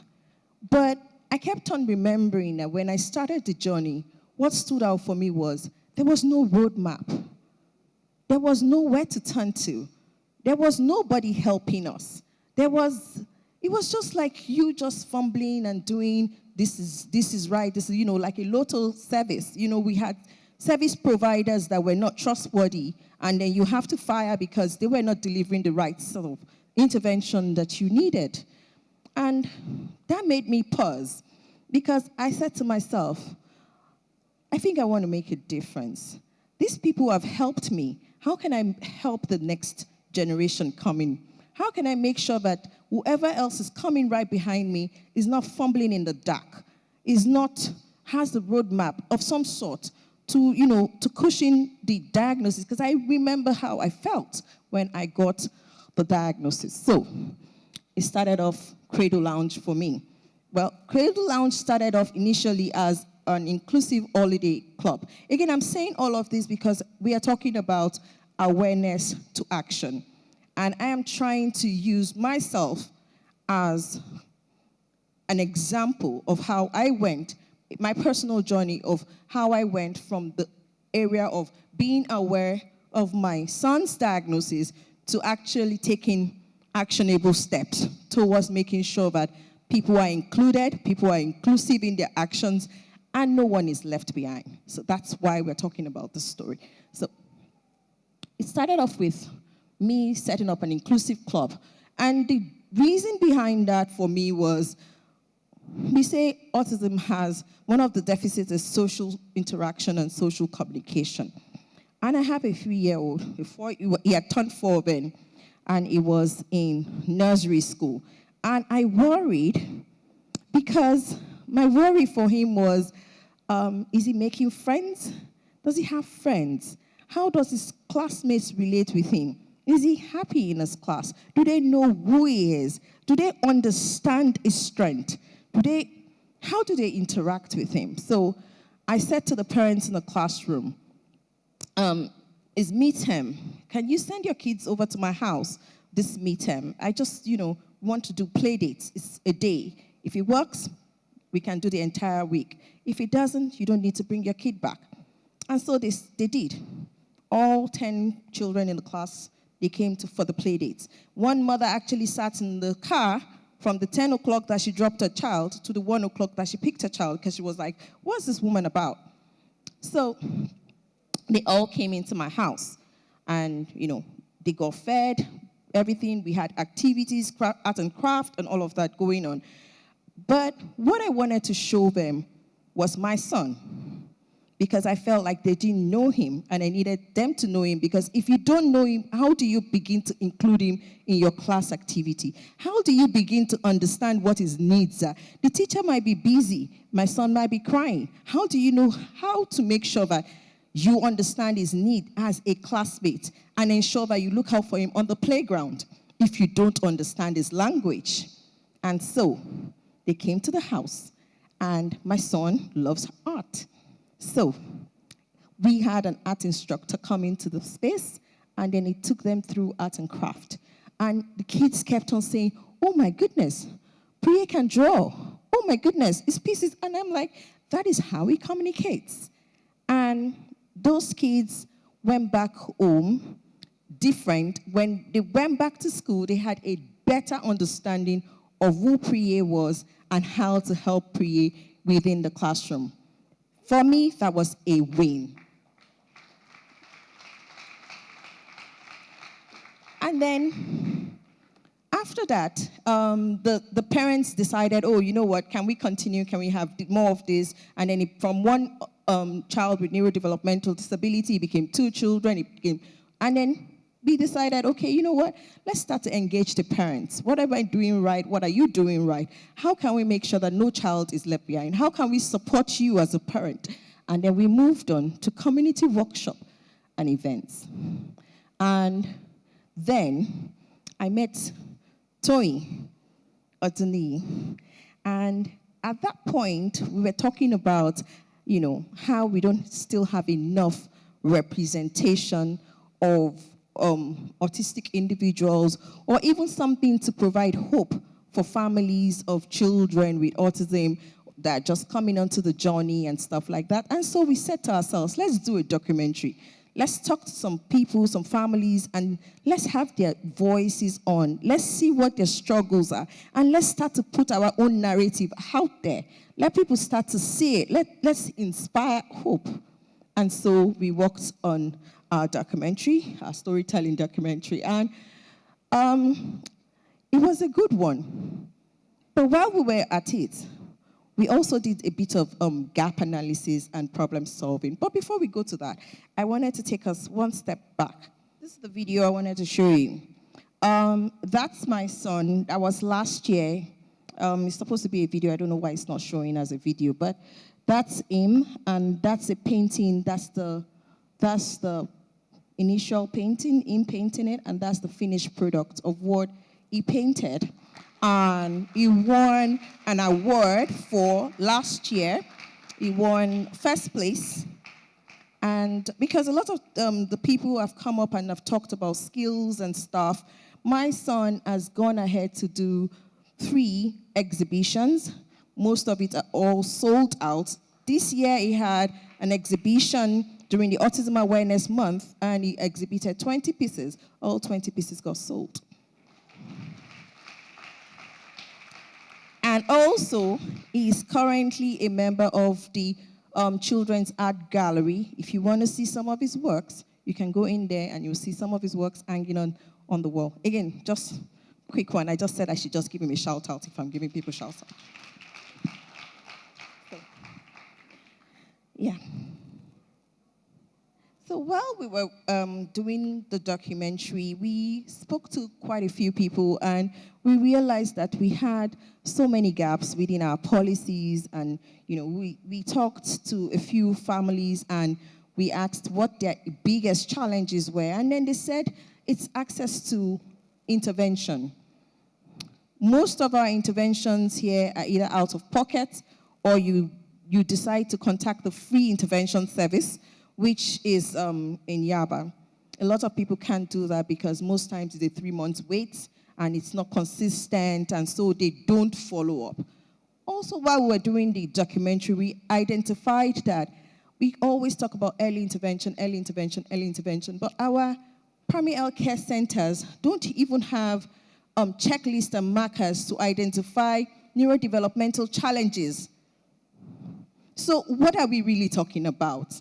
I mean, we are here saying all these fantastic things, but when at the grassroots, where all of this really matters for the everyday man, for the person that cannot afford to pay out of pocket and would have to contact free services and does not even know what to watch out for, then there's a big gap. And so that led me to start to do a lot of grassroots advocacy. And I met with Dr. Balogun, Noimot Balogun, and I said to her, because she's into public spaces, she's been on this stage a couple times before, and I said, Doc, you know these people better, you know how to speak their language. I want to pilot a program, and I want to see how best it can work. And she says, what's the program? And I said, we want to partner with a local government. We want to do a needs analysis. We want to find out how best we can help our people at the grassroots level. So we found out that the current state, we lack inclusive infrastructure on the local government level. And it was very concerning for me because when you go to the Western world, you contact your services from your local council. But here, we don't contact our services from local council. It's centralized, and it's only one place that offers free services. So why can't we have a model whereby the parents, the caregivers, and the individual can actually access their services from their council? That way is easier for them. It takes away the burden of the travel time, commute time. It makes sure that they can actually access these services. And then if we talk about policies, it also would encourage the policymakers to be intentional about what they're doing and making sure that no one is left behind when they're planning most of their policies for the people within their community. So we ventured into, so we partnered with Ikoyi Obalende LCDA, and we,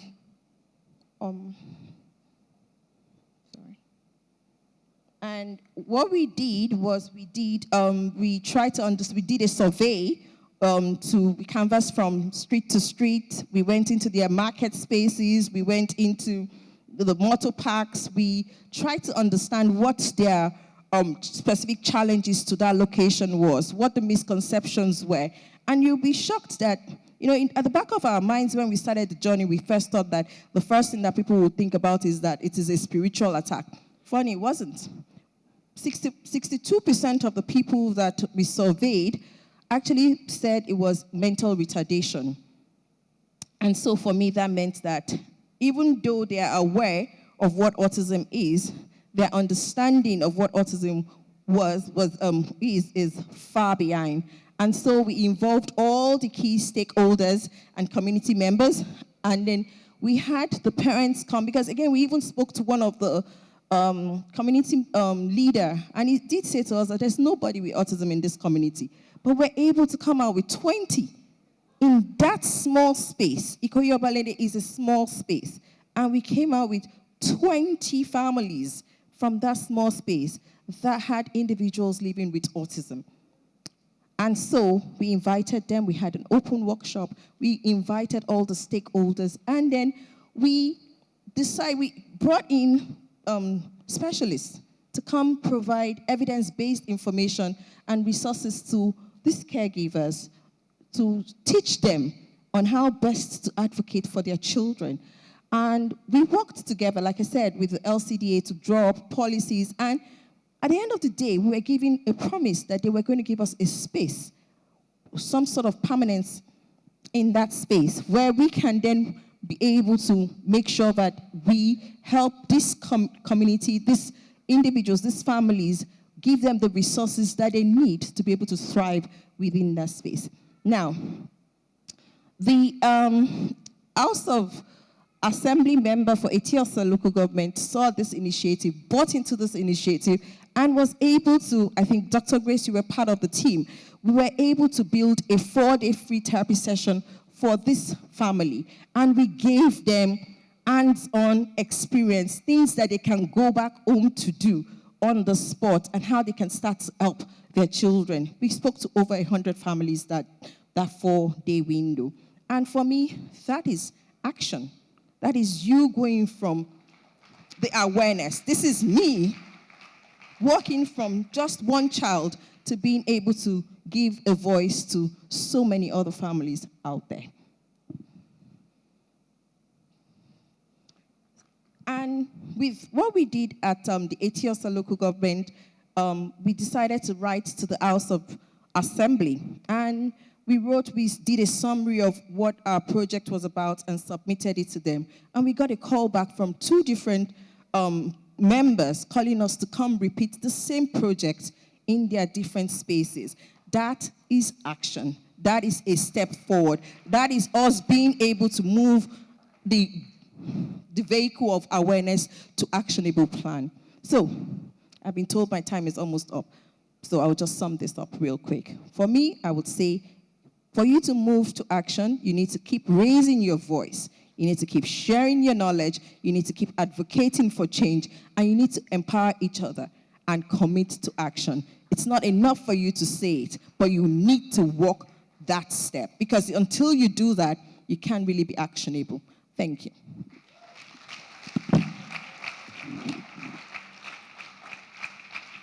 I think it takes a lot of energy to engage the levers of government. You know, we complain about our government a lot, and, you know, sometimes it's hard, but when you engage them, you can get results. And I think that's, you know, what she has demonstrated. So let's celebrate her one more time. And, you know, I think this just says, when you look at Afiz, you know, you look at his story, you look at Shalakwe, it just says that as someone who is a caregiver, someone who's in the audience, it just feels like, you know, you're receiving, you actually have a lot to give yourself. You know, you can bring people together in your community with some of the knowledge you get here. You can engage and you can get results as well. So that was really encouraging. Thank you. I think that is certainly a model for action and what we should be doing. It's about taking it down to the community. All right, we are at the tail end of today's session. Who has enjoyed today? Who has enjoyed today? It's been amazing. Even though it's, you know, it was meant to be 2 days, I feel like today has, you know, still been rich and we've still been able to cover some ground. All right, our last panel will look at building bridges within the ASD community, and it will be moderated by Tomi Agbola Odle, who's already coming up. Let's put our hands together for Tomi. On this panel, we also have Remy Olutimai. My guy Remy. Don't get tired of clapping, ladies and gentlemen. We have Dr. Ade Otubanjo, Rashad Dobbins, and Camille Proctor. Safe to say all the cool kids are on Tomi's panel.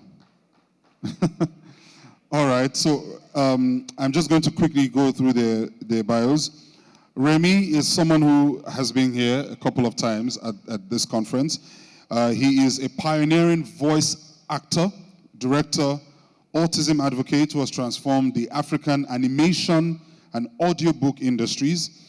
He is West Africa's first animation voice director, and he became the first African voice actor to rank #1 across the continent for animation and audiobook narration by the Society of Voice Arts and Sciences. I used to think I had a baritone until I heard Remy speak. I was like, very cool guy, nice guy. All right, Dr. Ade, I keep calling you doctor, but you're not a doctor yet, right? He just looks like a doctor. Can't you see the guy? That's that broad smile, the lovely jacket, just looks like a doctor. Ade is actually a speech pathologist who received a master's degree from the New York University. Currently, he works with the New York City Department of Health in early intervention. He also trains students in speech language pathology from the Long Island University in New York City. So you're very welcome. I'll still call you Dr. Ade. Just take it like that. All right. No applause for Dr. Ade.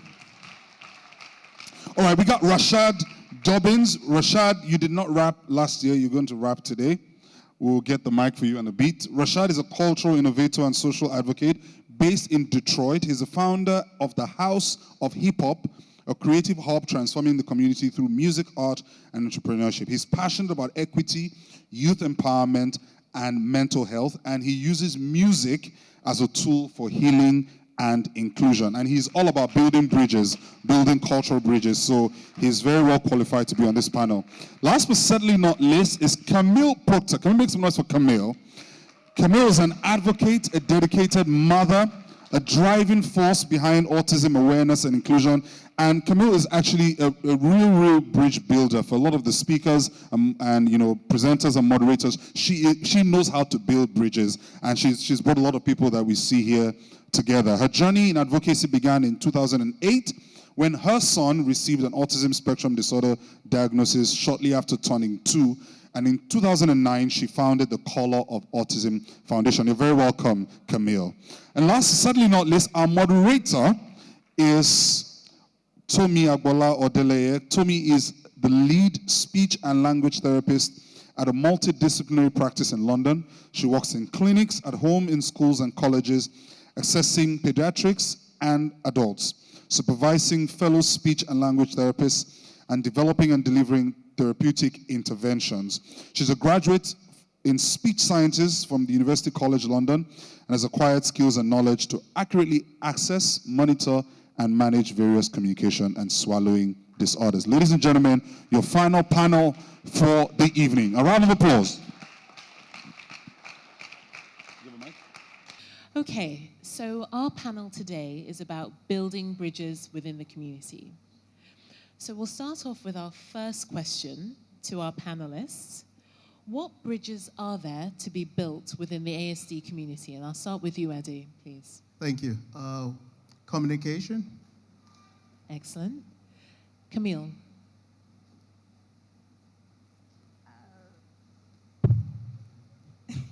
You were talking about responsive to individual needs. Right. Rashad, what would you say the bridges are? Sure. I would say the arts themselves, Yeah. right? That's a bridge, arts and culture, and merging that gap. Arts and culture. Perfect. Absolutely. And Remy? I would say, but am I here? Okay. Wow. Thank you. Okay. So I would say connection between individuals on the spectrum themselves. Yes. So we have a wide range of needs, of bridges that need to be built, from communication to arts to inclusion to also having a community within the community. So hopefully during this panel we're going to learn practical ways we can bridge this gap, areas of need and how we can meet those needs. And also I would like you to take away one inspiring example that's going to inspire you to put some of these strategies that we're going to talk about into practice at home for yourselves. Okay, so if I start with you, Eddie, we're going back to communication, building that bridge of communication. What's one practical gap we can close? One of the practical gaps we could close is getting the parents more involved. Parents should get involved in the therapy sessions, like at least participating in one of the communication sessions, taking part in it so that they can have a carryover once a therapist is not around. Because it's very important, because a lot of the times we spend more time with our children, so we know the needs and the wants. So when the therapist is gone, we're with the child. So we need to learn what the therapist is doing and carry over at home or wherever the situation might be. Excellent. So as therapists, we shouldn't just be working in isolation. Exactly. You're saying that to bridge that gap with parents, we want to invite the parents into our sessions. Collaboration. Okay. So for all the therapists out here in the room, what 3 strategies would you give them? One of the, some of the strategies I would recommend is looking at the strengths of the child and then find out the means of how the child can communicate. Once you know the strength of the child, you could either use the PECS, picture exchange, or use an augmentative communication device. Using a picture, pairing it with words. For example, at home, we don't need to spend a lot of money. We have everything at home. We could use shirt, purple shirt, and have the child request using a picture of a shirt. What do you want to wear today? I want to wear a purple shirt. What do you want to drink today? You could pair it with a bottle of water. So if you don't have the access to pictures, just use real objects. You can give the child a choice. You want a bottle of water or you want a bottle of pineapple juice. Pairing it with words. Do you want juice or do you want water? The child says, yes, I want juice. You praise the child and you encourage that on every day, every time the child needs to make a request on anything. That's an excellent piece of advice. So all of you in the audience, if you're a therapist, if you're a parent, if you're a teacher, an educator, think about 3 areas where you can provide a visual choice, whether it's with people that they spend time with, food or choices that they want that they could be requesting, or things that you are guiding them, maybe their clothing or something about the structure of their day. Think about maybe a couple of pictures, 2 pictures so they've got choices that they can make, or 2 objects to represent those concepts for them. Write those down, take the pictures tonight, and see how you can provide those visuals, and then bring the parents in to start emulating the techniques that you're using within your therapy. Okay, so Camille, can I ask you the same question? How have you built bridges within the ASD community? What I've done, or should I say my organization has done, is that we work very diligently in teaching parents how to be responsive to their child's needs, and then we, in turn, as an organization, try to be responsive to the family's needs. So, for example, we encourage parents to be detectives, data collectors, to be mindful of the behaviors that the children are exhibiting. For example, if you have a child that likes to, one of the questions was a child like to strip naked. There's a reason for that. Maybe the child doesn't like the way those clothes feel on them. So you need to be able to respond by changing the clothes. Don't put those jeans on them. They don't like the way the seams hit the skin. So that's one of the ways that we are bridging the way that we are responsive to the needs of not just the individual, but to the needs of the family, because of course the family can't have the child running around with no clothes on. Perfect. So Camille was talking about bridging the gap and turning in terms of being responsive to the needs of those around us, those in our community. So I'd like someone from the community here to share with us a need that they have with their loved one right now. And we can see if the panelists can answer that question for you and show you how you can bridge that gap. Does anyone feel comfortable coming up with an issue that they have or something that they're struggling with? Sorry, can you help? Okay. So I intercepted a question from the other hall. Someone was asking about a nonverbal teenager and what they can do to communicate with him. I'm sorry, I left the notes inside my folder. I forgot I was supposed to come up with it. And I think the challenge is they've recognized the diagnosis. How do they get past that and connect or relate with the child? What's the like the first steps of orientation towards it? Okay. So I'm going to pose that to Camille.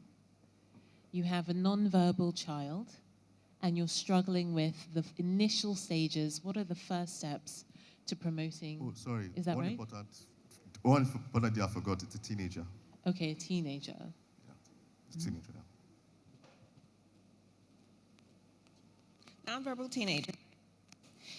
And so again, it goes back to noticing or watching how they behave, and because all communication is communication.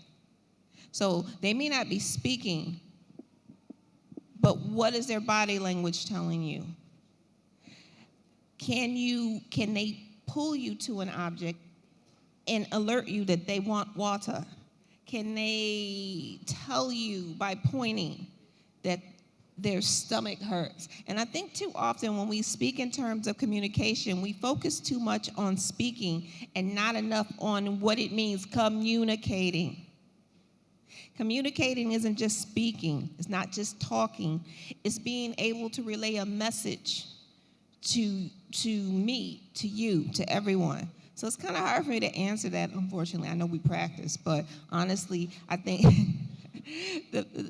you really have to be mindful. And there's ways to teach people. I don't want to say teach, but because at 17, I have to be quite honest with you, they've been communicating, you just haven't really been listening. Yeah, that's an excellent point, Camille. All right, so Rashad, how have you built bridges within the ASC community? Testing, there we go. How y'all doing? Good, okay. I know we got the last session, but I would say from my position, as a nonprofit executive director, it's through adaptive and inclusive workshops. So that's what we're about, right? Equity is at the forefront of what we do. So adaptive and inclusive programming is our way of doing that. How are your workshops adaptive or inclusive? Sure. So it goes back to what Camille just said, right? A perfect segue of listening and paying attention. We easily can do class, workshops of 30 before our babies who are on the spectrum. That might not work, right? For others, including them in what we're doing will work, but probably with a smaller class size.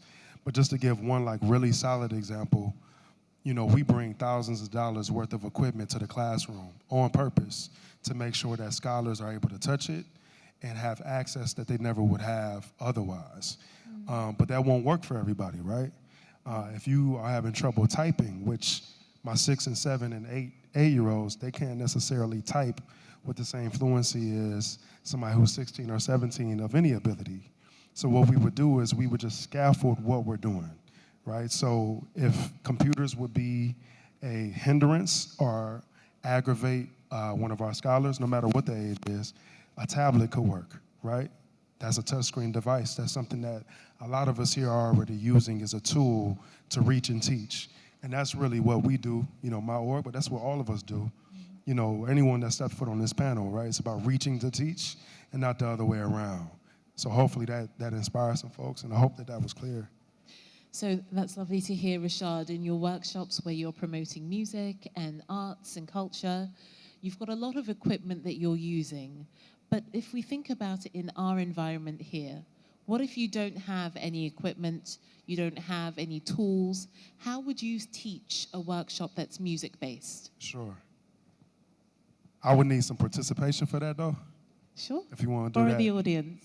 Can the church say amen? Have we been to church? Amen. Okay, so can the church say amen? Amen. Can the church say amen? I need some more energy. Can the church say amen? Thank you. So call and response is one way of us communicating. We've been doing that, thank you, from day one, right in the church. So if I was to do a call and respond, we're going to respond. So for me, there's a song that I like. I don't know if the mic will pick it up, but I'll teach you something real quick, right? I'm going to do it slowly. When I point to you, I want you to copy me, okay? Can you hold this mic, bro? Thank you, brother. All right. So there's a song in the States. There's a song in the States called Computer Love. Maybe some of you already know it, right? It's called Computer Love. It's really cool. It's an old school song. I'm just gonna act it out right now, just with our human instrument, right? Right, the voice is an instrument. We know that from Remy. But I'll just teach you how to use your body as an instrument in another way, right? So here's the first step. Don't do it yet, just watch me, right? I'm gonna do it 2 more times, right? I'm gonna slow it down this time. Boom, clap, boom, clap, boom, boom, boom. Right? It's that simple. And then we could build on that. There you go. Boom.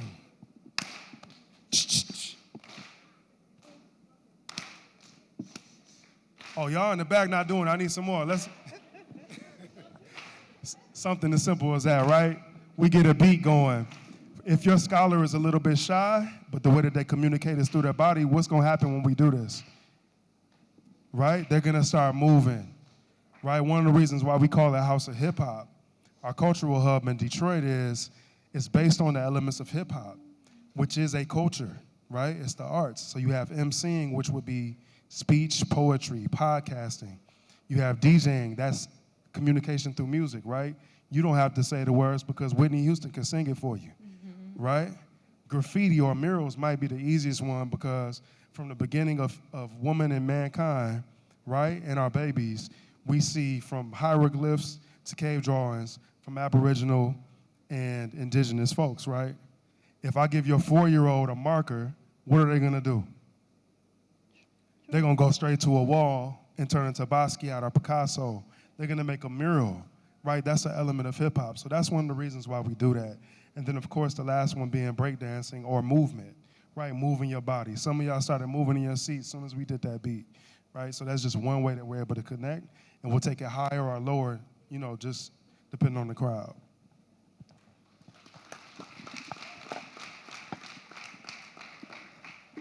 Thank you, Rashad. Remy, how have you built bridges within the ASD community? All right, so the first thing is I'm going to put on my glasses so I look like I belong. Hold on.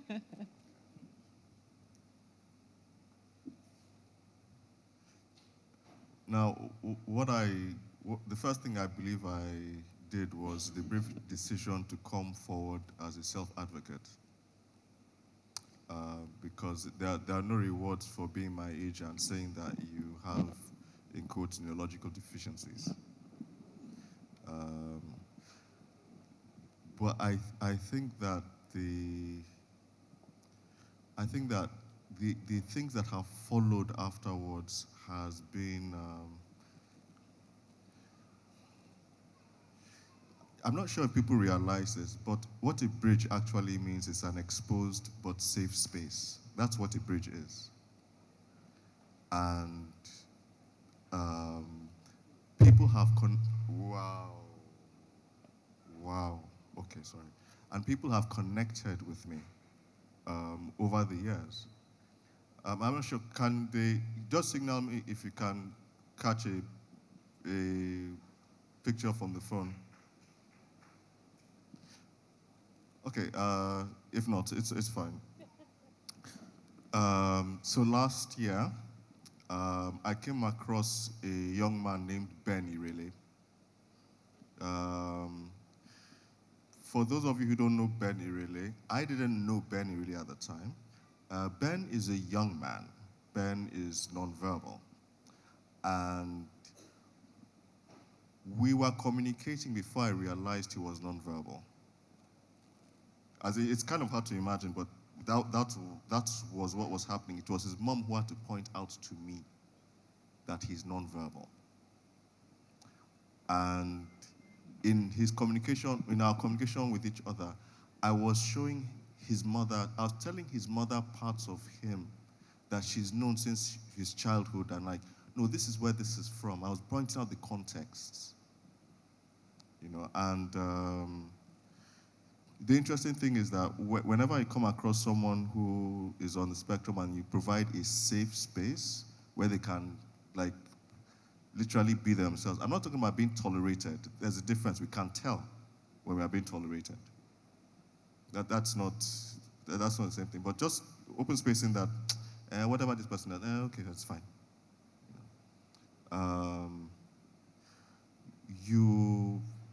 You've done a wonderful thing, because that is not our daily experience. That is not our common experience. You know, as we were saying earlier, I have a checklist in my head of things not to do so that I don't come across as creepy or weird. I don't think most of you have that, but mine, it's always running, because I'm aware of what I am and what I'm dealing with. You know, and it's not for me to make it a problem. It's for me to understand it. Well, at my age anyway, for me to understand it and be able to connect with people. But the hope for me is also that other people on the spectrum will see this example and just think to themselves, well, okay, maybe I can try that. I know it's different things for different people, but I think for me the first major thing was to just come out in the open and say, hey, whoever you are, I'm like you. I'm like you. And I'm hoping that for whoever is listening, that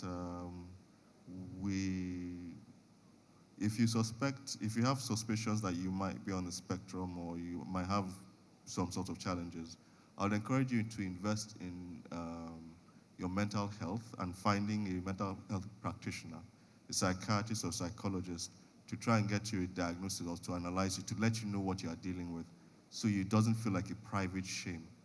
And I promise you this, after the diagnosis, you will be in a better place for self-acceptance. I'm also hoping that maybe from this we can build some sort of community where people, it doesn't have to necessarily be old people like me. You know, we are like expired milk, we don't go. So it's you say, yeah, God bless you. No, but it's, but for the kids coming up, I believe that they need to have spaces, safe spaces where they can connect. As in right now, it's caregivers and it's parents, you know. But with people on the spectrum, when they connect, I'm not sure has anybody seen that? As like, if you've ever seen people on the spectrum as like, connect, I'm not talking about in between caregivers or, hey, the two of you have the same thing, go and play. No, I'm not talking about that. No, I'm talking about just them meeting, gravitating to each other, and just connecting. If you've seen it, please raise up your hand. You can raise up your hand boldly. I promise you, if anyone wants to fight you, I'll fight them first. Please tell me, is that not one of the most beautiful things you've seen? And I think that we should be able to encourage more of that here in our climate. Okay.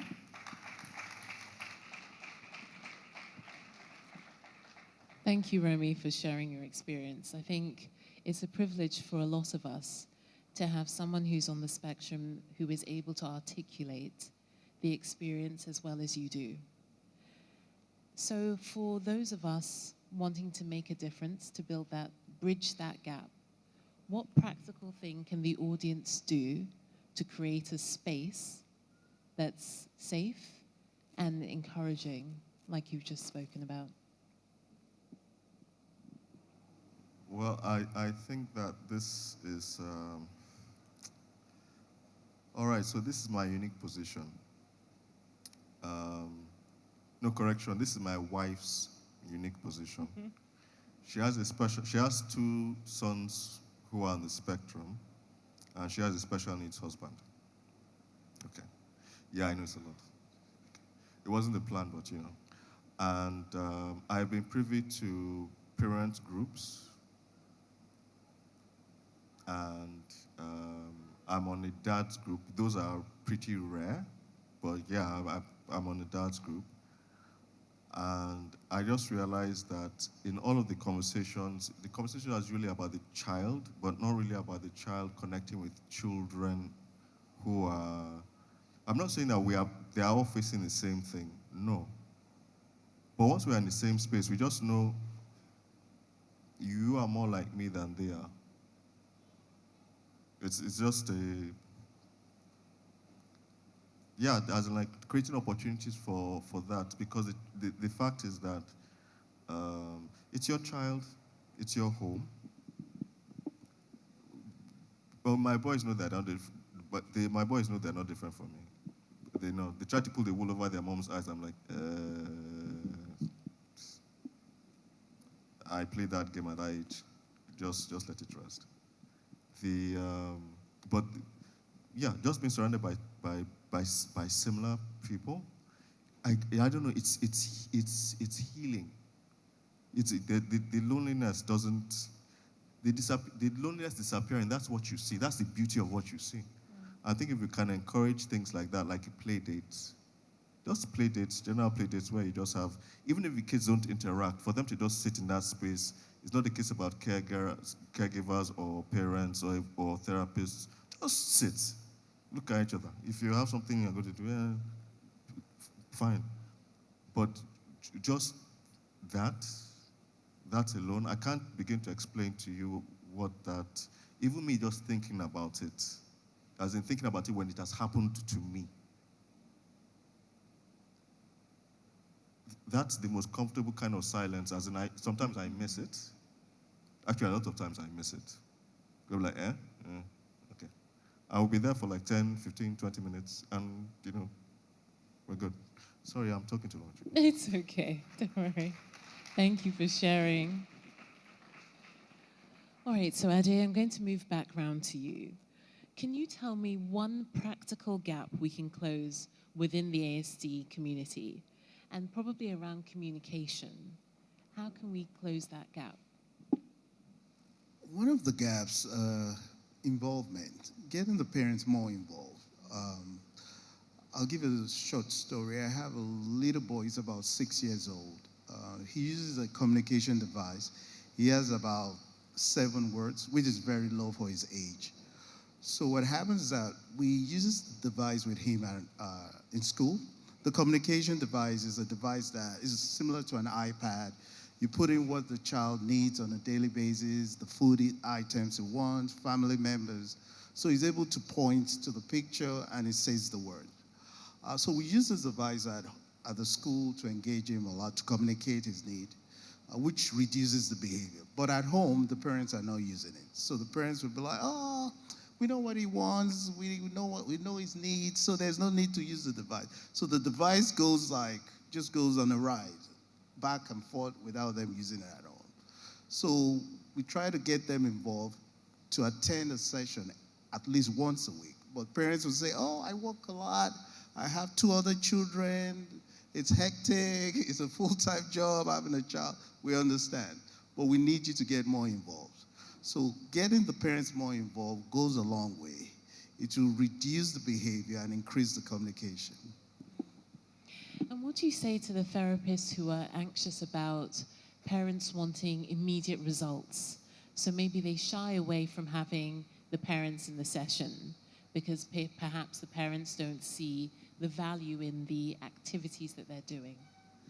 I think one thing about that is I mentioned collaboration in the beginning. We all work together. There's no one individual who's going to do the magic.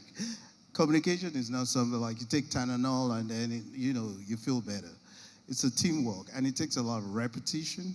It takes a lot of modeling, and with that, we can see more result quicker rather than one person on one side doing his own thing and somebody on the other side doesn't know what's going on. And you just say, hey, I'm getting paid, I'm doing my job, the parents are not involved, life goes on. No, we need to work as a team.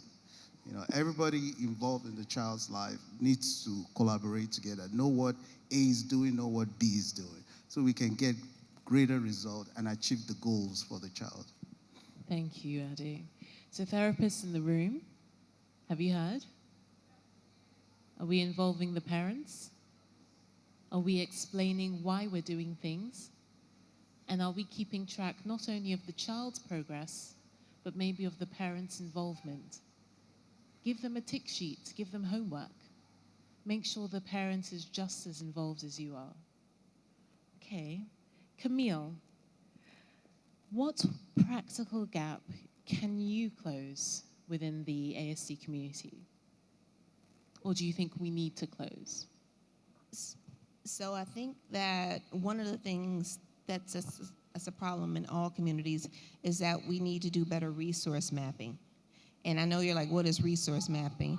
Is when you have a convening of individuals, it could be people in the community, service providers that we have in the audience, and you come together and you map out who's over here, who's over there, who's over here.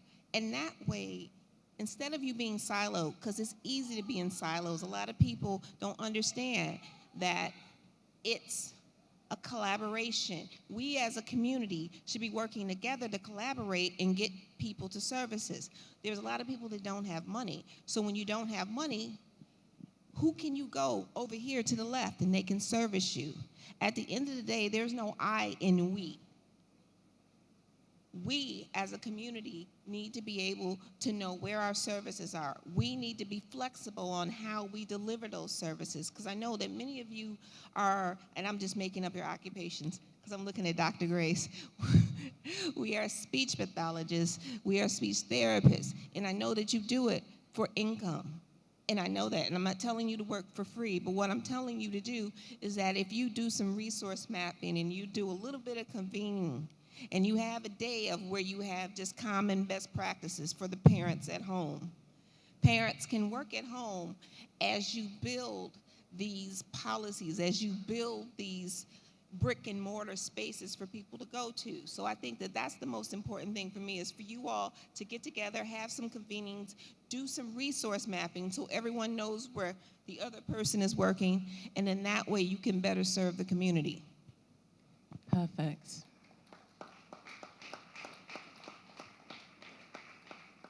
So we're going to put that into practice right now. I'm going to give you all 1 minute to look around, the people sitting behind you, to your left, to your right. Ask them what they do and what services they provide. Someone you don't know, not someone you came with.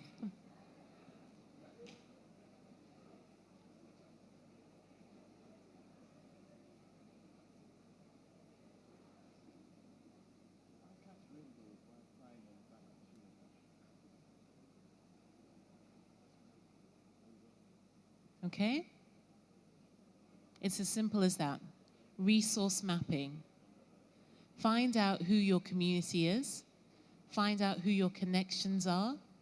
Share your resources. Okay, I'm going to interrupt Remy and Rashad. Sorry. Rashad, can you tell me, sorry everyone, finish mapping afterwards. Okay, I've started something now. Okay, Rashad, could you tell me one practical gap that you think that we need to fill within our community? Can the church say amen? That was weak. Can the church say amen? Thank you. I would say accessibility, right? That's the first thing that comes to mind for me. There's this weird, my organization, and many of us here, whether we say it or not, we're successful because of commitment, alignment, and direction, and we keep doing that, right? That's a wheel that successful teams have, commitment, alignment, and direction. For us, we're Class at Detroit, so it works perfectly, CAD. But all of that to say, just to speak truth real quick, to power. One thing that we all need is accessibility, correct? Accessibility to programs, accessibility to supports. So that means that schools, nonprofits, and funders need to have commitment, alignment, and direction. Is that correct? Right, that's a need. But we're not gonna wait on them. So to piggyback off my brother and my sister, right? Camille mentioned resource mapping. I would just say resource sharing. right? Zuzi has a very, thank you. Zuzi has a very successful center. She just was on the panel before us, right? What is she using? What is she doing that's working? Obviously, they do a terrific job of fundraising and a number of other things, but she's not the only one, right? So how do we resource share? How do we map it out and make things truly accessible? But while we're here on this wonderful stage and GT is bringing this conference together for the topic, right? Let's speak truth to power. We need funders to do what they need to do. Not every school is extremely equipped to handle what we're talking about. They're generalists, but they're not specialists. And that doesn't do anybody a service, right? That's not good. We need specialists. So that means funders, schools, and our nonprofits have to work together to have commitment, alignment, and direction. And for the rest of us, whether they do it or not, we're gonna resource map and we're gonna resource share, right? The power is with us because movements is not just one person. I love Dr. King, I love Nelson Mandela, I love Angela Davis. They're almost movements by themselves, right? But the truth is they're a part of a movement at large, right? This work needs to happen for another 100 years, and that's not gonna happen just because, somebody got some money, right? $1 million isn't gonna do it. In my own community, from my own center, we've raised about $250,000, right? Which is wonderful. Still not enough because our babies deserve more. Our grandparents deserve more. Working families worldwide deserve more, right? That's just the reality. So, accessibility. Thank you. Thank you. And if I could just go back to what I said about resource mapping, it's not even just about the resources in regards to therapeutics. If you get together and you talk about what you need and you know that it takes, and I'm gonna go base this on U.S. government. It takes the U.S. government forever to make a decision on anything. I can't imagine what it's like here. So if you know it's gonna take a lifetime for a decision to make, what immediate decisions can you make as a collective? How can you get together and say, all right, here, at our state, this is what we're gonna do, and we're gonna create this? Because you can't just wait for some bureaucrat to make a decision for you. So, and to what he said in regards to fundraising, what small thing can you do? And I know that you've done it because I've seen art exhibitions, I've seen shows where you've raised money to do things. You need to do more of that as you wait. I'm not saying don't keep pushing people to do things that they need to be doing for you, but you can do for yourself. And I want you to think in terms of how you can come together collectively to do for yourself, do for each other, not for someone. When I say for yourself, do what you can for your community. I think that's really important in regards to building those assets and building that mapping that you need for a community to be successful for these children that will become the Remy's of the world. Thank you, Camille. And those showcases and exhibitions raise awareness, right? On top of that. There you go. Thank you, Bo. So Rashad was speaking about the gap being accessibility. And for some of us, accessibility lies in funding. And we're thinking, where can we get the funding from? And what Rashad and what Camille suggested is sometimes there's no more funding coming in, or it's not immediate. So why don't we share the resources that we each individually have? Barter them, swap them, share your resources, increase what you have access to, whilst individually looking at in unique ways to create resources, to create more avenues for funding, to look at how we can increase accessibility to the resources, to the opportunities, to the businesses that can help support the development of our students that we're working with. Okay, so we'll move on to Remy, please. What's the one practical gap that you see within our community? So I think one practical gap, sorry, you may not like it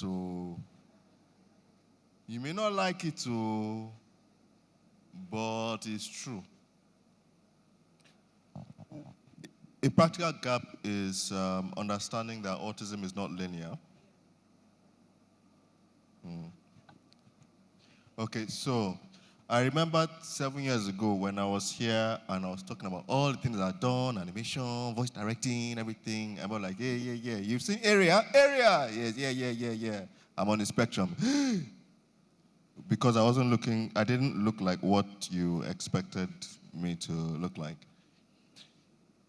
The challenges that each person on the spectrum faces, it's not good to follow, okay, because this person had this thing, so therefore that means this person has that thing, that means therefore that has. I've been observed for 7 years as an adult before the diagnosis was reached. Okay? So, people on the spectrum are not problems to be solved. If you just carry that one, being kind becomes easier. You might not be aware of it, but sometimes when you're being overprotective, you're actually cutting the child off from connecting with other people. You know, we're already dealing with people who think it's infectious. You know, we don't need to support that movement. But what we need to do is, first and foremost, just accept the uniqueness of the child that we are dealing with, and then do what we can to, should we say, not get in the way of that child's development, so socializing development. My children, I put them in a normal school. I didn't put them in normal school because I was thinking that, you have to toughen up. No, they need to. I can't begin to explain the important elements of masking that I had to pick up just being surrounded by people who are neurotypical, but it helped me survive. It helped me survive. You know, self-acceptance was when I started to thrive, but up to that point, it helped me to survive. You know, I believe that when we are talking about our children or thinking about our children or planning for our children, let's just lead with the fact that it's not linear. My child is better than your own. Your child is better than my own. It's not linear. Your child needs more support than my own. Your child has more different. It is not linear. It is not. The only people who think like that are people who actually don't have children on the spectrum.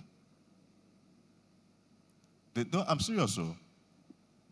What they are looking at is a project, not a child.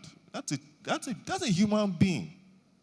That's a human being. That person has, I can't begin to, a memory just fired back in.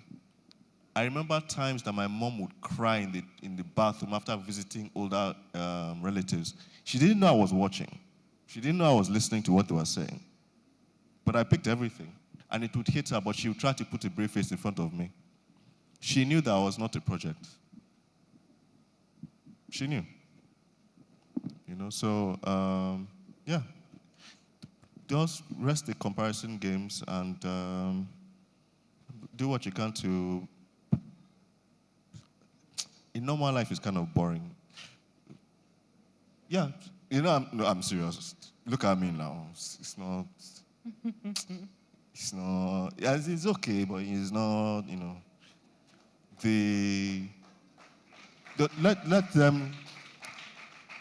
Let the world experience their uniqueness. Just let them experience. Don't worry about people judging. The people that judge them they are not worthy. Don't worry. That's not. Let them experience their uniqueness. All right. So Remy, if I take you back to the very beginning of our panel discussion, and I asked you, where have you been bridging the gap? And you spoke about community, creating a community. How can our audience practically create that community where all of those living who are on the spectrum can celebrate their uniqueness and be themselves? Okay, so I have I'm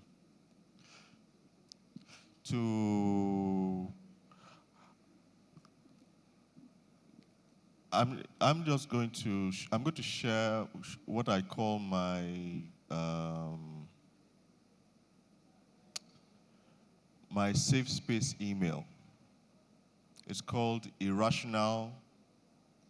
Hold on, wait. I have to confirm it again because, where are you? National Media NG.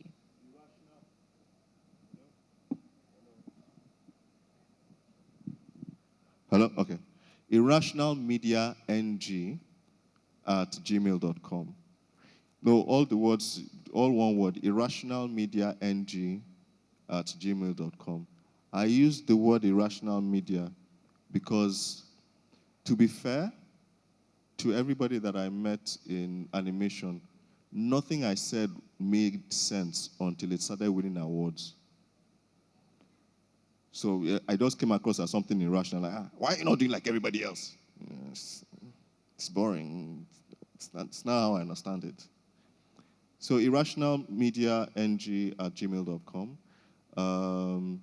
I'm sharing this email so that those who would like to explore the idea of a community where the neurodivergent can meet, to discuss what constitutes a safe space, and possibly also talking about how we can see what we can do regarding organizing for adult or late diagnosis.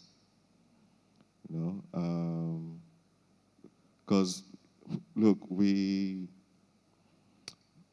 I'm just doing my own part. I'm not seeing another bridge that can be made. So that's it. So yeah, please, I'm not a doctor. Don't come and say, so you see, at age 27, I saw one witch on the roof, and they said none of those stories, please.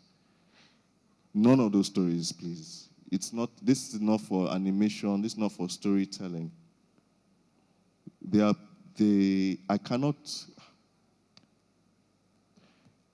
The first day I came into the autism conference, at a glance, I could tell that this half were caretakers and their wards, and everybody else here was neurotypical. At a glance, because when I looked here, I felt safe. But as soon as I looked here, I just knew they were not like me. I'm not judging you. I'm not judging you. That's literally, that was the experience that I had. And if you sat me in the middle of them right there, I could probably even sleep off. So just trying to start that bridge so that we can, know that you're talking to somebody who is like you, not someone who is wondering, when is this weird person going to stop talking? Why is this person always focused on this thing? Who is interested in this small detail? You will find people like you. Yes, you will find people like you. So let's make that attempt. Okay. Thank you.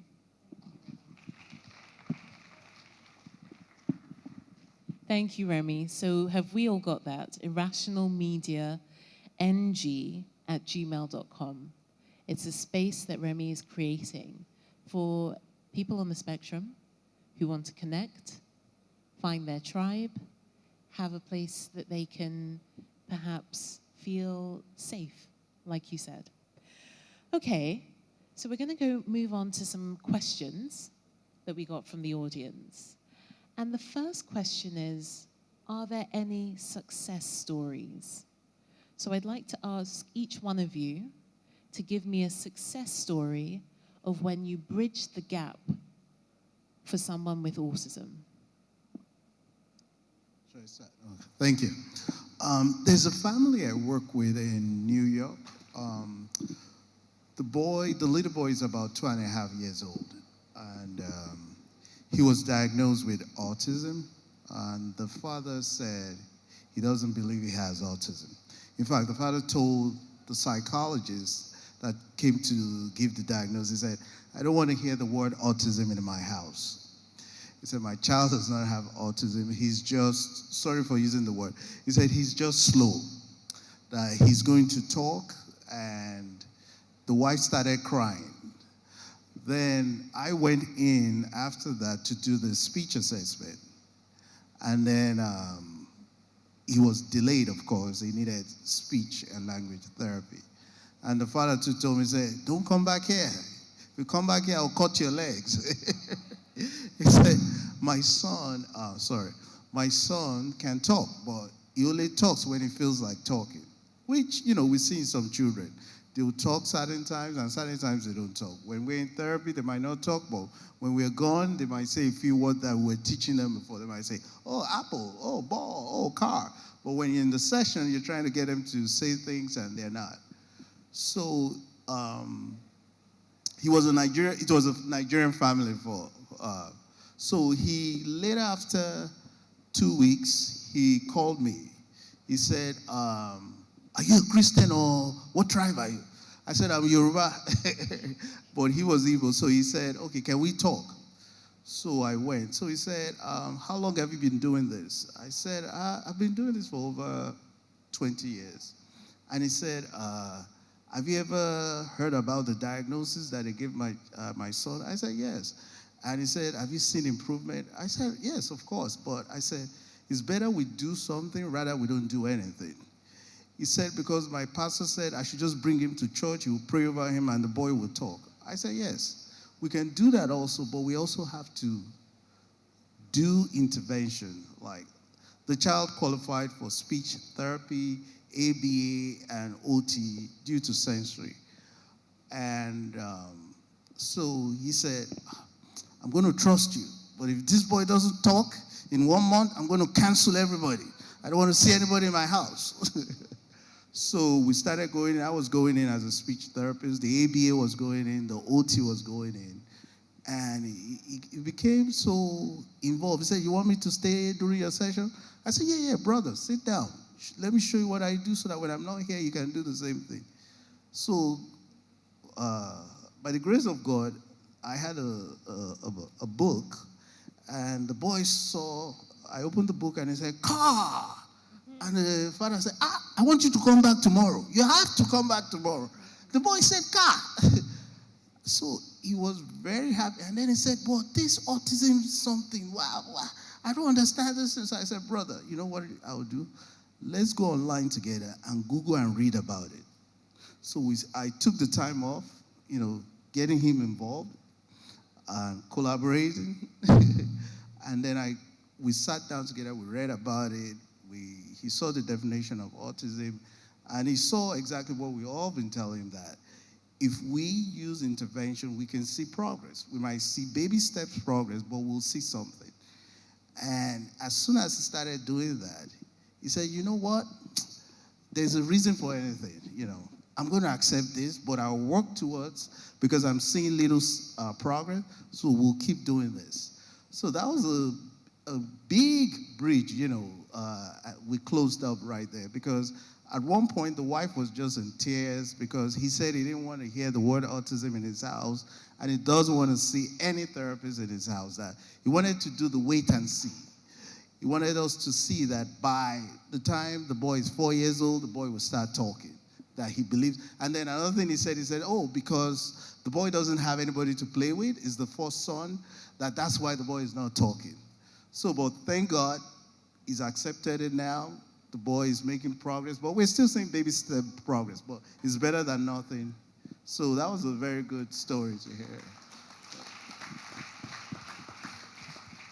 I really like that experience because it wasn't like there was a magical intervention that happened. It was small steps. But what made the difference was the parents' involvement and the time you took to bring him on board. So sometimes we have parents that we struggle with who are resistant to the process. But like Ade did, if we persevere, we take time to bring them into the process, we don't judge, we inform, we educate first, then they too see the impact that the small steps make with us, okay? So Camille, I'm gonna ask you a different question because we've got quite a few questions from the audience. Is that okay? One of the questions is, considering the fact that most children with autism do not always meet their milestones at the same age of their peers, how do we relate teaching them vocational skills according to their age or according to their ability? So they're saying, do we make the judgment based on their age and what they should be doing at this age, or what they're currently able to do? You need to judge it on what they're currently able to do. Because if you can work around that, if a child believe it or not, we had a child that loved tearing up paper. So we take them to office buildings and let them tear up the paper, tear up the documents. That was a job. They get paid for it. I mean, you have to look at what a child is capable of doing. You can't just, I mean, every parent dreams that at this age, they'll be doing this. That age comes, they're not doing that. And we're crushed. I was one of those parents. But then I realized is that I had to let my son lead me, not me lead him. When you allow that child to lead, that's how they're going to learn, because you have to meet the child where they are, not where you want them to be. Perfect. Thank you so much, Camille. Rashad, the next question is for you. It says, hip-hop is a culture, like you mentioned, that can change a person's life positively. However, some people are against hip-hop because of traditional and religious interpretations. How can such a gap be bridged to bring out the best in an autistic person?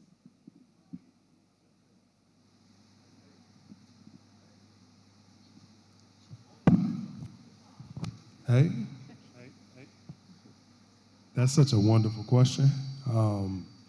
I love it. Whoever wrote that, shout out to you. I think it's really important that we distinguish and draw a line in the sand between rap and hip hop. One is wrestling, the other is kung fu. One is a culture and one is entertainment, right? So some of those things that were just mentioned in the question are valid. I want to say that first of all. They're absolutely valid, and especially for our youngsters, right, that emulate, or our people that emulate. Because what we're talking about is, with hip-hop, it's a culture, it's a discipline, it's a way of life, it's a way to communicate. So in some cases, has it been co-opted for things that aren't necessarily positive? 100%. But at its essence, it's created and always has been created to fight the isms, racism, ageism, sexism, right? And we're talking about using it as a tool for autism, right? For expression and communication, because that's what it is. And that's the most simple thing that we bring as humans, right? Is expression, self-expression. And we're talking about babies and families that have been having a hard time emoting or getting that out, right? Because we're retreating within. So I would just say, like, you know, we're using it as a tool for something that's positive. I suggest that we all not only do that, obviously that question is coming from the heart, but just, you know, I look at it like that, you know, as a kung fu. So let's use it for something that's positive, right? And sprinkle it there and avoid the other things that aren't actually a part of the culture, but are trying to make money off of that, right? Because, and last thing I would say is, hip hop was founded August 11th, right? 50 plus years ago. I think we're pulling up on the 53rd or the 54th anniversary. It was a back to school event, right? Back to school event that raised money for a community. So it's always been about knowledge. It's always been about unity and us communing. So again, like, if we're gonna champion that or if we're gonna use it, let's stick to the roots, right? And if somebody's deviating from that, you're not a part of the culture, right? You're a vulture.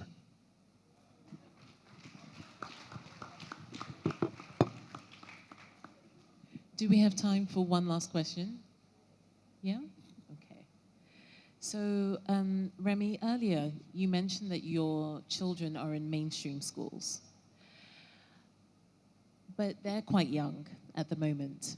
This question is about teenagers who's saying, are there affordable vocational schools for people who are maybe struggling financially, especially for parents who already know what strength their special needs children have?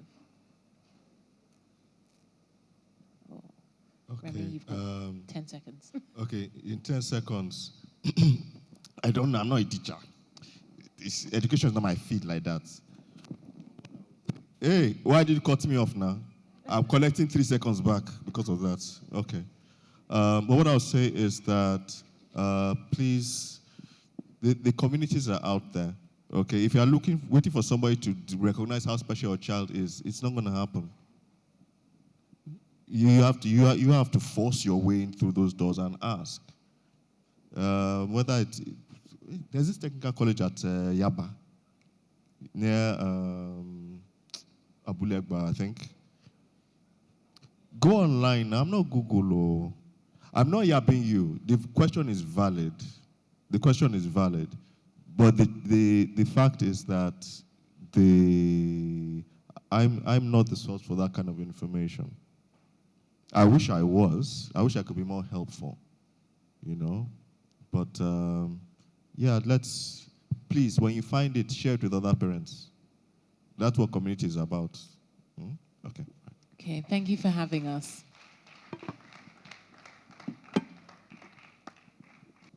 A big thank you to Tomi and her panel. Let's celebrate them one more time, just one more time. Well, ladies and gentlemen, I think that we've had a wonderful time today, right? There's a lot to remember, a lot to take note of as we get into our different communities and places where we have influence to start to act upon this and, you know, improve awareness, advocacy, but also action on all things autism advocacy. Well, for Gtco, this is just the trigger. Tomorrow till Saturday, one-on-one consultations. A lot of people you've listened to and some more will be there. Speech therapists, pathologists, you know, analysts, therapists, clinicians. Who else? Psychiatrists, psychologists, special needs educator. You know, Afiz said that financial disability is I don't know if we'll have any therapist for that one tomorrow. That might be the only form of disability that we will not address. But I mean, GT Bank might be able to address that. You know, you need a loan, you need other financial services. You can approach GT Bank for that. But next week, Monday, you show up at the branch for that financial disability. But I think we should thank all our speakers and presenters with a round of applause. They've been amazing. Thank you guys so much. Thank you for your thoughts, your insights, your encouragement. To all the caregivers and those on the front lines, we see you. You know, we love you.